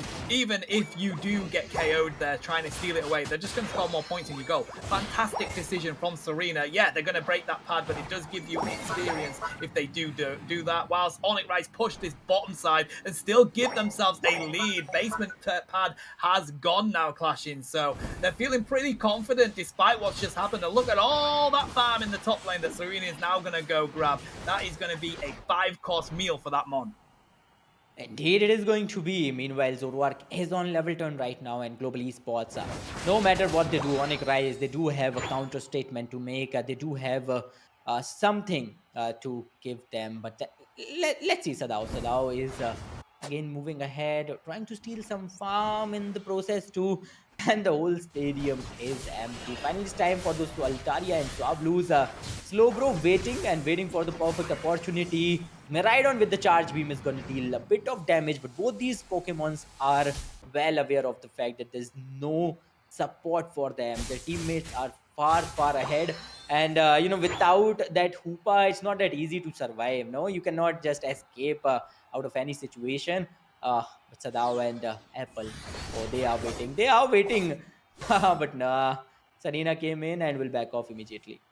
Yeah, Metal Claw missing there. That was a grab that they didn't manage to get, but they are prepared for a push coming from Onyx Rise into that top side. They recognize that Lecky's going to spawn in 13 seconds. They have a T2 that it can push to, and Global Esports, they really want to show their face for it. Serena's just going to continue to grab all of that farm. They pop the Hooper portal. They want to go for the bottom Reggie instead. They know they need extra levels, and the best way to do that, grab yourself a basement Reggie, get that experience, and get that buff. This Lecky, it can be easily defended because we have Hooper portal, so they're going to send people to go and defend that. Looks like Zacian is going to try and push alongside it. The Serena is there. We're going to have an all-rounder battle off, but it looks like that Venusaur is going to go provide assistance for them. They're just waiting to see the vision of who else is pushing for it or who is going to push this bottom lane. Hooper's prepared to bring down anybody. It looks like the Venusaur is going to go assist this Zacian. They pop the Sovereign Sword, but they aren't able to get any KO with it. There comes the Metal Claw. Sado decides that they need to retreat this Lecky is going to be ripped down. They popped the rings unbound in that bottom lane for the Hooper, so they can just come down here and provide some assistance. Midnight Slash delete Slowbro, puts them into the pan, back to the Pokemon Center for you. Great defense from Onyx Rise. Onyx Rise, they are up to something right now, but Sadao is still holding on to the goalpost, trying his level best. Here comes Comfy to support. And meanwhile, Zoroark, just in time, a slow beam on the Venusaur. And there goes Venusaur, gets killed as soon as he gets charged. Meanwhile, it's a 152 to 120 scoreline. Global Esports, they are lacking behind. But then again, they are not lacking behind as much as they were in the first game. Zoroark waiting. Oh, is he gonna get another KO? But it's a bit too risky, sitting in the opponent jungle. Well, all the Pokemons are already around him. There is that Absol, Umbreon, Zoroark. He gets caught. It's gonna be impossible for him to get out of this situation. And it's a Comfy Unite. Just got wasted. Yeah, that's dangerous. Zoroark has just given away a lot of XP over to the side of Onyx Rise. What they needed was this Venusaur to hit level 12. It's hit level 11. It's picked up that Zacian. It's not going to be far from 12 now. We are 50 seconds away from the Rayquaza, and we're about to have the raid boss online. Difficult situation for Global Esports to be in, but they are now back. They want to push onto this Lecky. To be honest, I don't think anybody should be trying to push for this secure. You still have that T1 up. This is risky. We're 40 seconds away from the Rayquaza. We're going to give away experience. We've popped out a Meteor Storm Unite move from the Rhyhorn. You're now going to have to farm that back. I'm not sure a Lecky was worth that clutching. Let's see what they're up to right now. It's a 152 and 120 already. And remember, it's just like 20 seconds away from the final stretch. And, that final stretch is what Onyx Rise needs to be well aware of. And they'll have to be a lot more cautious this time, because last time around, it was this Global Esports, even after losing 2 Mons, they still managed to get that Rayquaza and, still somehow managed to get the game too. And remember, this is the second game of the 303 series. This is a decider of this particular series. And if Global Esports wins this one, there's going to be a bracket reset. But they are already on to that Rayquaza. This time, Onyx Rise, they are completely controlling the legendary plate. And the Rayquaza Hoopa comes in.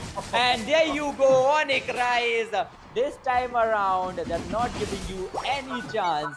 Not even giving you a chance to enter the Rayquaza pit. That was fantastic, buddy. They got that Rayquaza down to half health before they decided, pop the Unite move, let's go for the rip. We can clean it up now. We have enough damage to get that from half health to 0 health very, very quickly, and they can't come in. They had vision on where Global Esports were. That was a great decision by Onyx Rise. Just drop that damage onto the Rayquaza, see if they come in for it, try and keep vision on where Global Esports are. Hey, it's at half health. Hey, we have a Hooper. Let's pop that portal. Yeah. Let's get everybody in here. Let's rip that down to 0 health within a matter of seconds, and Global Esports knew it. They surrendered that game. We are going to a game 3 in this first set of this bracket, buddy. If Onyx Rise win this, they take the entire day. If Global Esports win it, we're going to have a reset. Indeed, we are going to have a reset. Let's see what's going to happen. This is a 1-on-1 scoreline. And for the very first time in this day, that Onyx Rise has to lose even a single match, even a single round, because Global Esports, well, this team is something else. Although this time, Onyx Rise, they were well aware of your tactics. No, you cannot rely on a single tactic every single game. That is what we were talking about on the desk as well. You cannot do the exact same Rayquaza thing again and again and again. This is what happens if you try that, no? Because this time Onyx Rise, they were completely guarding the Rayquaza pit, and at the same time, Absol was constantly dealing a lot of damage to that Rayquaza. And look, bam. There was some try. Yeah, I think Zoroark did jump in. Apple did jump in, trying to get that final strike, but it was all in vain. Yeah, and I gotta say, even though they had that Zoroark come phase, Zoroark only managed to drop the 14k damage, but the game itself was actually quite a low damage game, to be honest with you, Clashing. It was very close as we watched the Rayquaza. It was 152 points to 140. A very, very close game. Definitely different from the first game where Onyx Rise were dominating it and just unfortunately lost that really important objective. So Global Esports have learned definitely from that first game. They kept it close. Unfortunately, they lost the Rayquaza. Fantastic decision from Onyx Rise to go for that rip at that right time. But we're going to have a game-free situation, and both these teams have learned a lot from each other. So I think this is going to be the most hotly contested game yet. Let's see what's gonna happen, because as you rightly mentioned, no, this is going to be the final matchup of this series, the third game. A lot depends on that, and Onyx Rise, they certainly do not want to lose their winning streak. They won each and every game with a 2-0 scoreline, and now losing a game in the grand finale is going to be a big setback. So I think it's time we jump in the draft phase of the final game of this BO3 series.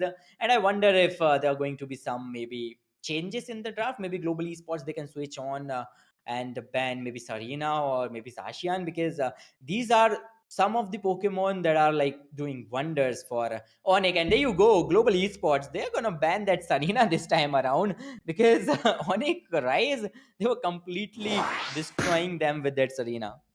Yeah, I also think the Venusaur has been quite a good threat for Onyx Rise. It has worked so well. It had the second highest damage yet again in that game, but I mean, it was the Hooper that had the most damage on their team in that game previously there clashing. But yeah, I think the Venusaur has been working really well for them. But we see these bans. What are Global Esports going to lock in first? They can get that Umbreon now that they are on that purple side. But no, oh my god, they go for a Garchomp as a first lock-in.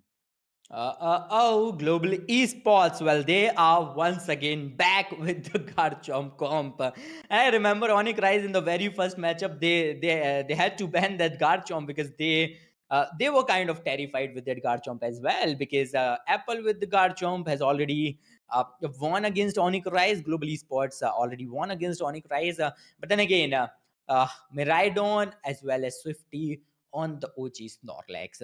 As for Onyx, they still do have a chance to get that Zacian. They do have a chance of getting maybe Leafeon if you want. You can you can get that Zoroark if you want. No, what are they going in for? A Buzzole? Let's see. I mean, a Garchomp first pick is so interesting to me. Like, you would never ever see that in any other region.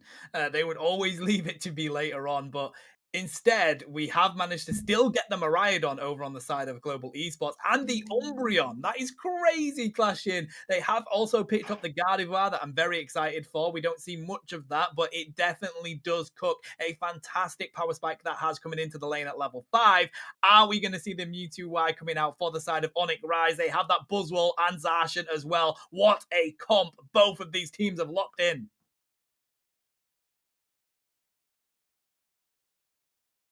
Are you there, buddy? Oh, okay, no worries. So, yes, we do have a fantastic comp from both sides. It looks like that Umbreon is probably going to go for the more supporter build because, Snorlax is there as the pure tank. They also like that Buddy barrier, and it's worked quite well for both of these teams coming into it. So I suspect that they are going to go for the Wish build, but Umbreon is so good that you can go for both and interrupt. Foul play is going to work quite well. Zacian and Buzzwole are the ones that they need to keep a close eye on. Again, level 5 power spikes are incredibly strong on those mons, chat, but you need to be wary of a Gibble. People forget the amount of damage that a Gibble can drop, especially in that top lane if it has the assistance of the Snorlax as well, which has a very strong boosted attack, by the way, doing a huge amount of damage. Great secure. This is going to be a really interesting matchup, and as a reminder, whoever wins this game is going to decide what happens after this. If it's Onyx Rise, they win the day. If it is Global Esports, we have a bracket reset and we have another best of 3 for you. Here we go. We're going into this game 3 clashing. This is going to be an exciting one, buddy. Indeed, it is going to be an exciting one, because this game will determine if Onyx Rise, is it going to be an unbeatable day for them, because as of now, they've won 3 back-to-back games with a 2-0 scoreline, and in this one, it's a 1-on-1. Global Esports, they do have that Garchomp, they do have a Gardevoir, and man, as for their opponents, Onyx Rise, they're coming up with a Buzzwole. Well, Buzzwole already stacking, and well, I think Gibble, you'll have to face a bit of difficulty in the early part.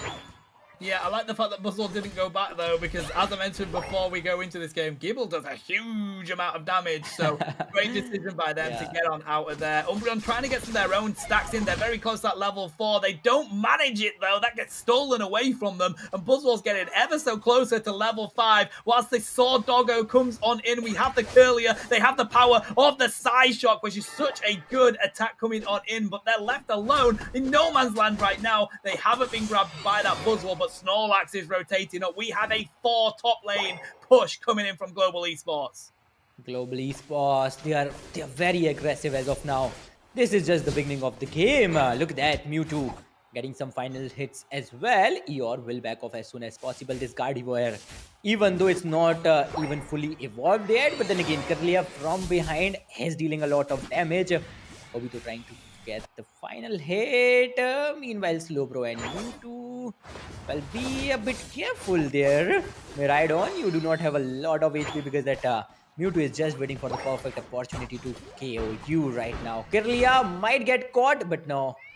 He does have that Umbreon constantly guarding him, constantly defending him, and Kirlia from behind dealing a huge amount of damage on the Vazol. They've given the rest of the jungle to that Gabite, so now we have that on the field. That's really important, and I like that from Global Esports. But here comes the mid-burst. There's the Metal Claw. It's going to take the most of it. Gabite trying to use that Dragon Rush to pull them over to their own side. They haven't been able to lock in a KO yet, but they've got that super power online. They do take down that Umbreon, but in return, Zacian falls, and they do take down the Gabite. That was really interesting. Onyx Rise coming out on top with the 2 KOs, but the one Mon that you want to get the XP managed to take away the Zacian. Uh-oh, it's looking very good for both the teams right now. I must say, even Global Esports is kind of keeping up in a very good manner. But right now, Zacian is leading the chart with a level 8, and he is about to hit a level 9 pretty soon. Meanwhile, Vazol, well, I like how Onyx Rise, even though they have that level advantage, even though they're getting some good KOs, they are playing on back foot. They're not giving Global Esports any chance whatsoever of a comeback. They're not letting our Pokemon just roam around, because we have seen that mistake made by Revenant previously too. They're going to secure that Reggie Rock. Yes, they will. Pretty easily. And now we have a level 9 Zacian with Unite. Oh, okay. He utilized his Unite. He used the Unite move to lock in that objective, buddy. They saw the Gardevoir coming. They saw the Gardevoir coming. They had the Psychic. It was a millisecond between Gardevoir getting it and that Sovereign Sword doing it. So great decision by Zacian. Really important XP for them. But this Lecky is still up in that top field, and we're having a rotation from Onyx Rise here. Gardevoir is in the back line. They are getting prepared. They're at level 8. They don't have that Fairy Singularity yet. But Slowbro is probably not going to be your target. You need to pick up these squishy amounts. Garchomp. Early Unite coming up from the side of Garchomp. Although survival, yep, he's gonna survive. Well, he got a bit lucky there, but then again, that Unite couldn't stop them from scoring the goals, couldn't get any KO whatsoever for you. Onyx Rise, they are looking in complete control. Indeed, they are in complete control of the stadium. Look at the farm. They are stealing all the farm. They've got both the Regis. They've got the bottom Regi as well as the Regi Leaky. And right now, they're simply getting all the buffs they are in the opponent's jungle. Yeah, they need to be cautious. They're not pushing too far, though. We don't yet have the springboard. That Lecky looks like it is going to be destroyed, although it is very weak right now. I think the Gardevoir has managed to take it down. The push onto the pad is going to have to be abandoned. The Meteor Storm comes out of the Miraidon. They're trying to pick up this Zacian. They have to get on out of there. The Snorlax is cutting them off. Blissey is there to provide the assistance, and it is going to be the Zacian getting out. Slowbro falls in return, but that's what the tank is there to do. Garchomp pushing onto this Buzzwole. That is not the Mon you want to go up against. Buzzwole, you need to get on out of there, buddy. They have fantastic grip. Infinite Cyburn coming out of that Mewtwo Y, trying to keep themselves alive, but this is the risk of the way Onyx Rise are playing. They are getting caught out in certain situations. Mewtwo Y has to back on out of that jungle. Oh, and there goes Gardevoir. Gets a very good KO in the form of Mewtwo. Why? It's time for Rage Ice. Let's see how Onyx Rise is gonna secure this one, because now you have the whole team of global esports, and they are contesting for it. Are they gonna go for the final stretch? No, they are not going for the final strike. Two, Onyx Rise will simply back off. They'll simply focus on defending the goalpost, and global esports are smart enough to not push while there are like four mons standing on the goalpost. But no, they are going all in, and that's a mistake from the side of Onyx Rise. Mewtwo, why he overstepped and got punished severely, instantly. Meanwhile, Livid Outrage already been utilized. Buzzwole just waiting for the perfect opportunity. Yup, he is there in the tall grasses. Slow beam coming in on Garchomp, trying to shut him down. Here comes Mewtwo and Onyx Rise. They are trying to take full advantage of this situation. You got the objective, but you lost 3 Pokemon in the process.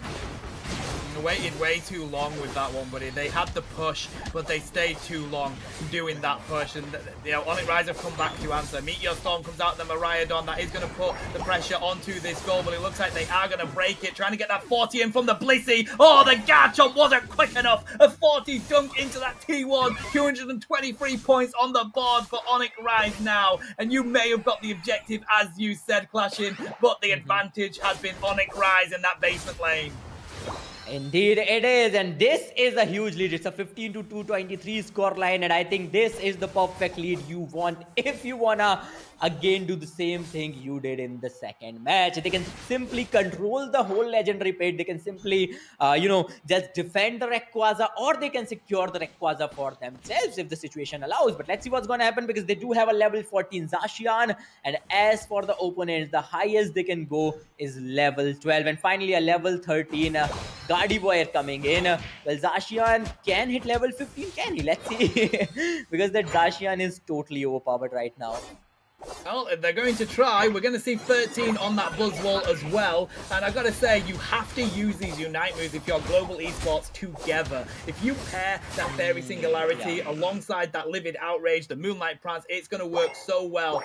But Onyx Rise are aware of that. They don't want to group up. We're 10 seconds away from the mighty objective spawning onto the field, the Rayquaza being the most important objective in this game. Onyx Rise are getting aggressive with it, buddy. They are on the side of the global esports right now. They're aware of where Miraidon is. They need to keep vision on the rest of the team. Gardevoir putting some damage onto the Rayquaza. The Garchomp is the one that they need to watch out for, because as soon as that dives onto the objective, it has fantastic rip. This is going to be the team fight to decide if we're going to bracket reset or if Onyx Rise can take this entire day. The damage is still getting pushed onto the Rayquaza. Nobody has gone for the engage just yet. Onyx Rise are in the lead. It has to be global esports that does something here. The rip onto the objective comes in from Apple. It's getting very weak. There's the Infinite Cyburn. It's the Umbreon that takes the objective. Now all of the rest of them are coming on out. Livid Outrage, but Slow Beam does go onto the Garchomp, but I don't think they've been able to rip all the shields. Global Esports are going to score these points. They can push this to a bracket reset.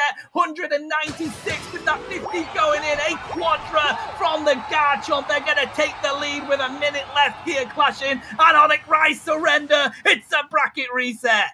Global esports. This team is something else. Once again, the second time in a row, they've come up and they've managed to beat Onyx Rise. Man, it's a 2-1 score line, a bracket reset coming in, and wow, they've just wow, global esports, man, they're so good with that Rayquaza fight. And look at the situation. Well, it was completely chaotic, but then again, Umbreon came in out of nowhere, got the Rayquaza, and I think the better course of action for Onyx Rise could have been to focus just on the team fight instead of that Rayquaza, because when it comes to the final hits, global esports always comes to the top.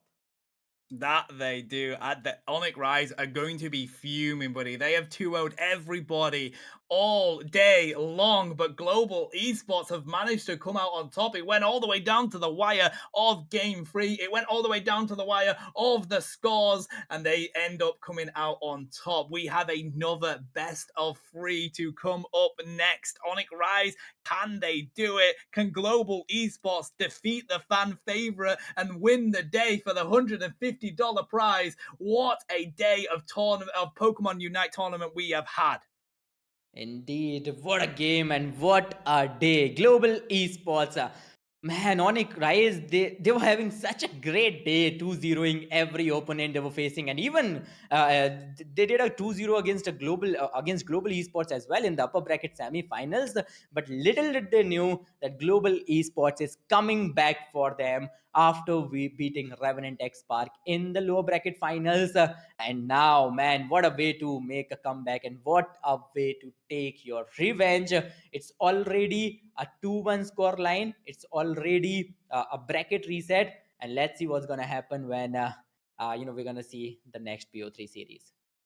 Oh, buddy, my voice is just getting torn to shreds in this battle. It has been fantastic of this day so far, and we have more action to bring this viewership just yet. We are going to head to a quick break while we get this game set up for you, chat. So grab yourself a drink, grab yourself a snack. We will be back with you very shortly.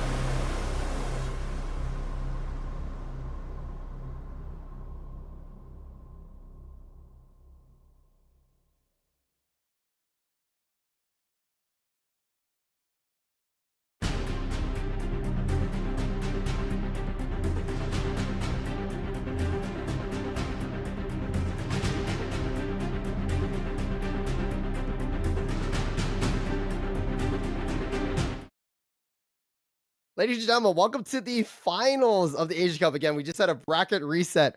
Onyx Mhm. Rise versus Global Esports. Now, again, big fan of Onyx Rise, but again, Global Esports knocking them down, clashing. How do you feel about this one, man?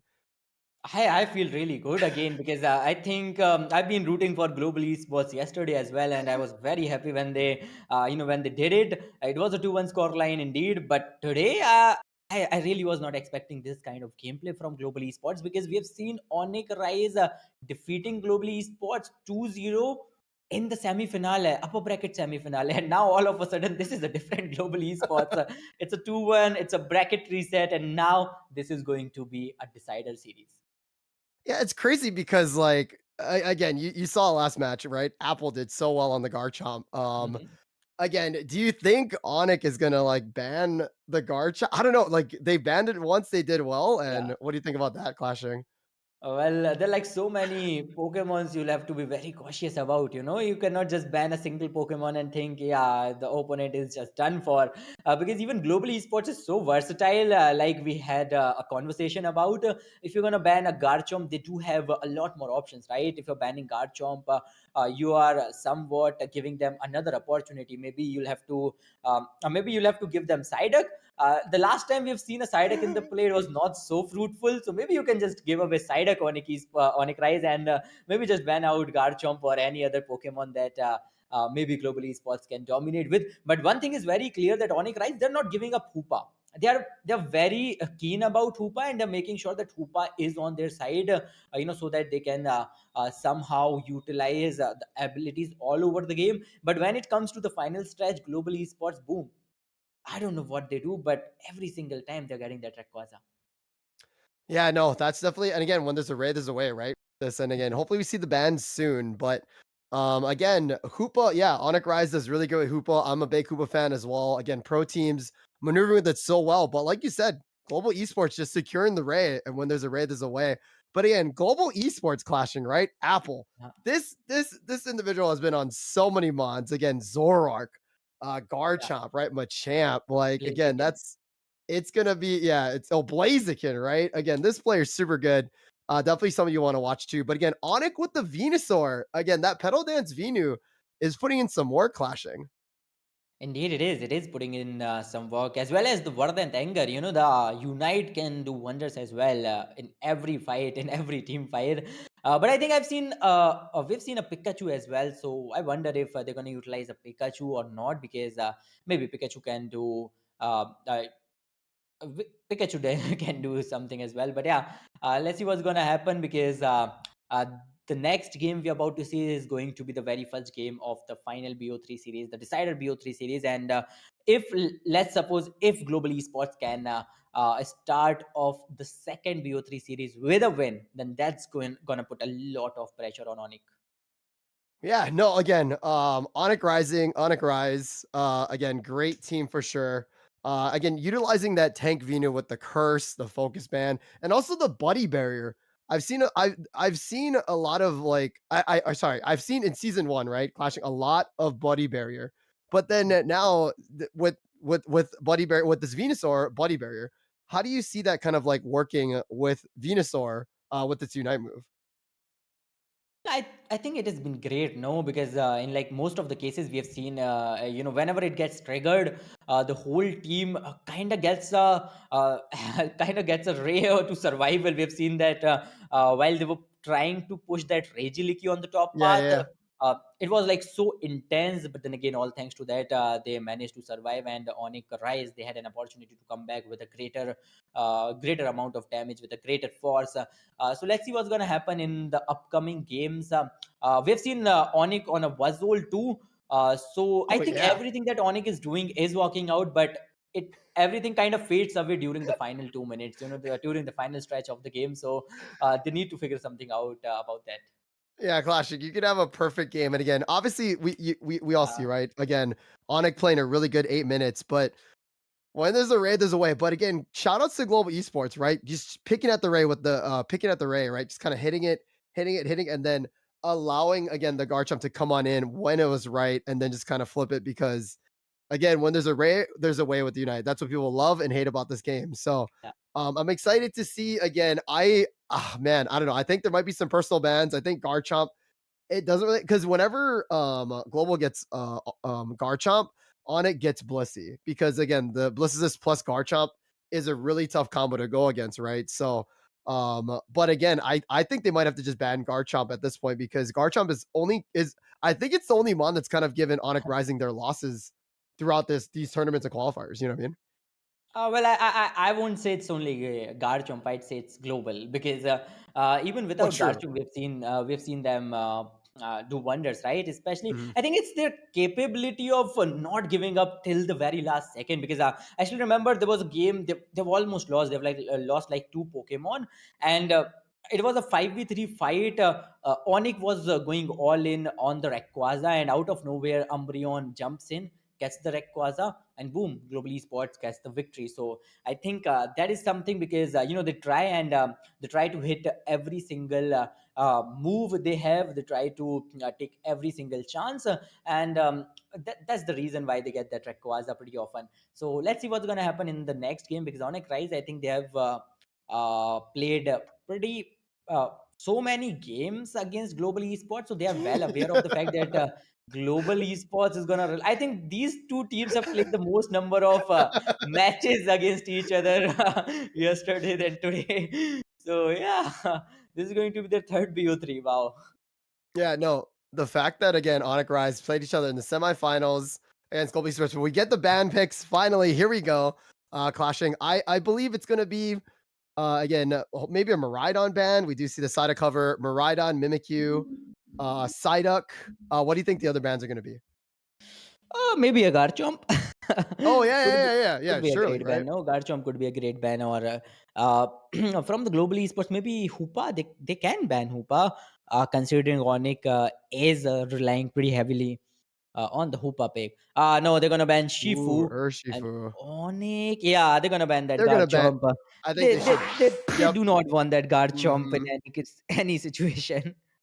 But that also leaves the Umbreon out. That also leaves the Leafeon out, right? So again, we Yeah. just have to kind of see what Global Esports is going to go into.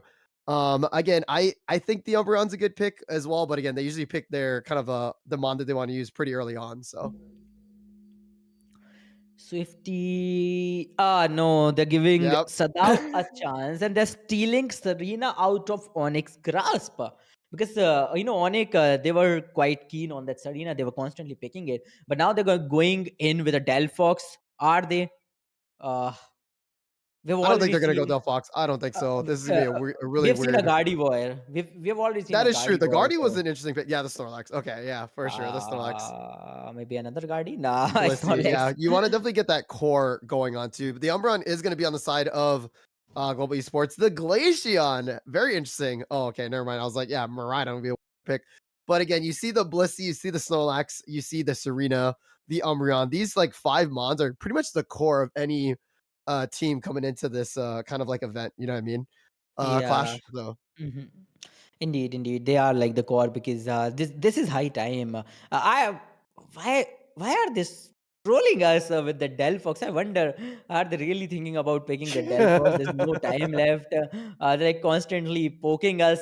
But no, okay, a Chandelier pick. Yeah, a Cerulege. Sorry, not a Chandelier. A Cerulege pick coming in, and again, I think we saw so many Cerulege game yesterday, and uh compared to that, there were not enough Cerulege games today. right. So I was wondering when Onyx will, or any team will pick Cerulege, and finally Onyx coming up with a Cerulege pick alongside of Azul. That makes it a lot more interesting. Right, yeah. And also too, Cyrillich is a really good burst and really good. Yeah, I was wondering if they're gonna do the Venusaur. But again, Cyrillich is a really good burst with its unite move, right? Also if it pops the X attack. So it's a Mhm. very, very good backline maneuver as well as securing the Ray, because obviously, as Onyx Rise knows, securing the Rayquaza is really important in this game, you know what I mean? So, Mhm. but we do see again, Pedovino is working. So again, Clash, what do you think? I feel like Onyx, they just need to kind of tighten it up at the last 2 minutes. Because I don't see anything different coming in with these bands. Well, Besides the nothing. Garchomp ban. Besides the Garchomp ban, right? But Yeah. Besides the Garchomping, but one crucial difference we can spot is Apple on Serena. mm, You know, this is the first time we are about to witness global esports with Serena, and considering how Onyx esports was dominating with that Serena, it's stealing the Serena and picking it for your own sake.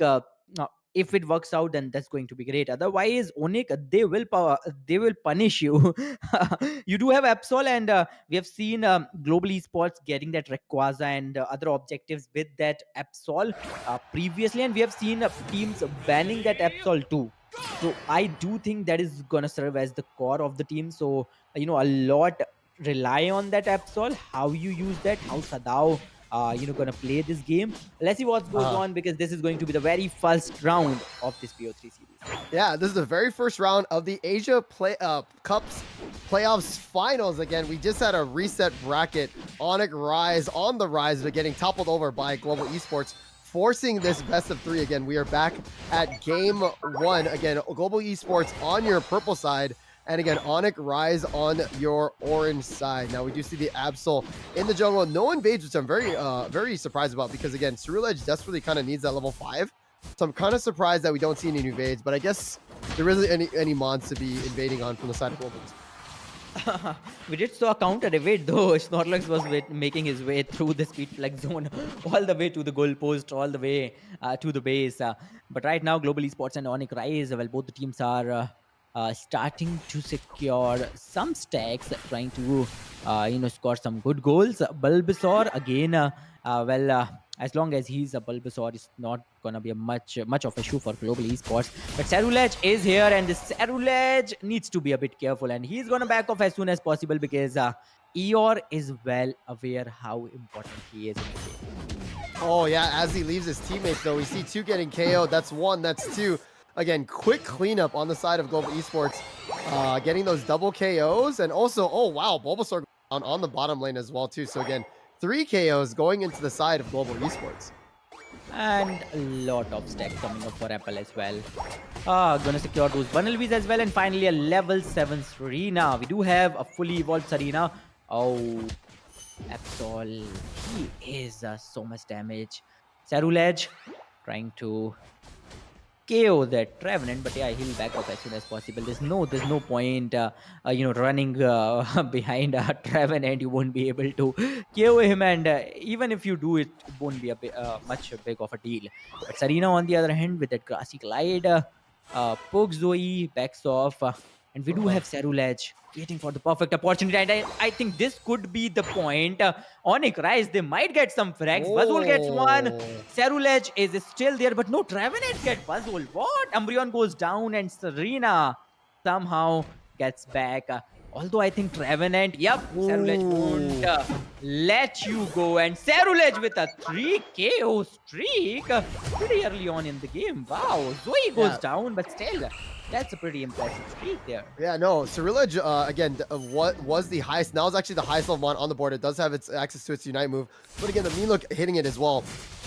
The support from the Solax is kind of waiting in the bush as well, too. I'm sure they could have gone onto the Umbreon, but I feel like they wanted to use their Unite move on something else. But we do see levels coming up from Global Esports as well. Again, level 8s, Absol and Miraidon. We do see both objectives coming. We do see everybody coming down for the bottom objective. Let's see who's gonna secure it. Yeah, it goes to that Snorlax. Although, Global Esports, they've lost their Absol, and this Cerulege is on fire right now. Man, he gets Serena too. Well, this Cerulege is playing as a core, and Onyx Rise, well, they do know how to utilize that. Needs to back off. Okay, he's gonna secure yet another KO. Man, he's already got maybe, 5 KOs whatsoever till now? Yeah, no, again, it looks like, again, the Cerulege, Caster's Curse, right? Absol does go down probably here, or actually might escape here. Does go down, but again, the Cerulege level 10 on the side of Onyx Rise doing really well. Honestly, Onyx Rise was behind until the Cerulege became online, so really, really nice for Cerulege to be putting Onyx Rise on their back. We do see a big dunk of 40 coming up on the top side from AXQ. But again, we don't see teams coming up for the top objective yet, Clash. I wonder what they're up to right now because, well, global esports, they are a bit Oh my cautious. God. Oh, look at the damage. Queen's Ascendant, and they do want to finish that Oh. Venusaur any way possible. But right now, global esports, they are going all in. Absol gets Oh, 2. He gets wow. Cerulege 2. And global esports, Buzzhole, well, he is fighting. He did great, but then again, Absol with a 1v3, and Snorlax got him back. Absol, Snorlax, well, you he gotta wanted get to out give of it back there. to Cerulege, no? Yeah. Snorlax, you gotta get out of there, brother. No, that was a great push on the side of global esports, but again, yeah, I thought that was gonna go in the favor of Onyx Rise, but then the Abs with so Yeah, much me damage, too. getting that huge crit, also getting the objective. This is the momentum that global esports needed to kind of come in. But again, keep in mind, again, this is a really tight team. I think the momentum is definitely going in favor of global esports for sure. After resetting this bracket. Oh, Miraidon gets Cerulege, and all of a sudden, Onyx Rise as well as that Cerulege, they are not looking that good right now. But then again, Vardant Anger is going to help Venusaur get a frag in the form of Umbreon. Meanwhile, we do have the bottom Reggie, and we do have Serena and Absol. They're scoring some goals. Serena jumps directly in with the Stomp, trying to deal a lot of damage. But right now, Onyx Rise, they can easily secure that Reggie steal. There's no contest whatsoever. Why Yeah. though? Again, Pedal Vinu, it's just so crazy. His like HP is like it never drops. It's crazy. Again, again, it is running focus band, but like just having the pocket Blissey on top is just really insane for AXQ. You know what I mean? So we do see some engages. Clash, take it away. Well, both the teams are avoiding those engages as of now.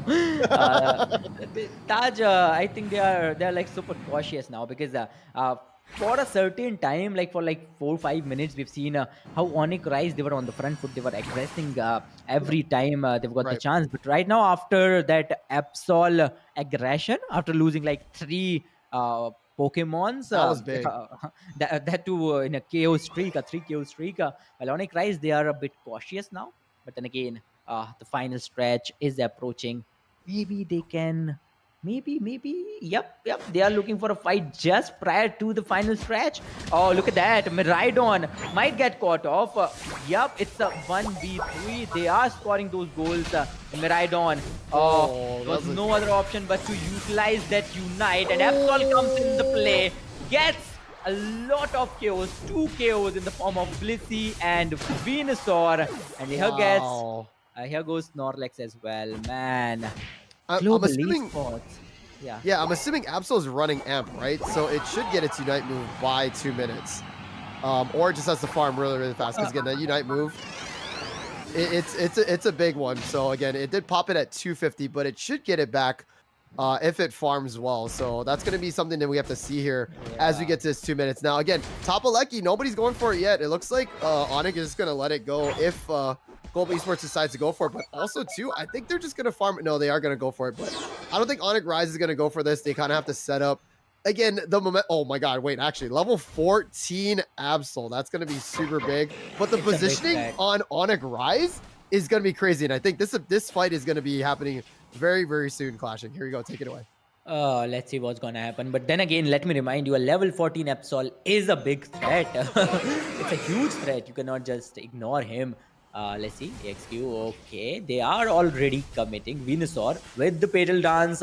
Oh, look at that charge beam Oh dealing my a goodness. lot of damage right now. They are going for Rayquaza, and once again, Onyx Rise. I think that's a mistake they've been making. But can they secure this Rayquaza? Yup!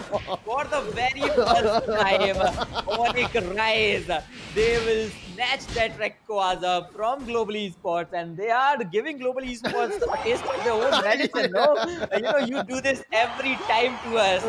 This time it's our turn, and we're gonna win this flawlessly. Lots of scores coming in. There goes 100 gold from Snorlax, Buzzhole, 50 from Blissey, and it's a huge difference. They can go for a counter push, but then again, all the 5 Pokemon will be defending. So Yeah, Clash. No, yeah, the Clash. success rate is gonna be pretty low, no? The push would be kind of hard because again, keep in mind Onyx still has some shields, right? So even though if like they do a miraculous push. Now again, when there's a it's Unite, right? We never know what happens, but Yeah. it looks like Ceruledge is gonna go in for the 50 score. Yeah, again, even though if again Global Esports does score, they have to score over 400 points, which again, they already have the Serena KO'd. Also, you see a little bit of spinning going on. So again, I'm pretty sure that's kind of over. You still need to defend the pads, but again, when I saw clashing, when I saw the flip happening, I was like, oh no, is it gonna happen again? Yeah. Yeah, I think That's it's like using your opponent's weapon against them, no? yeah. Because this is what Global Esports has been doing in like every single game. But this time, Onyx was like, nah, let it be. We'll melt it ourselves. We're not giving you opportunity to get the Yeah. Rayquaza, so we'll take it for our own sake. And yeah, what a win coming up from the side of Onyx Rise. But remember, it's a 1-0 now, and there's still a match to go. And Onyx Rise, who knows, there could be a comeback. We've seen a comeback from Global Esports. We have seen a 1-on-1 and then a 2-1. So who knows, there could be a 1-on-1 in the next game. Yeah, no, again, the only team in this whole Asia Cup to actually, or actually, no, pardon me. Oh, yeah, actually, in the whole Asia Cup to actually hit Onyx Rise down was, again, Global Esports. And again, looking at the damage, though, from the Ceruledge, 67K, which is absolutely insane. Now, again, the Buzzwole kind of wasn't really, or sorry, Buzzwole wasn't really working out. But again, look at the Vino again. 78K, again, Pedo Vinu just being that tank, soaking it up. Really good. But also the Charge Beam Miraidon on Obito, again, 74K as well, too. That's nothing to scoff at. But look at that. Again, the secure, beautiful secure. Again, Onyx Rising saying to Global Esports, like, man, hey, you guys could do it. We could do it too. Indeed, we could do it too, and they're gonna secure the Rayquaza in quite a manner. But let's see if they can do it once again, because you'll have to win yet another game if you wanna win this BO3 series. It's already a surprise that Global Esports, pushed Onyx Rise to a bracket reset, right? Mhm. Because winning BO3 series against Onyx Rise, it's a big thing. That too after when Onyx Rise is having such a great day. They were like doing all 2-0s, 2-0s, 2-0s, and then all of a sudden you get Global Esports as your opponents, and now it's 2-1, that too against you. And now Right. it's a bracket reset, and that was a close call indeed, because when I saw Global Esports, Global Esports had a level 14 Absol, so Right. it was very unlikely that Onyx is going to win a final fight. So it was a great decision, just dodging the fight and go for the flip. And it worked out perfectly for them.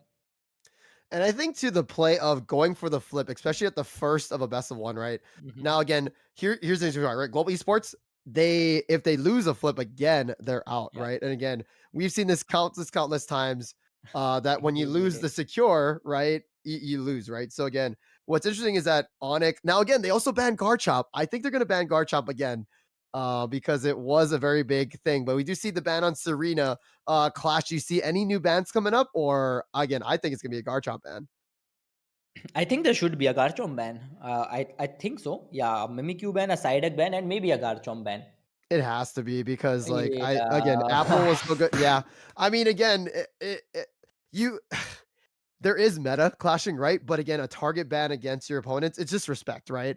All these players do so well, and again, just knowing like, look, and again, like it's almost like an ego check too, right? Like if you don't ban the thing that's beating you, it's like you're beating yourself up, right? So it's like, yeah, just take the Garchomp ban away from again Apple or again Global Esports because they play around so well with it, and just continue playing your game clashing, right? Just continue playing your game. And I like how Apple saw the opportunity and took that Urshifu instantly, because if Onyx gets the Urshifu, we all know what they're capable of. But the real question is, I wonder if Onyx is going to go for a Buzzwole once again, because Buzzwole is working out perfectly for Onyx. And Mhm. we've seen that once again. We've seen it previously as well. Global Esports are now going to go on with Zacian and Obito with a Miraidon. Well, he's doing wonders with Miraidon. He's doing his part, dealing a lot of damage to the opponent. Even in the previous game, I think he did what, 78k or something damage. So yeah, Yeah. he's doing his part perfectly. You know what's interesting though? We said about target bans, right? Global Esports have never banned the Venusaur. It's really weird, right? I guarantee this pick's going to be a Venu. Because again, what's interesting with the Venu, right? It's if you go Pedal Dance Giga, you have that kind of tank. But then you also have the Unite that can just go like alley-oop, shooting that 3, Yeah. right? And then just doing so much damage and AoE as well, too. So I'm surprised that again, Global Esports did not ban. Obviously, Serena's great. Obviously, Mimikyu, which is true, I guess, but again, that also leaves Onyx with the Venusaur. But I mean, yeah, I mean, again, you have Zacian, you have Urshifu, you have these big brawlers, right? Also, they don't have a healer. It's just Mime, and they're gonna do a lot of showtime, which could counter the tank Venu. But actually, wait, Onyx if they're mostly melee on the side of Onyx, which is gonna be they're just gonna get charge beam down. What do you think about this Hmm. clashing? You know what I mean? Ooh. Well, I think Onyx, they're well aware of what they're doing. Yeah, At this I point, guess. Onyx Yeah, is that's super true. comfortable. At this point, Onyx is like super comfortable. They're like, okay, Global Esports, let us teach you a lesson now. You are the only one. You guys are a big obstacle on our path. And now Onyx Rise, let's see what they're gonna do, because I think this is pretty much the same comp we have seen in the previous game. Venu is working perfectly. Cerulege did great. Vazwol is doing wonders. Blissey is a perfect pick in the plan, and so does the Snorlax. As for your opponents, that is Global Esports. Now we'll have to figure out how to kind of deny Zashan and Shifu to get that final Secure. strike. Yeah. These are the two Pokemon you'll have to be extremely careful about, because if you are again planning to do something like the previous game, this time the chances of you getting the final secure of the final strike are very low. Right. Here we go into the game 2. Again, this is the Asia Cup Finals. Now, again, if Onyx Rise win this, they take it all. Again, you have Global Esports on your purple side. Zacian going into the jungle over the Kung Very, very interesting. And we see Onyx Rise, your orange team, with Cerulege taking that jungle farm. Clash, take it away, buddy. Well. Well, I'd like to see some early aggression maybe from both the teams. And yep. Both the teams are kind of trying to, secure those common NDDs, those common farms as much as possible. Bazol already going in for the stacks, and so is Chenzi. Well, I can see a Zacian, and I think Onyx Rise, they might have to endure some chaos. No, Vazol, yeah, just in time, Vazol will back off. I can see a Cerulege moving pretty quickly, trying to give a hand to his teammates. But then again, Global Esports, they are well aware how good that Cerulege is. We have seen multiple KO streaks in the previous game, and Global Esports, they have been extremely cautious, because they do know that they are already one step back, they are already one step behind, and losing this one means, losing the whole tournament. Yeah, what's interesting though is that again, when we get to the main screen here, because we're still on the smaller screen, but it's interesting because Kupfu didn't take the Yeah. jungle and Zacian did, right? So again, the fact that we did see we do see the Urshifu at level 5 now, right? But again, it was kind of interesting having the Zacian taking the jungle first and then having the Kupfu kind of fending himself in the top lane, you know what I mean? I feel like that was kind of an interesting pick. We do see the full screen now, which is great. Again, Urshifu online. I believe it's a Dark Bear as well, too. Level-wise, going across for Onyx again. 2 6s versus all 5s. But again, we do see a little engage coming out the bottom side from Onyx Rise. Snorlax. Oh, he's getting caught, but that ejector came in handy. As of the top path, we do have Urshifu, and like you mentioned, Urshifu, even without the farm, even without those whops, he is leveling up pretty good. He's already on level 6. Cerulege, on the other hand, is on level 7, but Umbreon gets the KO, and Vazwol, I highly doubt that he'll be able to survive. Oh no, he's gonna survive with the help of a Citrus Berry. As of the bottom path, Global Esports, they are going all in. Mime's gonna score a 21. Zacian backs off as soon as possible, and here comes that Cerulege. They're like no KOs whatsoever. Onyx Rise, well, I can see they're losing their patience now. They need some KOs, to boost their confidence, because Global Esports, they've got some KOs. They're doing great. They do have levels, and they are getting those Altaria and Swablues too. As for the Cerulege, oh, that was close. Mime backs off just in time, and man, Venusaur. Yeah. He's getting trapped, but now Battle Dance comes in and really backs off. Yeah, no, it was crazy that Venusaur was literally fending off 3 players of Global Esports again. Onyx Rise again, and also that's the power of the Focus Band if it did proc or not proc from the Venu. But again, looks like this Regirock is going to get uncontested from Global Esports to Onyx Rise. But again, the tier 1 off the top from Onyx Rise goes down to Global Esports, and it looks like the Leki's going to get secured as well. We do see some scores on the bottom. Again, Onyx Rise has to come back to defend this push because again, Aleki's already facing down the tier 2. Yeah, and Vazul, he did give a pretty good fight before going down. Once again, we do have Venusaur back. Venusaur does have that Verdant Anger. There's no push whatsoever because Global Esports, they are well aware about that Verdant Anger. It can completely destroy their team, but nah, they'll just back off. We'll focus on the farm.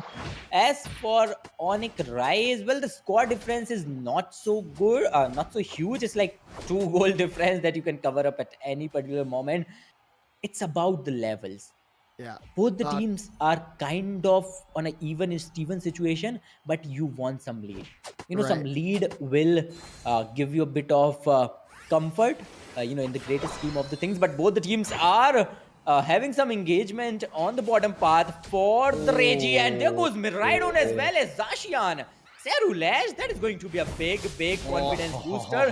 And look at him chasing behind that Umbreon. They're gonna secure that bottom Regi whenever it arrives pretty easily now. No, wow. Clash, what's crazy about this game right now is that, again, Onyx Rise, I'm a big fan. We have a lot of fans watching as well too. But Global Esports, it's like they're matching pace now. This is definitely like Global Esports, they're definitely learning and evolving every match that they're playing against Onyx. And again, this match is very even, if not going towards the side of Global Esports. For sure. This is very even. The only factor that can, steal the game away from Global Esports is that Cerulege. Because that Cerulege is like doing some wonders. Oh, look at that Snorlax. What a survival coming in. Once again, Blissey goes down. Snorlax comes into play. Verdant Anger just in time. And here comes Miraidon with his Unite. Cerulege gets caught on. Not a good spot to be in. And Global Esports, just when we were saying that this game is equally matched, Global Esports was like, nah, we can take the lead. Let us show you how. No, yeah, again, it's really great to see. Again, both teams doing really well. Again, obviously, Onyx Rise going to Worlds, but again, seeing Global Esports as well, just saying, hey, look, we reset this bracket, and again, we are a team to be contending with. And that's the great part about Unite is that, again, it's a fun game for sure, and it's great, very competitive. But look at this team fight coming on. Clash, take it away, buddy. Shifu lost himself because he tried to steal that Regieleki, and meanwhile, Global Esports, they were just gonna leave that Gold Ghost. Another good decision indeed, because fighting a Buzzwole, the whole of Onyx Rise is not gonna be a great decision. They'll just simply back off. Okay, you can just dunk some scores. It's already a 210 versus a 203 scoreline, and well, I do believe, Taj, we are again going in for a final Ray fight, and it all depends on Rayquaza. But the real question is how Onyx Rise is gonna approach the Rayquaza fight this time. Considering Global Esports, they have like 2 very good secure in the form of Urshifu and Zacian. Right. What's really funny is that every time we talk good about one side of the team, the other team like wipes them. So it's kind of like the caster because they're like, yeah, Global Esports doing really well, and then Onyx Rise wipes them and then gets Regieleki. So again, that's a great part about Ray. So I think Onyx Rise, this is what's gonna happen. I think early positioning, they gotta catch him up, because what happened actually in qualifiers 3 was that against Global Esports versus Onyx Rise, Onyx Rise actually got one member caught out. It was a Zacian. It was an Umbreon. So it made the Ray fight a 4v5. So again, I think Onyx Rise is going to try to do the same thing. Or that's kind of like the only thing you can do, right? Is try to catch out somebody early to make it a 4v5, to make the rip just so much easier, right? Because again, 4v5, you have numbers in your favor. Again, that's what I think that's going to help them put it through. So you can see the positioning early. Again, a KO here could be devastating for any team or any side of Global Esports, but looks like they're just going to back up. But again, any KO here would be big for any team as we get to this Rayquaza. Now, keep in mind, Clash, again, if Onyx Rise wins this, they win the Asia Cup, again, which is be super exciting. And again, here comes the Dragon, Rayquaza, shiny and black. Clash, take it away, buddy. Well, Global Esports, they are in for a fight. They won't let you do so. Snorlax directly jumps in. Oh, there's some fight going at the top. Miraidon comes in and you've already lost the Venusaur without even using his Unite. Cerulege goes down as well. It's all down to Vazul and Snorlax. Nah, Global Esports it is. They're gonna secure the Rayquaza. And they made sure it's not a 2-0. Man, we're in for a treat. This BO3 goes for the third game, the final game, Taj. It's very hard to say who's gonna win this one. No, so Clash, here's the funny thing about this, right? Everybody stopped hitting it. Did you see? Everybody like the HP bar was going down, and then everybody stopped hitting it for like a good second. And then, like, it literally went to another. Wow. This is insane, Taj. Look. Like, they just waited. It was just... oh my God. Okay, I'm sorry. Yeah, no, but seriously, again, the fact that it came to a coin flip again, no pickoffs, nothing of the sort. A Global Esports securing it. I don't even know what secured it because it went by so fast, but just the fact that both teams knew they're not going to fight, they're just going to flip. The HP bar of Rayquaza was here, and it was like there for like, I thought it was a visual glitch, and then it got deleted. So Onyx Rise, Global Esports, one apiece. Clash. For bans, like they could just honestly just rerun it. They could just play everything to 8 minutes again because back and forth. Global Esports, coming back and keeping pace with Onyx Rise. Again, I think we might as well just fast forward to 8 minutes and make them all level 13 and just say, hey, go flip. Sure, we can. And man, what a game it was. A 1-1 scoreline already. And well, let's see. Let's wait now, Taj. It's a 1-1, and whoever wins the final one is finally going to be the winner. And I am really surprised. I really am surprised, Taj, how Global Esports managed to pull this off. No, it was a bracket reset. It really seemed impossible, right? Against a team like Onyx Rise, it was impossible to even win a round for any team. It was a 2-0, 2-0, 2-0. Winning a round, then winning a BO3 series, and now even in the reset, pushing them to the final fight is a big deal. Wow, kudos to Global Esports. I wonder if I'll be very, very surprised, astonished if Global Esports manages to pull this off.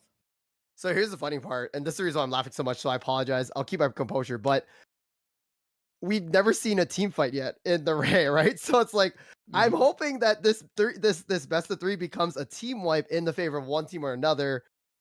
Versus just a coin flip. But again, that's Unite. When there's a Ray, there's a way, right? Again, obviously securing the Ray, but also again, keep in mind, right? It's good on both sides that they're keeping pace with each other score-wise, because if the score was one-sided where it was 500-0, then Rayquaza wouldn't matter, right? So again, props to both teams. Kudos. Again, Onyx Rise is a great team, but again, Global Esports, again, showing it off. Now, I honestly think here, clashing when the bans come up, as soon as they can come up, that'll be great. I think again, Global needs to ban the Venu, the Petal Venu. I think that is kind of a threat to them. Again, Onyx Rise has been banning the Garchomp, so again, it would open up a lot of things too. Serena, Mimikyu as well, but like Psyduck, again, like you could just replace it with Psyduck because I don't think any team is gonna pick Psyduck regardless, right? Again, that could throw things in the mix, but anytime a team has tried to use Psyduck, it just wasn't really working. But I really hope that Global maybe bans the Petal Venu because it causes so much trouble for them. I think we haven't seen a lot of Psyduck yet. No, we have seen like maybe once or maybe twice. So I do believe Psyduck has a lot of potential, and if a team like Onyx, gets their hands on Psyduck, that is going to be devastating. But let's see what's going to happen because there are like plenty of Pokemons, and Onyx is constantly banning out that Garchomp. So one thing is very clear: they are terrified of that Garchomp, and I would be. uh, the way global esports is playing, these other Pokemons, it's like so hard to figure out what to ban, Oh, what not to ban. 100%. It is so chaotic right now. It's pure confusion for both the teams. What's really cool is that these players, again, like we've said, like you've said, right? These two teams have played so much of each other, and I think that they're learning and growing, against as teams, like almost as rivals, you can say, right? Dare we use the R word, right? So again, it's really great to see that these two teams battling out. Again, these Unite games are great. It's not like a crazy like it actually before it was kind of like, Mhm. oh, global got the lucky secure, but now we're kind of just like it's neck and neck, and again, I love to see it. So we do see the ban picks as well too. The Garchomp ban, the Umbreon ban, Urshifu, and then the Psyduck. So I do like to see Onyx with the Slowbro. Again, the Zacian as well too. Again, Zacian, Miraidon. What else are we gonna get there? I think Onyx is gonna take a Hoopa. But also mine worked really well too. On the side of Onyx as well too, right? Well, yeah, mime did work pretty good, but then again, let's see if they're gonna go for it. Global esports. Swifty gets the mime. Apple again with Serena. I like how they are very precise with their bans, and this once when global esports dodged that Mimikyu Onyx, they instantly are picking it. Man, I mean, okay. So what's really interesting about this, right, is that there's no Urshifu on the board, right? So that means that, um, like that means that means that if with Mimikyu, you can with Mimikyu, you can like it's gonna be more battle friendly versus like a secure, right? So you don't have the Urshifu there to kind of secure. So I think with this Mimikyu pick, it does have like a decent secure, but I think Mimikyu is going to be kind of trying to battle it out versus kind of just being like a secure flip Mhm. at that one time, right? So Yeah, and I don't know. I have a vibe that global esports not banning Mimikyu could be their like biggest mistake.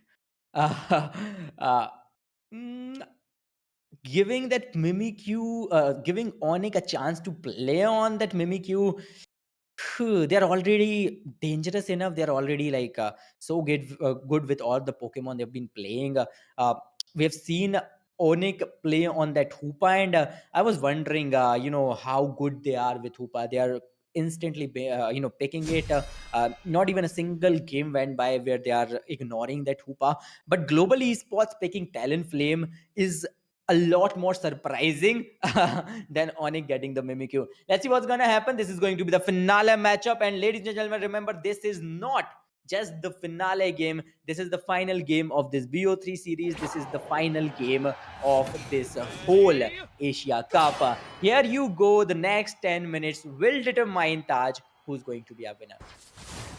right, we do see again Onyx Rise on your purple side, and you do see Global Esports on your orange side. Now, I would like to see a Hoopa invade, but again, with Hoopa kind of being a really good monster support, I'm actually surprised there was no invades kind of coming in to any of these kind of matches, because invading is such a strong kind of like positioning on the board, but I guess you don't really want to risk getting an early KO on your invader, right? So I'm surprised that there wasn't much invades going on. Indeed. Not much invades going on, and we haven't seen a single invade, in this particular series. App. Ooh, nice stun. Hoopa! Wow, that was a very good stun. Astonish coming in handy, and Apple somehow survives. I really, I'm wondering what Apple must be thinking during that time. No, trying his level best to back off, and every single step he was taking, he's either getting some damage or getting stunned. So yeah, it was a great survival coming in from his side. A 2-on-9 score line. 1 minute. Already passed in the game. I wonder how they're going to use that Legender. Zacian comes in the play, dealing a lot of damage, and Apple once again a very crucial survival. Yeah, it's crazy that they had 4 members of Global Esports on the top lane, right? And still a lot of the secure came into the side of Zacian. So it's just crazy to see that 4 members of Global Esports, I guess because they wanted to support out their little Serena there, right? So really good play, really solid port coming from the side of Global Esports. Indeed, a very sorted play coming up from the side of Global Esports. But, oh, Maradon gets Fletchender. Oh, that was quick one.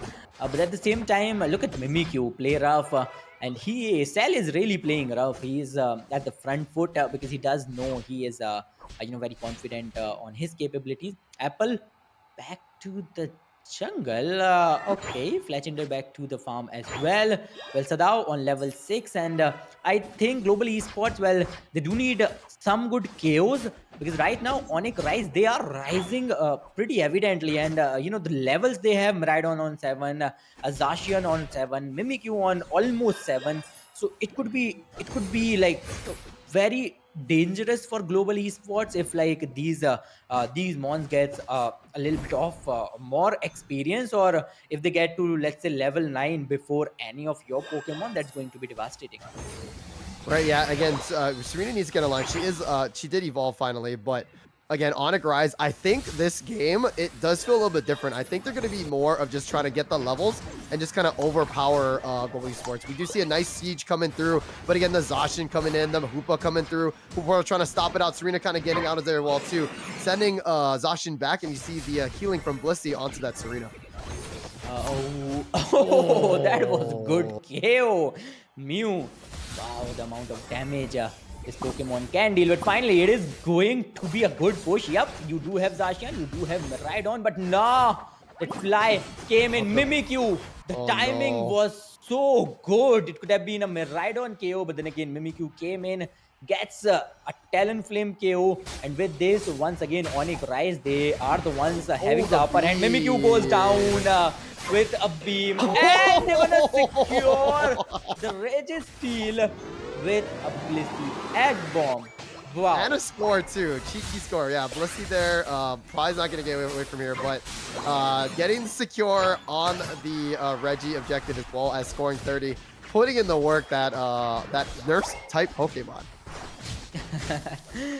Global Esports, well, they need to destroy stop that Regilicky as well, and that won't take a lot of your time. Apple trying to push in, Storm coming in, Hoopa is all alone.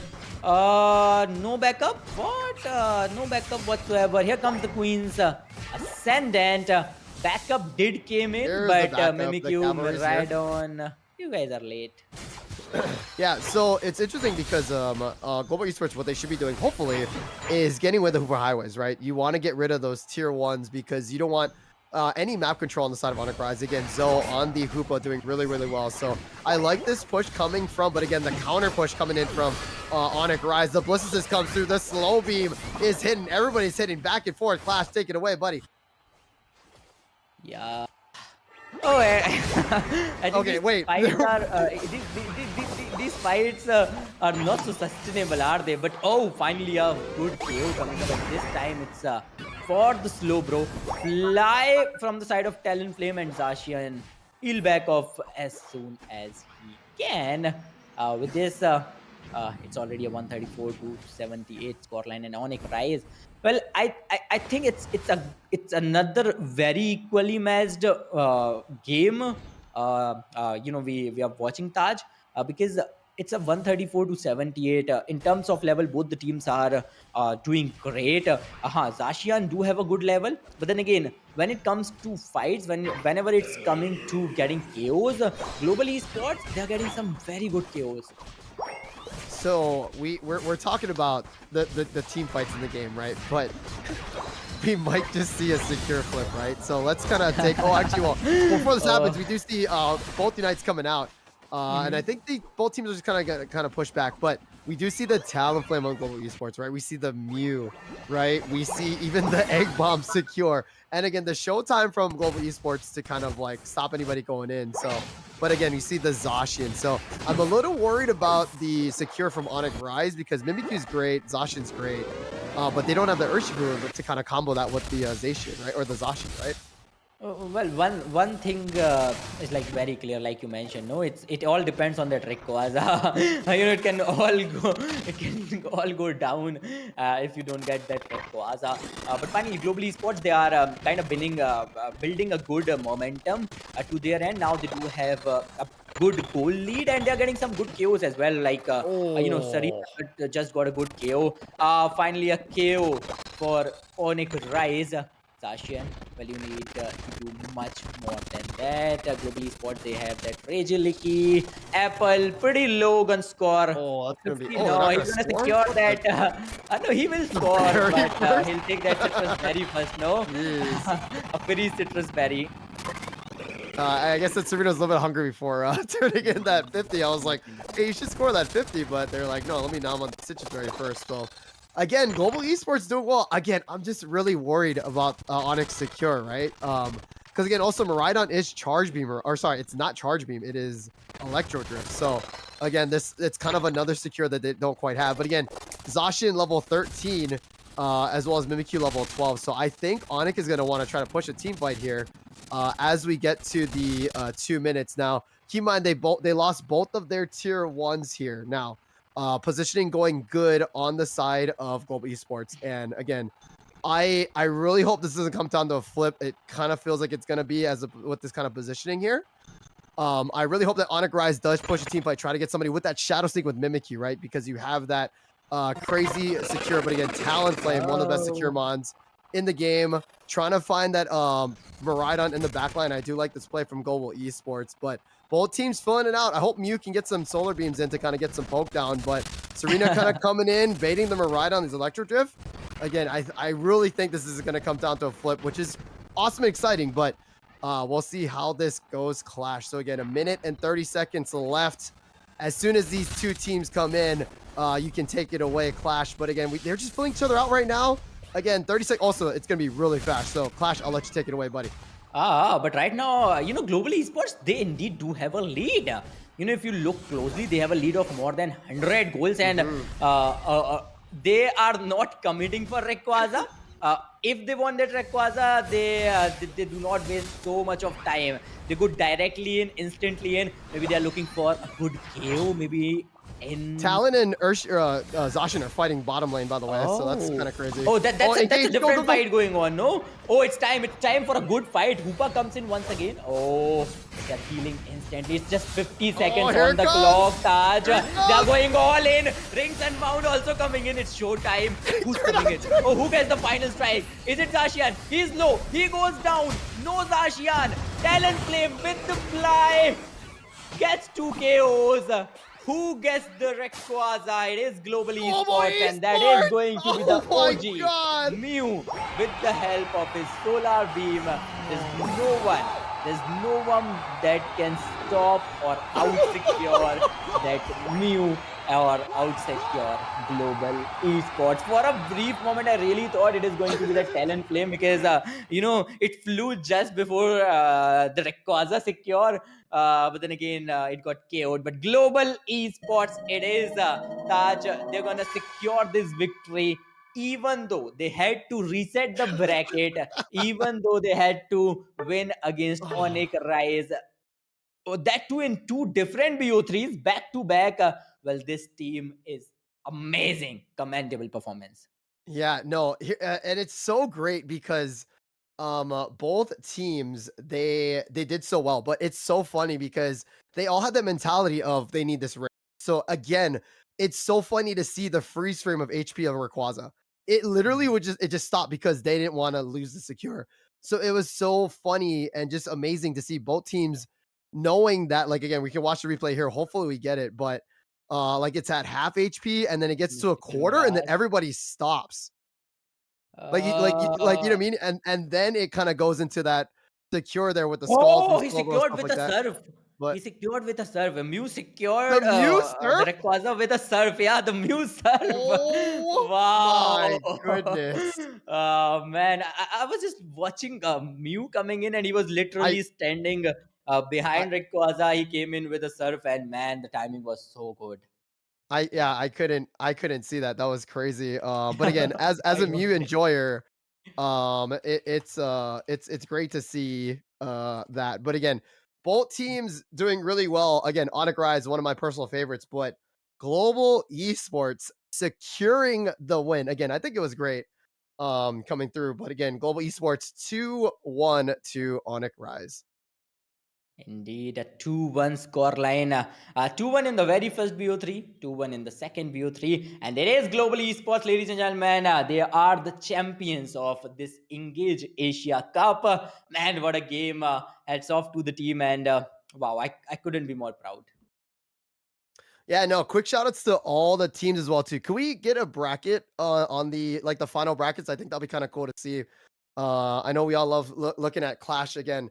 Studley, handsome man for sure. But again, if we could get the final bracket if it's there, but if not, all good. But if we don't see the bracket up, that's all good. Shout outs to all the teams that played. They all played really well.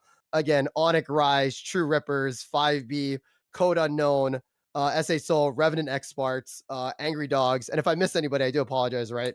Also, Clashing, you can pitch in as well too. But again, Yeah.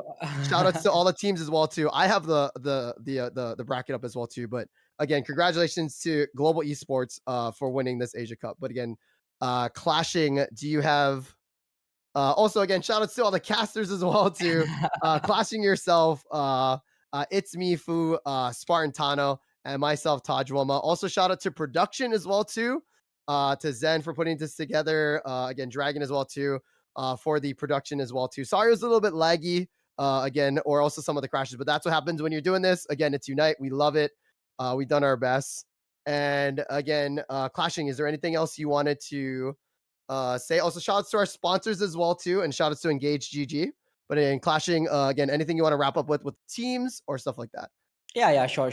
I'd like to, I too like to thank all the teams from my end, because it's all thanks to It's these your teams, region. right? They grind all day long. And congratulations to Global Esports. Kudos to the whole region, to the whole country, because Global Esports won the game, and it was quite a competition. But then again, hats off to the team. Thank you so much, ladies and gentlemen, for joining with us. Shout out to our audience, because you guys are what makes all these events successful. Thank you so much, management. And before signing off, I'd like to thank INGAGE for bringing us all together, managing, organizing this tournament, and to our sponsors, IXA. Thank you so much, ladies and gentlemen, for watching.